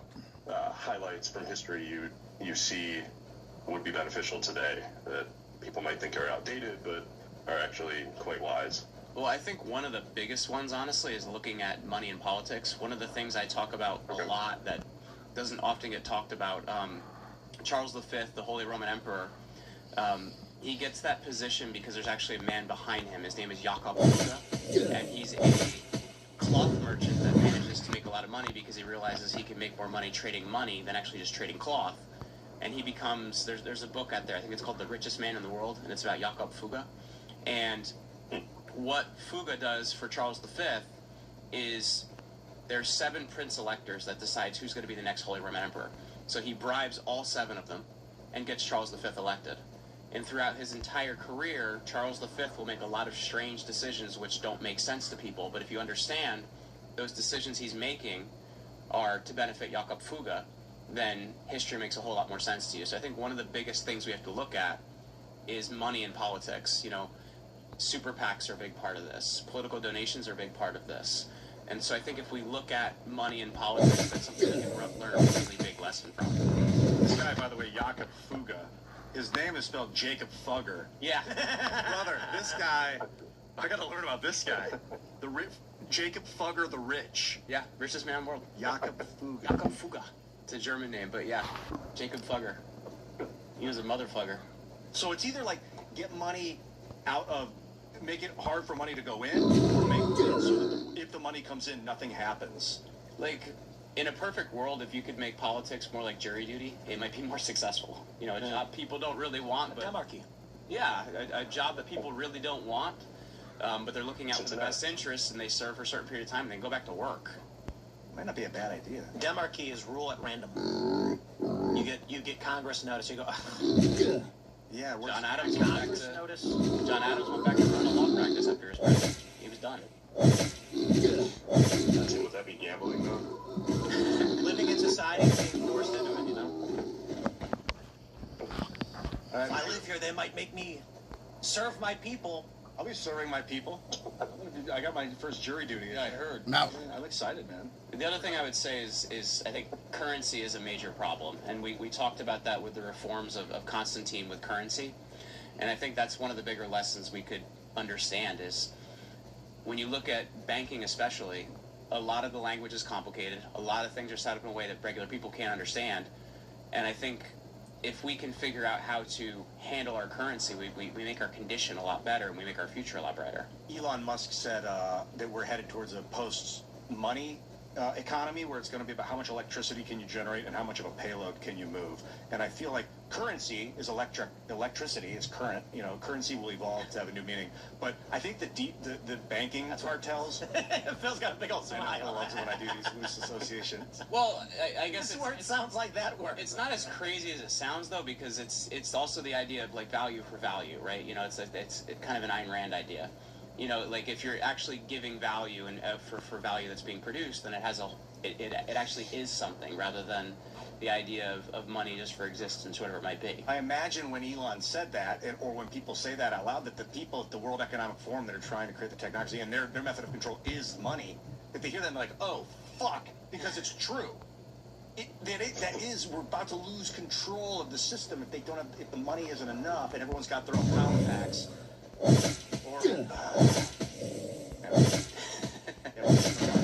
Got anything you want to add? No, I thought you were going to give a simple answer, like maybe bring back slavery or not women on property or something. But sorry, that was a little complex. I appreciate the. I think those are highly educated, and I appreciate that. So definitely gonna be checking out your stuff in the future. Oh, thanks. Just want to shout out my mom. She's going to turn 70 in a couple weeks, and then my grandpa, he's going to be 94. So wow, happy birthday to them in a couple weeks. Have a great night. Thank you. Thanks for calling in. Thank man. Have a good one. All right, and last but not least, we've got J-Lore. Welcome back. What up? How y'all doing? Doing well, J-Lore. Thanks for calling in. All right. I was gonna shout something out y'all talked about earlier, but I don't remember. All right, but anyways, so my question is, where do you go to find a good spouse? We're in this stupid fucking digital age where nobody goes outside. Michael Knowles said something once, like, you know, go to the place where you find the caliber of person you're looking for, and like church, obviously, but most of the time people are with their families, and it's just like that's fucking onto the shit. And Tim says he feels like you and your spouse caught the last chopper out of Nam. I mean, honestly, I'd like to catch a train. That'd be all right. Well, so got any advice? My wife and I are both from Chicago. We both grew up listening to the same music. She's from a suburb. I'm from the southwest side.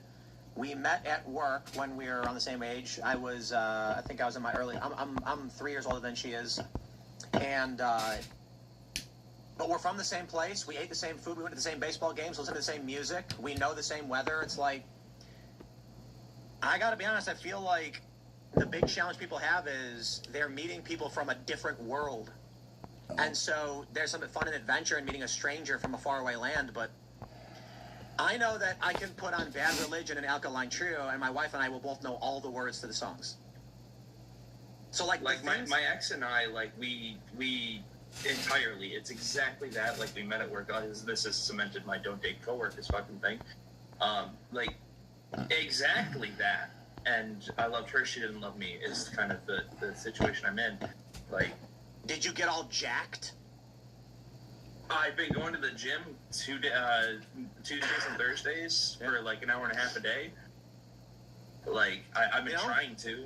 You should go to the gym 4 times a week. Oh, don't date women from the gym, though. I managed a gym for 10 years. You don't want to date women from the gym.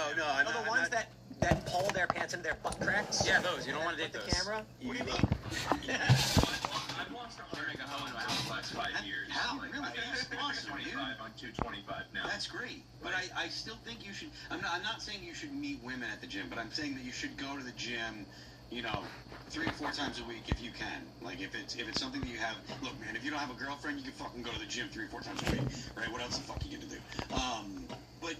But yeah, honestly, like, go to the gym, get in the best shape that you can get in, and find something that you really like and learn to excel at it. How old are you, if you don't mind my asking? 30? Yeah, you're still fucking young. Just find some shit that you really like to do, something that you enjoy spending your time doing, and then excel at it. Like, get really good. Should do a Timcast mixer, and we'll get all the Discord members in one big event. Then you're bound to meet someone of similar moral worldview. Look, women are attracted in Wisconsin. Anywhere, I'll be there. Women are attracted to competence, right? Chicago. Do it in Chicago. There you go. Sorry. The point is, women are attracted to competence, right? Like, women are attracted to dudes that are good at shit.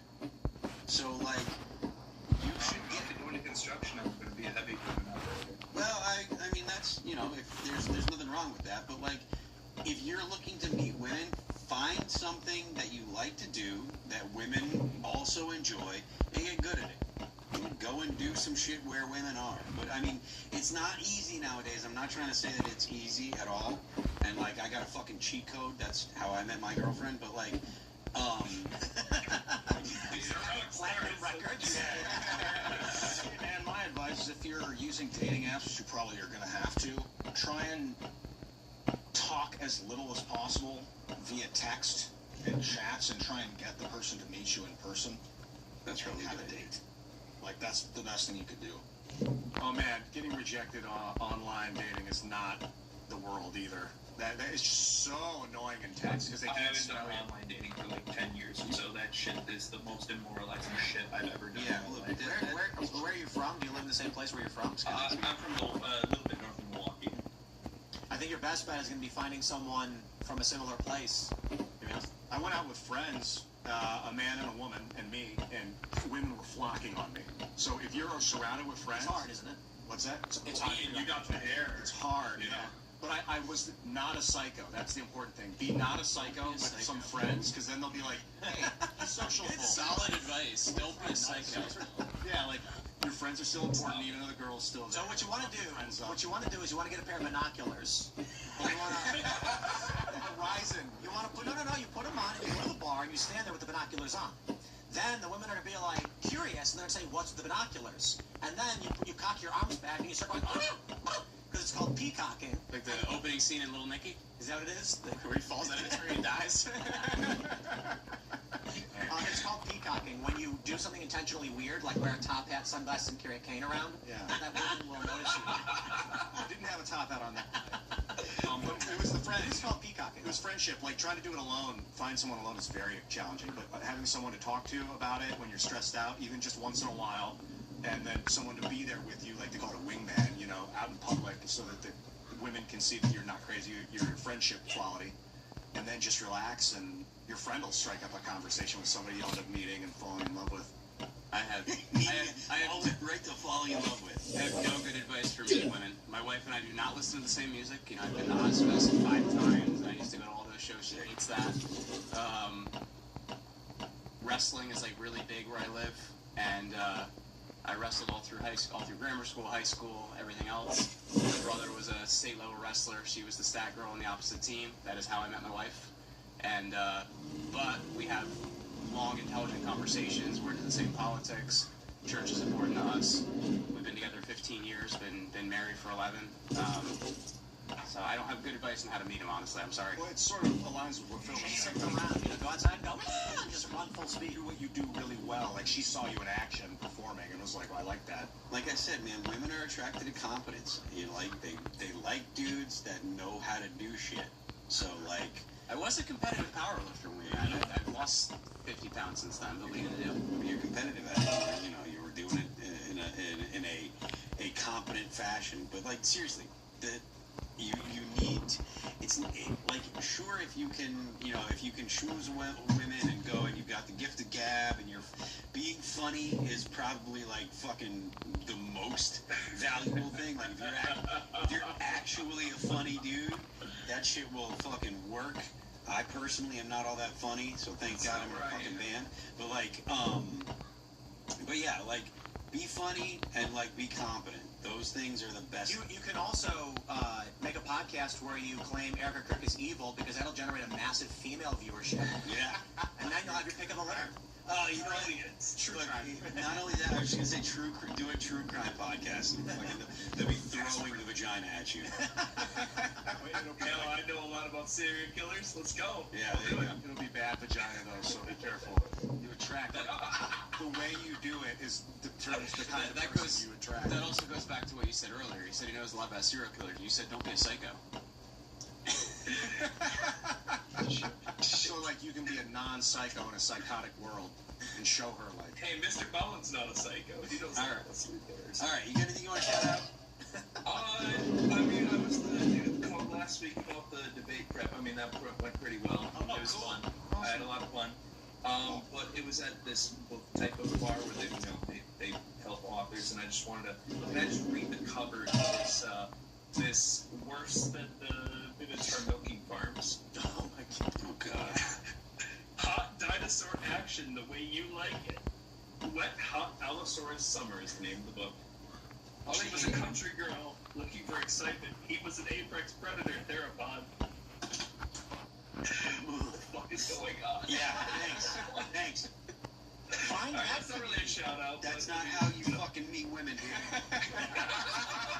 Well, I was there. Dude, they are some crazy, creepy ass people. Holy shit. Yeah, any woman that is worth knowing is gonna hear that and be like, bro, I'm calling the fucking cops. Yeah, but hold on. If you dress up like a Minotaur, she'll never leave you. Because who else will do that for her, you know? You can be like, no other man will allow you to be your true self. Get me the Minotaur costume, and she'll be like, anything. Tim Pool is telling you how to crash the fucking car, dude. He's like, bro, check this shit out. Let's go. Oh, shit. All right, man. Thank you for calling in, dude. All right. Y'all have a great night. Thank you very Best much. of luck I to you, appreciate man. everything y'all done for me. I appreciate it. Have a good one. Good on, man. Jeremy, it's been great. Thanks for hanging out. Hey, thanks for having me, guys. We're back tomorrow morning, of course, so thanks for hanging out. We'll see y'all then.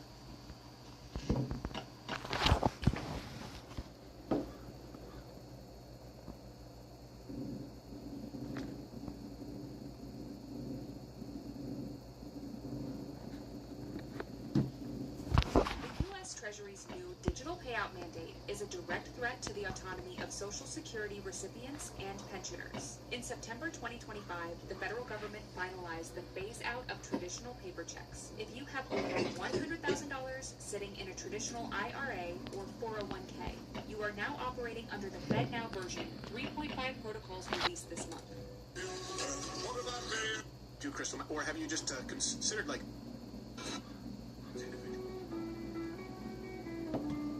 That's my That's all it is. Now, what are you gonna do?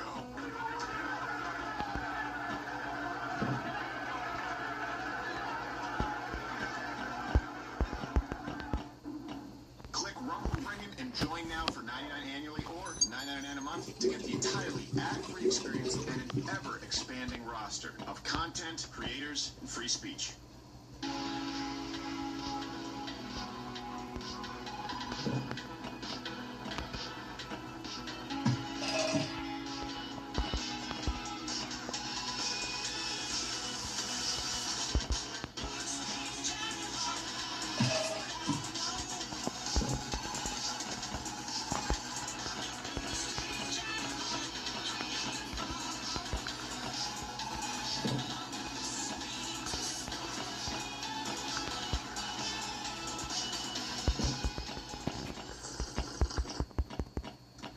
The thing about that looks maxing I just did, it hurts my face. It does, yeah.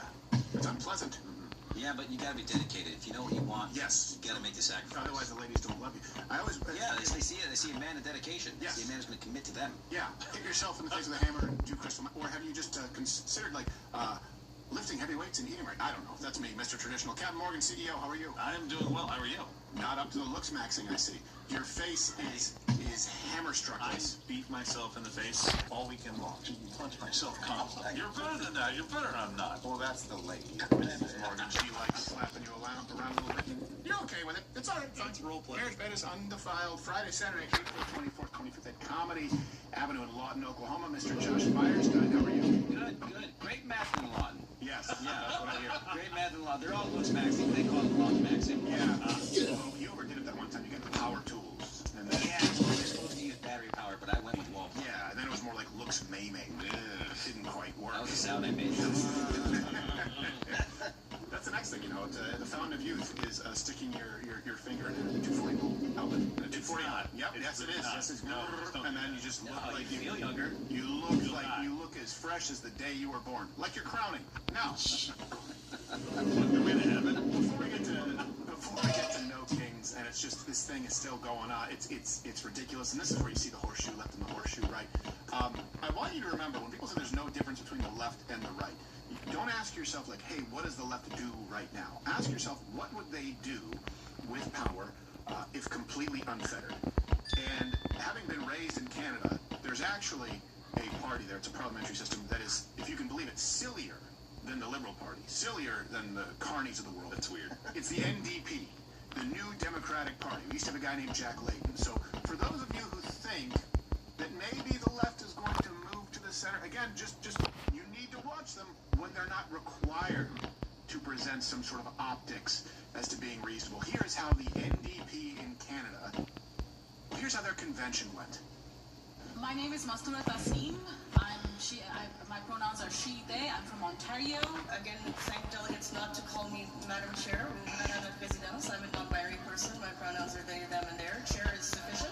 It's hard as a racialized and transgender delegate to sometimes use this card and speak up, speak to somebody in front of me in line, and ask, hey, this pertains to multiple intersecting acts of my lived experience. It's frustrating when these are my rights being directly under attack right now in Alberta, and a cisgender woman had spoken. Is that her name, Alberta? Over me. Yesterday, this card was used in an inappropriate manner. And while I understand in Ontario we know this is equity, even if that, this was also used inappropriately in terms of gender. I want everyone to be mindful that these cards for individuals like myself who identify as a black woman have no value outside of this space. She's darker? The microphone seemed really low today. It's hard to hear the background noise and the volume in here. And how close to Cleveland rocks. Slower. You can already keep up with what's going on.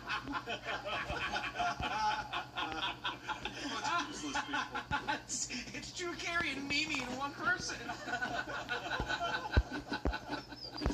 They actually handed out equity cards, allowing certain delegates who were not straight white men to speak first. But then it was a contest to see, who was as to who was the biggest freak show. Let's just call it what it is, the biggest freak show. And it, of course, did not go well. And that not madam, but that speaker, that walking chair, I don't know the right term to use, also in an attempt to rally votes, spoke at a local bikers rally, didn't go well. Again, thank delegates not to call me Madam Chair or Madame la Présidente. I'm a non-binary person. My pronouns are they, them, and... How about the ears on that? I know. I would say lady, but I don't. She doesn't like that. This chair is going to be a dentist. She has Hitler hair. It is. It's Hermie the Elf, Hitler, non-binary NDP chair. And this is a real party, just so you guys know. And they're actually more empowered in the parliamentary system, less so in a two-party system. So when people say, oh, there's no difference, again, the Democrat Party today is not all that. Does anyone think that that is too far off from what a Democrat convention would look like if they had their way? Genuinely. Do those people get votes? Yes. They're like a big party. Yeah, they are. Yeah, they actually formed part of the provincial government in British Columbia. Oh, good. And Manitoba. And they formed the opposition government in like 5 other provinces. This is a parliamentary system. But the point is, like, you can be a prime minister and only get 30% of the votes. Oh, I know. Yeah. And then it's split between other parties, and so they have to form a coalition with that. The leftists are sure taking notes. Yes. Yeah. They're watching and going, oh, we should do that. I mean, they did it unorganized. I mean, look at the bickering. We got to make sure we do it right. Right. Yeah. Let's send out the equity cards and we'll have like a point system. That's right.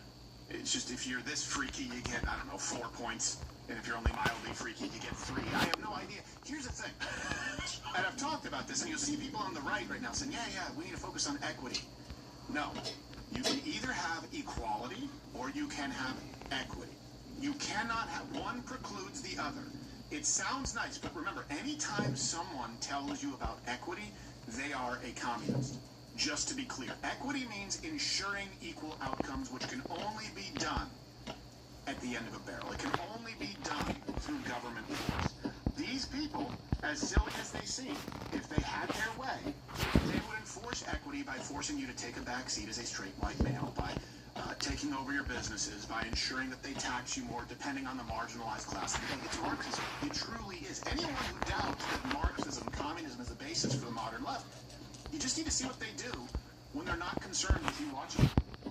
There you go. NDP Canada. It's funny, but my God, is it scary. They're still wearing masks, too. They're going to eat themselves, man. They can't keep track of their own rules. They're not going to eat themselves. And this is the thing. The only win that they have is if the right decides that, since everything isn't perfect, let's just hand it over to them. You think Kamala Harris would have been any different? No. Not not in this. Of course not. You see, they already want to transition kids. That's how far they've gone. This is silly. It's fun to watch, but it's what the left believes in. It's fun to watch because it's in Canada. Yeah. If it was here, we'd be like, all right. This is kind of like the trans sports thing, like men and women's sports. You just play this video and you should win every election, right? If you're their opposition. Yeah, but if people stay home, hey, guess what? They win. Which brings, speaking of trans and sports, Leah Thomas, you can now hire the legendary ceiling breaker. The thing is, too, the glass ceiling with Leah Thomas, I don't know if you noticed, Leah Thomas broke it with her cock. God, push-ups. You just let your boner lift you off the ground. So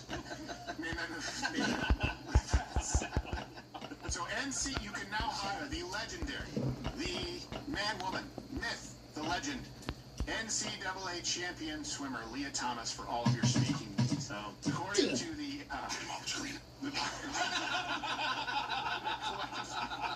Collective Speakers Bureau, it says Leah Thomas is a transgender woman and an athlete, and the first trans athlete to win an NCAA D1 championship. Yes, side note, the year before was ranked 500 and something. 500 and something to NCAA D1 champion. The beauty of Leah Thomas is we've controlled for all the variables. The only thing that changed is Leah Thomas went from competing as Will Thomas with men to competing with women. Will not. From 500 something Will to not. number one. Won't. This is our Cool Runnings. Yes. Yes. What a story of triumph. It is, exactly. Fiona beat us. I see pride. Beautiful. I see power. I see a strong black trans. She has spoken about her experiences as a trans athlete and on the importance of inclusion in sports. And not included. Yeah, well, here's the thing. If D1 trans swimmers, men beating women, that's not your thing. You can also book a bunch of D2 trans runners. I just love how it's like Leah Thomas was booked, so we got a D2 trans athlete. Yes. Don't worry, this one's going to be good. Some people will even say this D2 is actually a better speaker. They have more to prove. So, Cece Telfer, a lesser feature that says Cece Telfer is a Jamaican-American athlete who in June 2019 became the first openly transgender woman to win an NCAA title. It's almost like no one else tried. It's the first trans athlete who tried one. It's almost like that's the pattern. They were a man, they were mediocre. Oh, now they're a world champion. One variable change, competing with men to competing versus women. But it's a complicated issue and no one has an answer to it.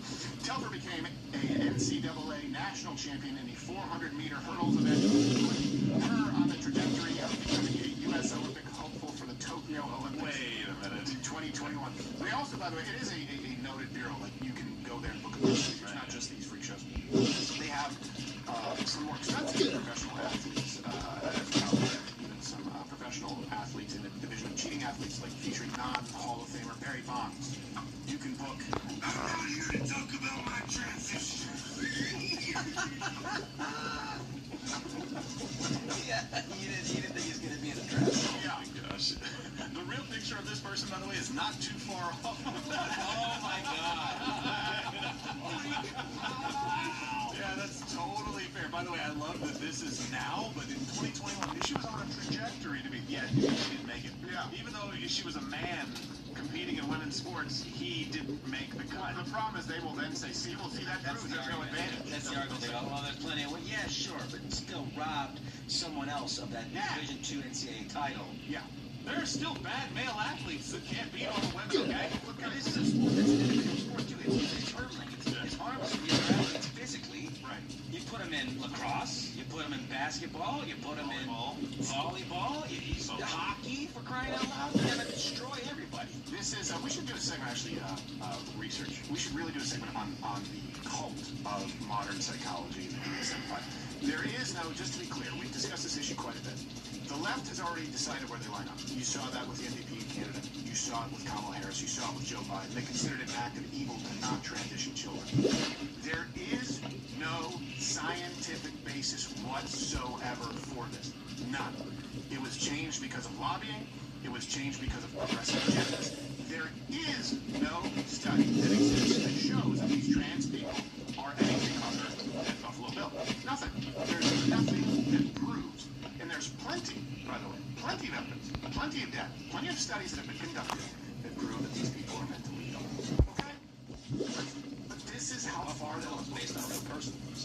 Yeah, and it inspired. I was just reading. That's the one. Yep. Ed Gein, and then John Wayne Gacy. The level of evil. We'll get to Iran in a second.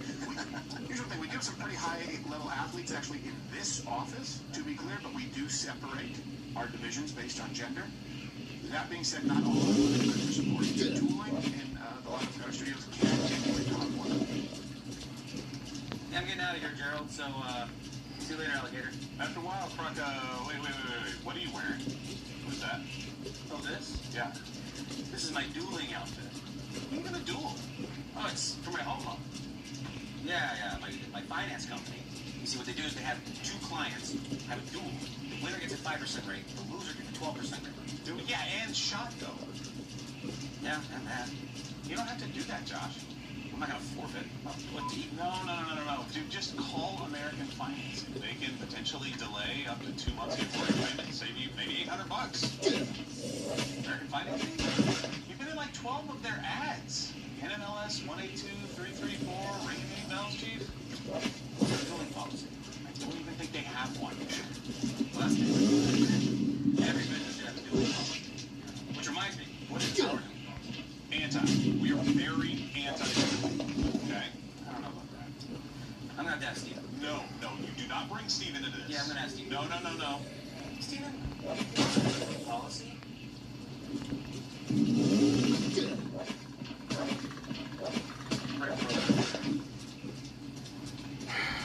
Gerald? Josh? I challenge you to a duel. Why? What did I even do to you? One.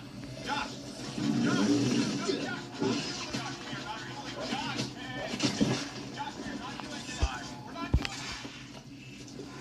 Call the pros at American Financing today at 1-800-974-6500 or visit www.americanfinancing.net/Crowder. NMLS 182334. If you start today, you may even delay up to 2 mortgage payments. I always forget. Why did we include the www in that? I just like Why not HTTP? That's not www is very fun to say. Okay. HTTP is it sucks. Well, that's not true. We've had a lot of people here actually saved quite a bit of money, and I'm amazed that they allowed the sponsorship and sponsor. They did. But don't worry, they missed the shot. I mean, they missed the first one. We got another commercial to shoot later. All right. No case. So, this was all over the place this weekend. I did drive by one in a suburb just to see. I noticed something. I noticed a repeat on something. And do you guys think that this is organic? Or do you suspect it's AstroTurf? And what do you think it is that these people at the No Kings protests, rallies were pushing for? We saw this with the Pussy Hat March for a while, and it's just kind of it. Then there was the Occupy Wall Street. I went there, infiltrated them over the course of a few days. There's nothing new under the sun. It's not authentic. It's not organic. And what these people actually want is full-blown communism. Well, how do I know? Because they will tell you that. And the alliances that are being created, however, that's what I should say is concerning. Black Lives Matter obviously ended up being inconsequential. But the mark that they left, we are still feeling their impact because of how they veered the Democratic Party further left. And if they achieve power again, we are going right back where we started. You will not be able to watch this kind of content online. It's going to be difficult. So, you may have missed these No Kings rallies this weekend, but here's just a briefer for those who actually had stuff.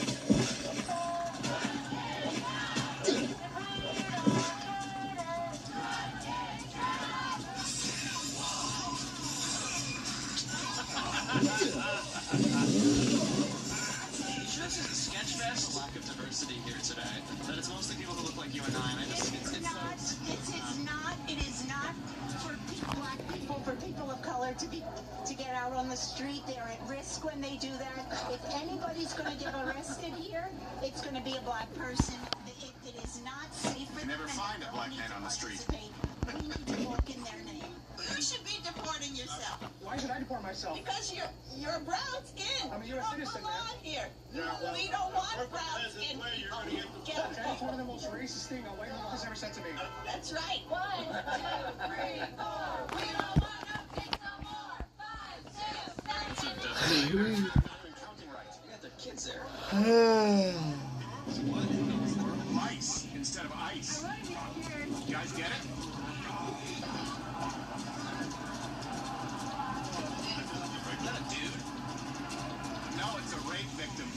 celebrity.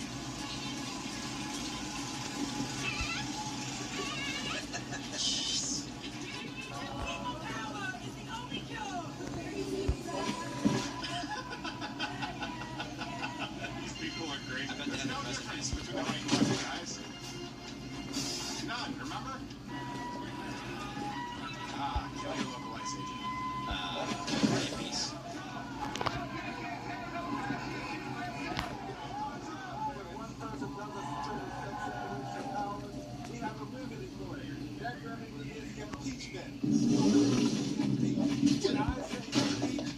They're using that cane. It's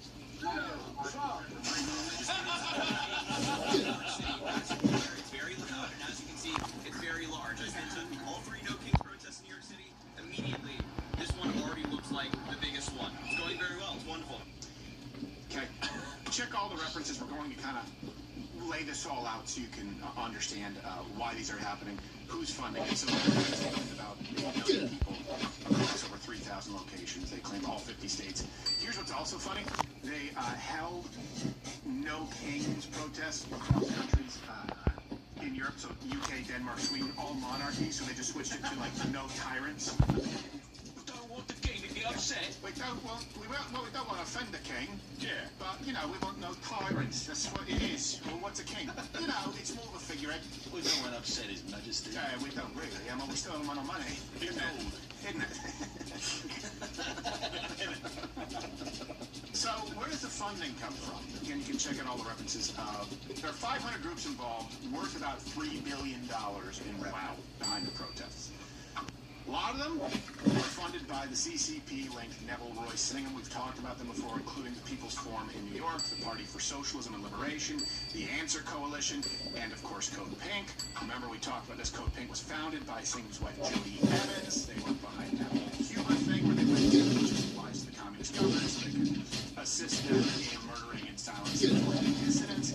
Here, we have Madeline Pendleton, an activist from Convoy, openly discussing, so don't take my word for it, openly discussing communist Chinese funding and how they would like more of it. So, People's Forum is funded by a Chinese billionaire. You hear that about PSL a lot, and there is a Chinese billionaire who gives PSL so much. But the Chinese billionaire gives People's Forum a lot of money, and they posted a really funny thing about it back in 2021 that I want to show you. So they said, for months we've been the target of a campaign that alleges our funding comes from dark money. A few years ago, we met Louis Singham, a Marxist comrade who sold his company and donated most of his wealth to nonprofits that focus on political education, culture, and internationalism. It seems to bother some folks that we receive funding that furthers our anti-imperialist politics. It seems to bother them even more that our funder is also a staunch anti-imperialist whose work goes back to the Black Panthers and the LRBW in Detroit. The folks who make allegations against us are steeped in the worst kind of racism, believing somehow that our funding robs us of agency and self-determination. Roy follows in the footsteps of his father, Raji, a committed activist for national liberation. We brought that open too. Ultimately, our solidarity with the people and countries at the epicenter of the struggle against U.S. imperialism will not be moved by the racist allegations made by the people who loudly echo State Department and Pentagon discourse. He does fund some stuff. It's certainly not the sole source of most people's funding. And also, who cares? He's elected. He sold his company, got rich. He wants to give all his money away, right?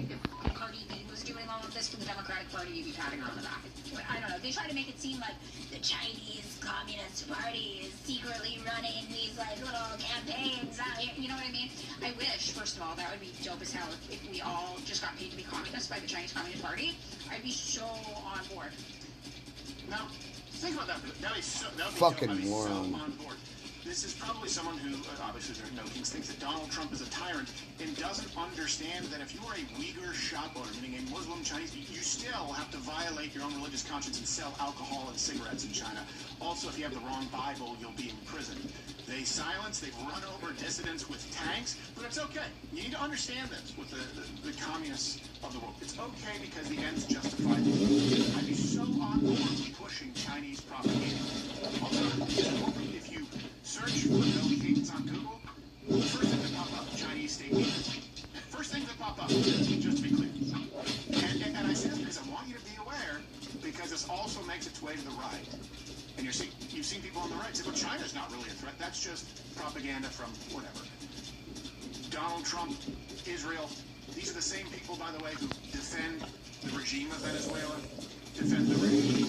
We're going to get to that in a second, too, these people supporting Iran at these protests. I'm not saying that you have to believe in more foreign involvement, but that's not what these people are doing. They are supporting not the people of Iran. They are supporting the regime of Iran. Yeah. They are supporting not the people of China. They are supporting the communist regime of China and receiving funding. They are supporting not the starving people of Venezuela.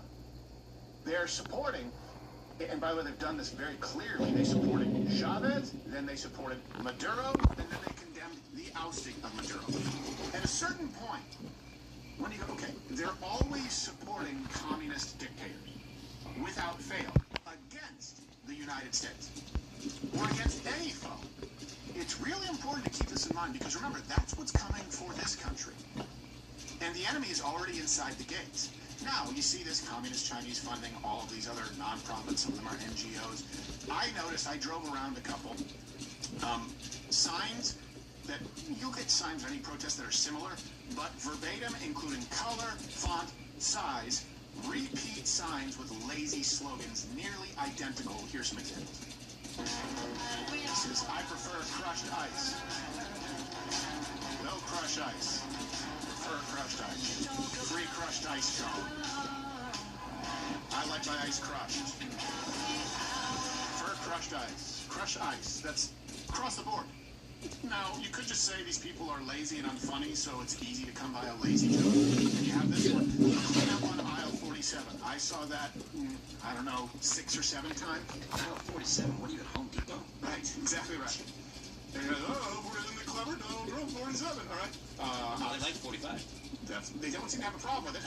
Trump is a liar is another one. Of course, that's kind of lazy, but it's, again, you look at it, it's, these people are getting the same signs. I was on the Fight for 15 newsletter. I'm pretty sure I've been putting up the block list.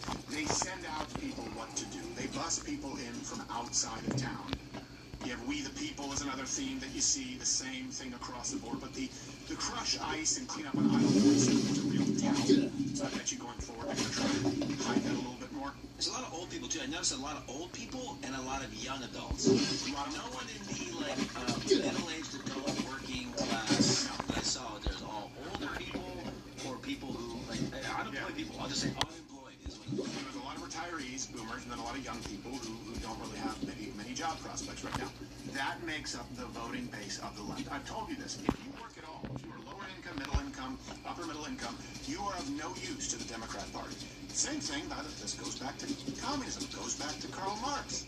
Yeah, you are part of the bourgeoisie if you run a business at all, if you employ anybody at all, if you are a net tax positive to the country at all. You are the rich who need to be eaten, to be clear. This is who the left caters to, those who pay nothing in federal income taxes, and of course, big tech oligarch billionaires. So let's go through the 5 worst moments. And I just want you to remember, this could easily come right back into power. We lived under it for 8 years under Barack Obama. We lived under it for another 4 years under Biden, when people tell you that there is no difference. Far be it from me to tell you that Republicans are perfect. But if you guys stay home, you are going to be giving the country over to these people. Let's go in descending order, I guess. 5. And you guys know that no one here can stand, and I speak for everybody, I don't care if you disagree. Bruce Springsteen. He went to the No, and the good news is, though, he wrote a new song for No Kings, which it seems like he wrote the song right there on stage. Hey, guess where we are? Guess who's here? Okay. Everybody likes Jane Fonda. Do it. Well, this past winter, federal troops brought death and terror to the streets of Minneapolis. They picked the wrong city. And for those who gave their lives, Renee Good, mother of 3, brutally murdered.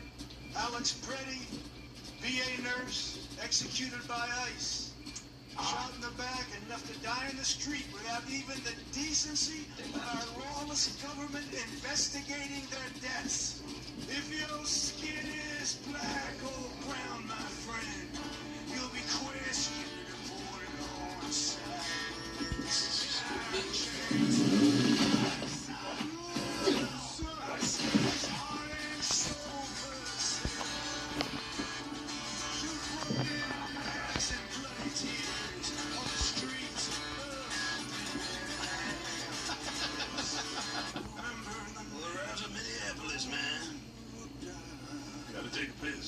Giddy up. All streets up.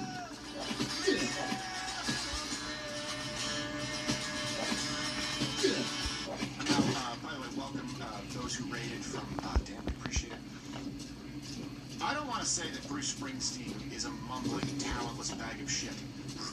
But I would, rather than listen to Bruce Springsteen, I would rather get cancer, discover the cure for cancer, get Alzheimer's, and forget the cure for cancer.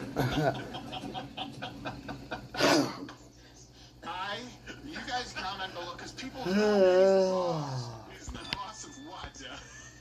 The Beatles? What is he the boss of, Bruce Springsteen? The guy can do nothing. Well, also, everything you just said is factually incorrect. If there were any other examples, they wouldn't go to Alex, Freddie, and Renee Good. So They would not go to the white ones. No, and they wouldn't As go he to... says, black and brown people, you're all in trouble. Right. Because white people got shot. Right. So let's look at... Okay. There was no investigation. Sure there was. Sure there was. Good. There was an investigation found. Of course, no basis for charges. Preddy, there's some ongoing civil rights investigations by the DOJ, but the footage pretty clearly showed that Preddy was armed, resisting arrest, and there was footage of him kicking out a taillight. There was footage of him being violent with officers, refusing. Yes, spitting, kicking the taillight. Renee Good, of course, tried to hit an officer with her car. She was there all day. She'd been impeding traffic. The point is this. If there was an example of someone being blown away by ice who wasn't currently on a trajectory to hit an officer with her car at that, they would use that example. Just like Black Lives Matter, hands up, don't shoot. They would have picked someone whose hands were up and was shot, as opposed to someone who had just knocked over a liquor store, was punching a cop in the head and trying to grab his gun. Darren Wilson, Mike Brown. They wouldn't use George Floyd. This is why they don't like body cams on police, because their narratives fall apart. He used those examples. People involved in current criminal activity, even if you say it's a gray area, they don't have the examples that they claim. I've asked to be sent any. I've received none. You can still send them in. Send me one that's even just closer, to be clear. And then what's the solution? Get ICE out now! Okay? And do what? Their answer is they don't believe in any deportations. Right. You have their answer. Open the borders, 12 to 20 million illegals in the span of 3.5 years under Biden. Deport nobody. Give them hotel rooms. Give them EBT cards on your tax dollars. Give them health care. Exactly. They're never pressed on answers. And they give bullshit examples. By the way, there's no mention also of Sheridan Gorman, killed last week in Chicago. Killer was an illegal Venezuelan migrant, to be clear. Previously arrested, 2023, for shoplifting. Shouldn't have been here. Doesn't mean that all illegals are criminals, but you can't know. And nothing rhymes with Gorman. No, nothing rhymes with Gorman. All they have to do is... Sounds to me like Gorman could have been stabbed by a doorman. That doesn't work. That's where you're going to go. That doesn't work. That's all he's got. All you had to do was implement your policy. Arrested, gone. Like, obviously find you, gone. Yeah. But arrested, easy. Right. Call ICE, gone. Yeah. Somebody's alive today. And you know what? Kill all ICE agents. Hey, I went on a ride along with ICE. You guys can go and watch it. Most of them, at least in Austin, were brown. There were some black people. There were some white people. One guy was white, very white, but he was Puerto Rican, which surprised me. But and decent too, by the way. Very nice guy. It's 2026. There can be white Puerto Ricans. My point is, they are putting the crosshair on people who are enforcing the law. They don't want, if the left achieves power again, the border will be wide open. Once again, they are going to deport nobody. They are going to subsidize them with your tax dollars, and they are going to buy their votes. Nothing is perfect, but let's not say that there is no difference. The next one, I guess we're good. There you go. Tim Walz gave a, well, unsurprisingly, quite gay speech, and specifically went out of his way to defend the non-contributing, net negative tax residents of his state, Somalis. At this moment that we are still in, when democracy itself seems to be at risk, it was Minnesota who said, not on our watch, not on our watch. Our weather may be a little cool, bulletproof glass, but our people, because they didn't care about Springsteen so much. Fierce. And my message, because this is not over, don't ever mistake our kindness for weakness. And I have a message to our immigrant community here in Minnesota. Get out. You are seen, heard, valued, and loved. Get the fuck out of the United States. You add value to our state. You are part of the fabric of what is good about Minnesota. And I have to tell you, that is a hell of a lot more than I'll say about anybody in the White House. And a special acknowledgement that we will never leave the side of our Somali Minnesotans. Most Somalis in Minnesota are on welfare, to be clear. Most of them pay nothing in taxes and benefit from social services. In the White, Donald Trump donates his entire salary. Yeah. To be clear, the Somalis will never leave your side because you're paying them. Yes, you are paying them off the backs of people who are working. And that was, I know, that was bulletproof glass. You're asking, what could he need protection from? I get it. I get it. A jilted lover. Took place on the Odie Knoll. It's always the old lover that Yes, it is. first suspect. Speaking of Somalis, You said you would call. the best among us, the Somalis. Let's be honest, the best among us. Ilhan Omar, of course, will take every opportunity and did to bash the United States, but she still lives here. I came to this country as a refugee. To me, America was a beacon of hope. A place where freedom fuck outta wasn't here. just You were a not word, born here. but it Shouldn't was be a fucking promise. I arrived here when I was 12 years old. I could have never imagined the day would come when we were staring down at this kind of creeping authoritarianism in the United States of America. Well, maybe she should have delivered it in Somali. That's a current sitting congresswoman. Yeah. Yeah. Okay. Authoritarian. So she Who married her brother. She made it to Congress. Yes. She's impressed. Married her brother. Yeah. And said her primary goal is to help Somalia.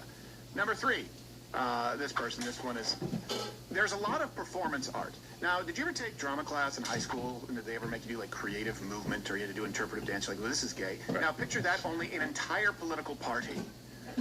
That's what you have at these rallies. This person is affectionately known as the Doge Walker. Wheelchair woman. I don't know how she ended up in a wheelchair. I don't know how she ended up with a name. I don't know. I don't know how she ended up in bondage gear. Well, here you go. If you've missed it, it's not even surprising at this point. Evolutionary, banging on my adversaries. And I look Dr. King of violence might be necessary. Because when you live on MLK and it gets very... It's Jason from Friday the 1,300 pounds. When he shows up, you hear... It's happening nationwide. No King. What was No King's protest? It's a real person. You know, I think it means that the Dow is over 50,000. So that's what we should be Sunburned on top, right now, pale on the bottom. But really, we're sick and tired of this administration and all the wrongs that they're doing.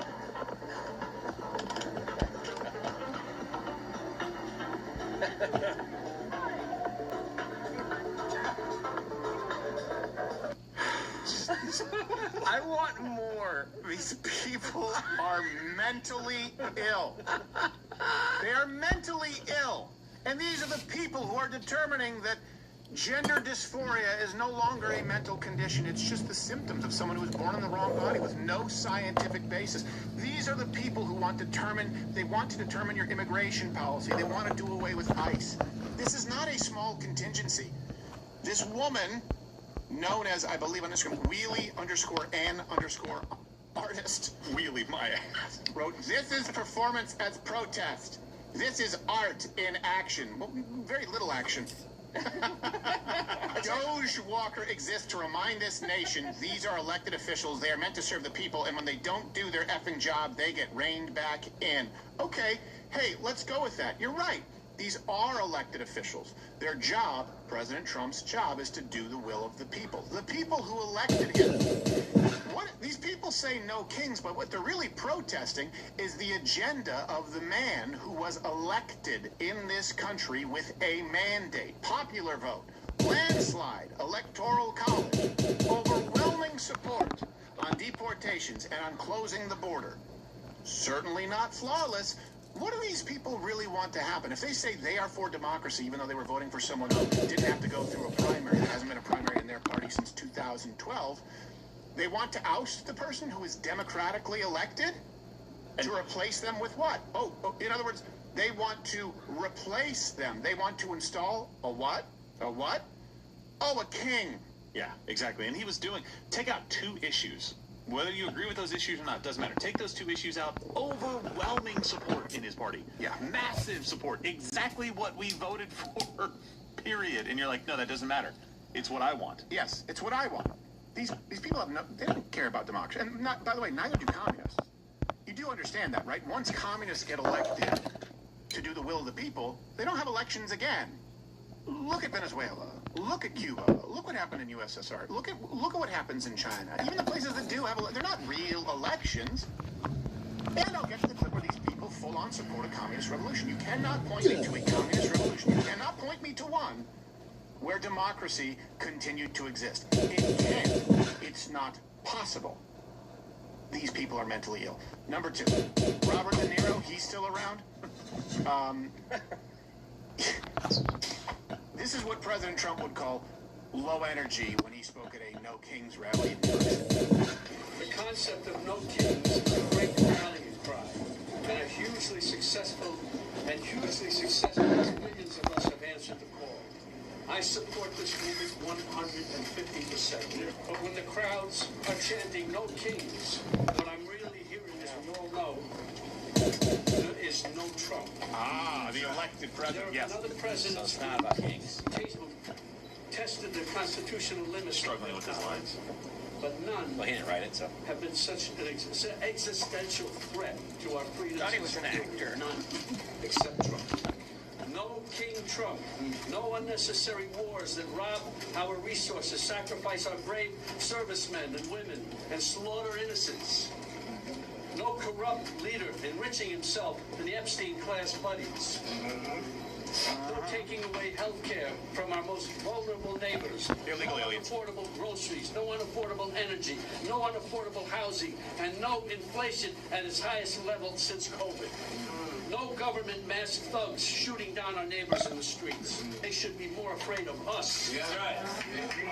Because we still believe in the core American values of justice, equality, decency, and kindness. Because we're going from the streets to the ballot box, and because we all deserve a country with no kings, no Trump. Thank you. Of course, it's nonsensical. This is what happens when you have an actor who's used to reading from a script and then has to write their own. Even his old friends couldn't understand what he was trying to say. Who the fuck are you? What are you trying to say? Pretty much. Now, let me ask you this. You have De Niro, you have, Sean Penn in the past. Give me one example of a De Niro type, a famous celebrity in Venezuela who was out there protesting and insulting the leader. Give me one example of that in Iran. Give me one example of that in Cuba. You starting to get the picture? By the way, all regimes that these people have supported, they've supported the regimes that will silence and will kill anyone who speaks out against them. There is no example. There's no king here. No one here was arrested. And later on MS Now, it used to be MSNBC, but now it's MS Now. It's just the funniest name ever. It's a disease, and it's very aptly named. Right now. Al Sharpton asked Bobby De Niro if actors should keep politics to themselves. Let me ask you this. I know we're out of time, and I said that was my last question, but have you, since you've been so vocal and so active in your career, and you won every award you could win, you don't have to, have you been told by other people in entertainment you should cool out, Robert, you shouldn't say things?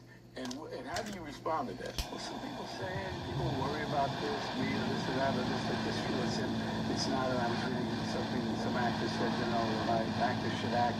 No, I'm sorry. My country is at stake. I'm not going to keep my mouth shut. Why should I? Why should I not say anything? Especially when I know I'm right. Period. No, what's at stake is your Tribeca loft. If there actually would be some kind of communist revolution. People like you get sick. Hope you like farming, but they don't actually expect it to happen. What they want is for you to push for the communist revolution. Which brings us to the number one event here.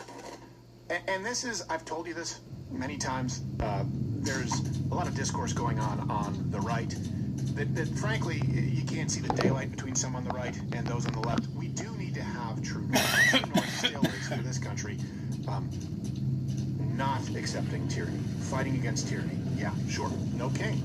This was the first place to really say that and follow through. And communism, Marxism, leftism, socialism. If you claim to be conservative, claim to be right-leaning, claim to be a nationalist, claim to be MAGA, America First, if you're under that umbrella, true north has to be, yeah, we can allow communists and their allies, communist socialists, their allies, no quarter. They can get no footing in our government because they are trying. They've already been successful in permeating our institutions like education, the entertainment industry, media, but we have checks and balances in government. If they achieve power in government, you know what that looks like. COVID. There's no difference. So, I bring it to this. Actual communists marching, chanting, actual communist chants in New York City. Or that the Trump administration has $200 billion in white rights. It's absurd. They're not going to tackle those buses go on the way.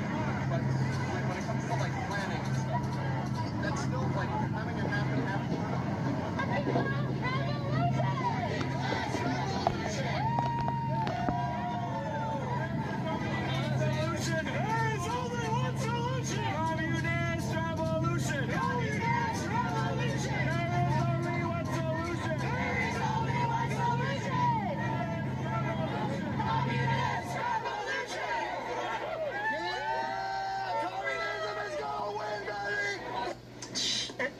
Somebody say, well, that's just a small group. It's not a small group.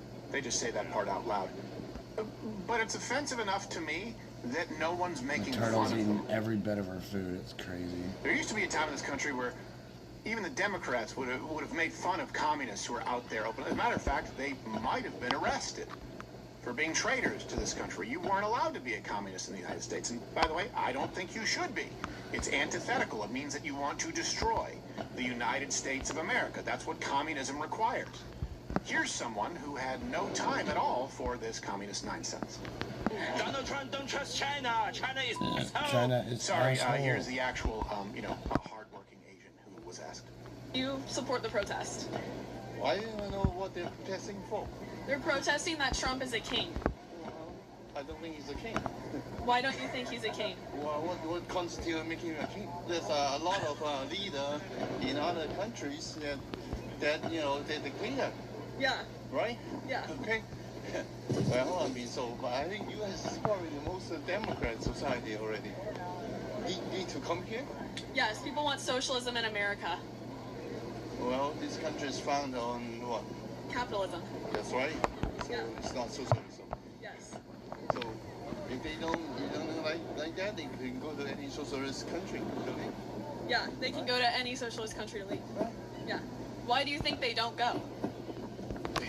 They like the freedom, but the other side, they contradict themselves.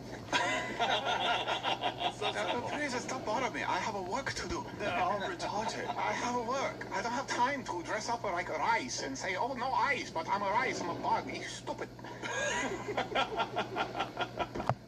My God. Also, and here's the thing, too. You notice, again, the horseshoe right. And I don't want to say the horseshoe right. I think that the discourse has been so damaged on the right by people who really adhere to leftist worldviews. Yeah. I think part of it is by design, to be honest.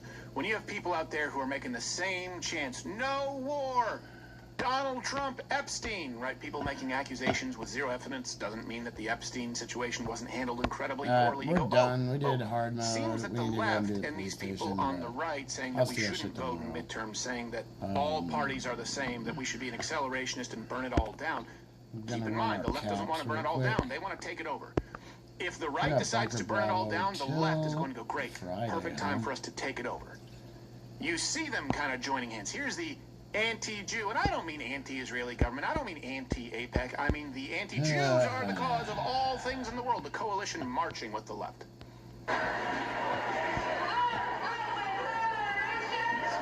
Goyim lives matter. Upside down flag, I think that person was holding. This whole, and look, this whole thing is astroturfed. It's not new. This is where I disagree with Tim Pool. I was there at the Occupy protest. I actually wore a hammer and sickle shirt and led some poetry circles.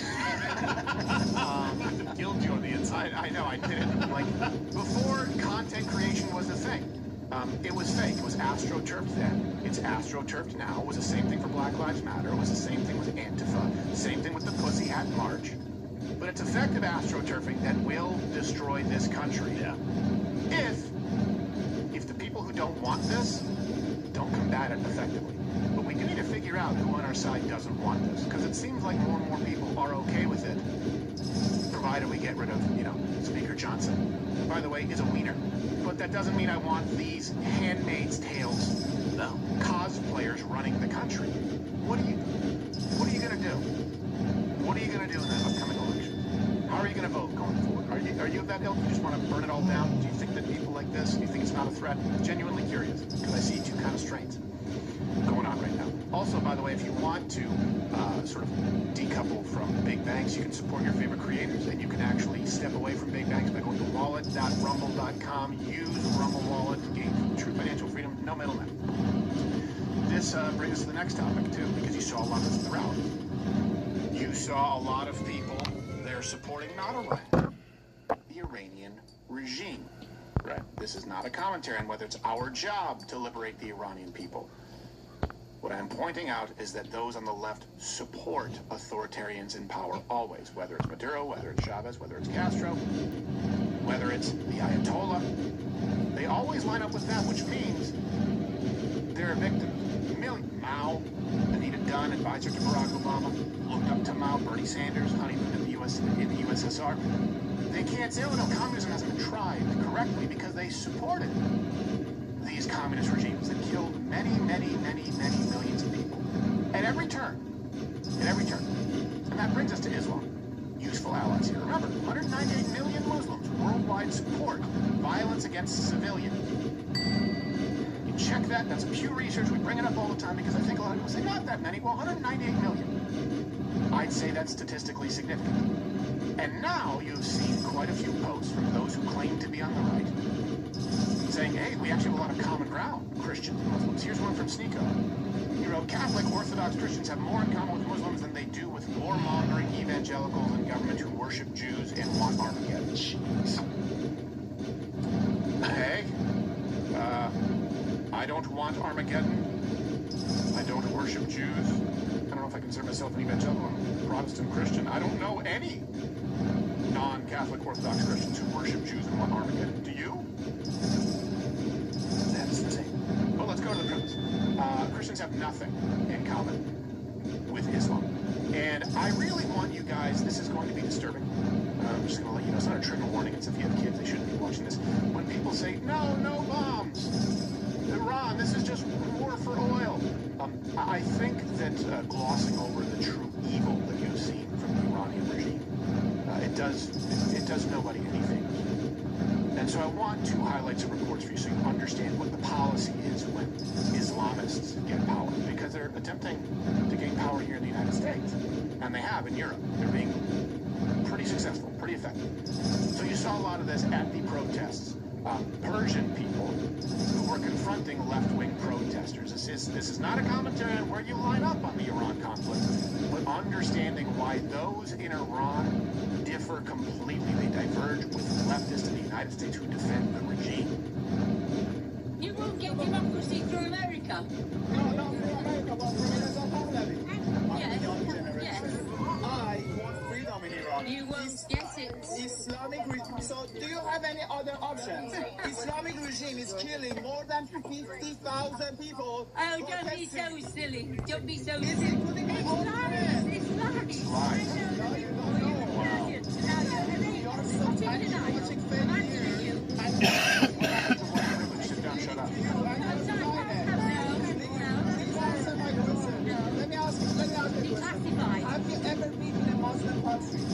Have you lived in a Muslim country? I'm sorry, guys, I'm sorry. So you have no idea what these people went through. You have no idea. Tell the Palestinians we got those down. Yeah. Supporting a terrorist regime.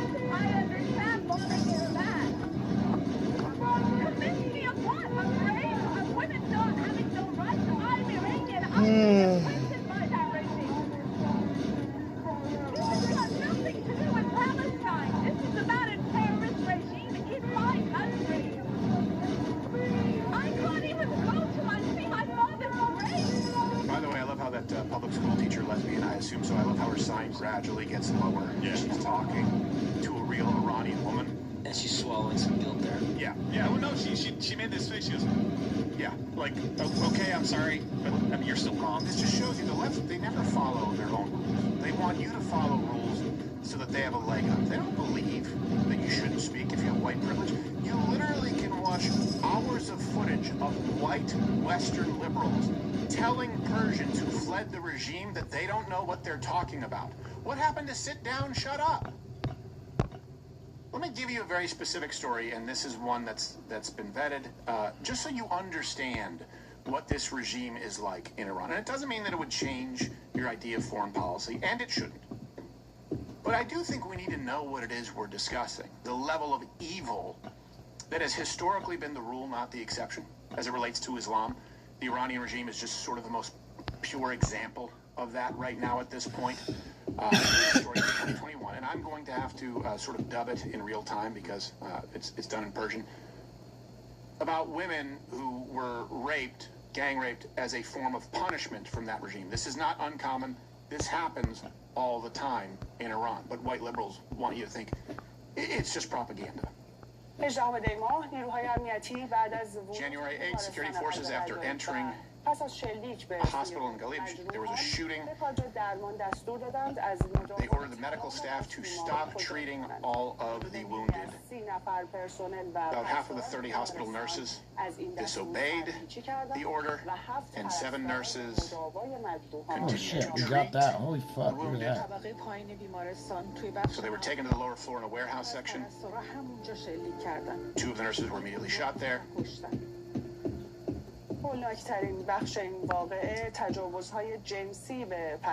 And then the nurses were sexually assaulted. 5 of them were being detained. 2 being tortured, gang raped during their detention by the officials. In some cases, foreign objects being used to rape them.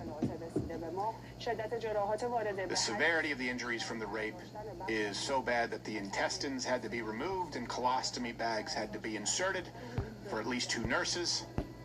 The regime pushed everyone into a pit.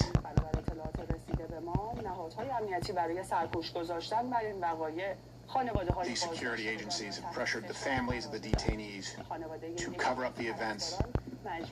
One of the nurses was forced to pay large sums of money, prepare a fake temporary marriage contract with an intelligence agency until they were released from the Capitol's, I believe this is going to say the Capitol's president.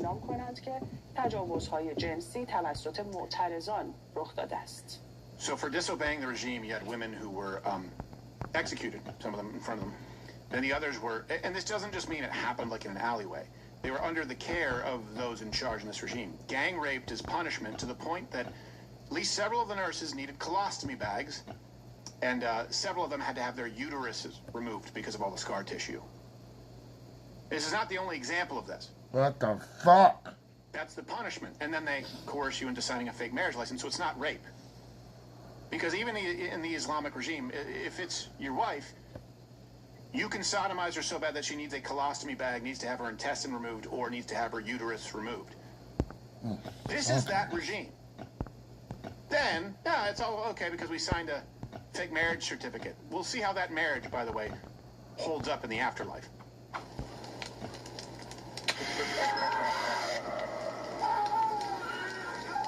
Yeah, the implication is that all the Iranian officials are in hell. Oh. Or will be soon. Yeah, hopefully. Hot, hot, hot, hot. That's Iran, that's the obvious one. When people say, we have a lot in common with Islam. Really? Okay? It's all because of American imperialism. I hear that a lot. I've heard Tucker say that.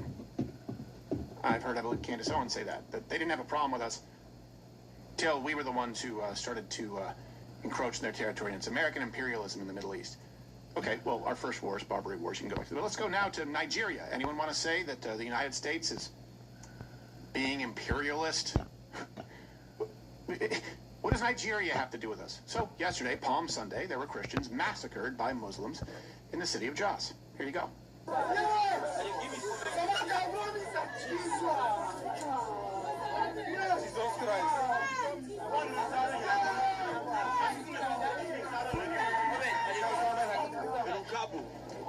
and just murdered over 10 people. Innocent Christians. On Palm Sunday. You can no longer deny genocide. They're being slaughtered. And you say there's no issue. You will regret what you are doing. Well, there are a few bad apples. It doesn't spoil the whole terrorist bunch. This is an outlier. Well, in case you've forgotten, 54 Christians were murdered last Palm Sunday at the same location. It's because of American imperialism. We share a lot in common. 30 Christians a day are murdered in Nigeria. 30 Christians a day. It has nothing to do with the United States. This takes place across the entire Islamic world. Then you see, that's the most severe, where Islam has no primary antagonist, no one to stop them. Then you go to, okay, where it's encroached a little bit, but some fail-safes are still kind of Europe. Well, we see how that works out. This weekend, the French football club, the LOSC, LOSC Lily, you know more about soccer than I do. You know more about that kind of stuff. They fined 83,000 euros for a crowd depiction of Joan of Arc because they said it violated the rule against political, ideological, or religious messaging inside the stadiums. And not long before that, there was a Serbian club fined 90,000 euros for using Orthodox iconography. So they were fined for that. That's pretty cool. Dope. Yeah, that's awesome. Now, and we're going to continue with this, by the way. I didn't realize we went over time. Mug Club is Rumble Premium. Rumble Premium is Mug Club. If you want to join, we're able to talk about this regardless of how popular a viewpoint is. Because of your support, you get this wonderful hand-etched mug, 100% more show. The Friday show, the Undercover Journalism Unit, everything we do here is funded by you. You can try it for $9 a month. That helps us keep the lights on. If not, you're going to go on to Haley and watch her for free here in the Rumble lineup. So you see that. Fines for Joan of Arc. Fines for Orthodox symbolism. Okay, but then on the flip side, you have the English Premier League pausing gameplay so that they could celebrate players breaking their Ramadan fast. It's almost like they're appeasing them. But this was pre-agreed between the clubs. It being Ramadan, the sun sets here.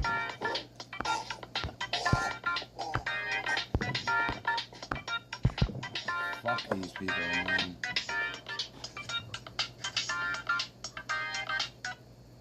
They suck off the fucking Muslims and the Jews at every step they get.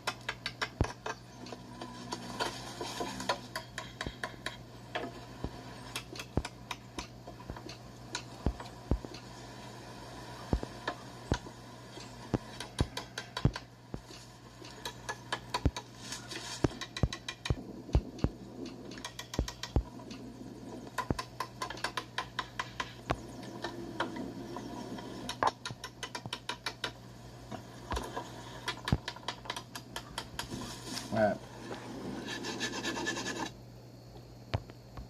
Alright, I'm gonna be done. There's nothing else for me to do on here, so. Oh, we can open these.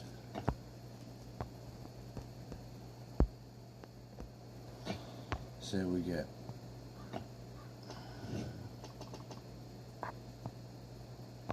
That's 6 of them.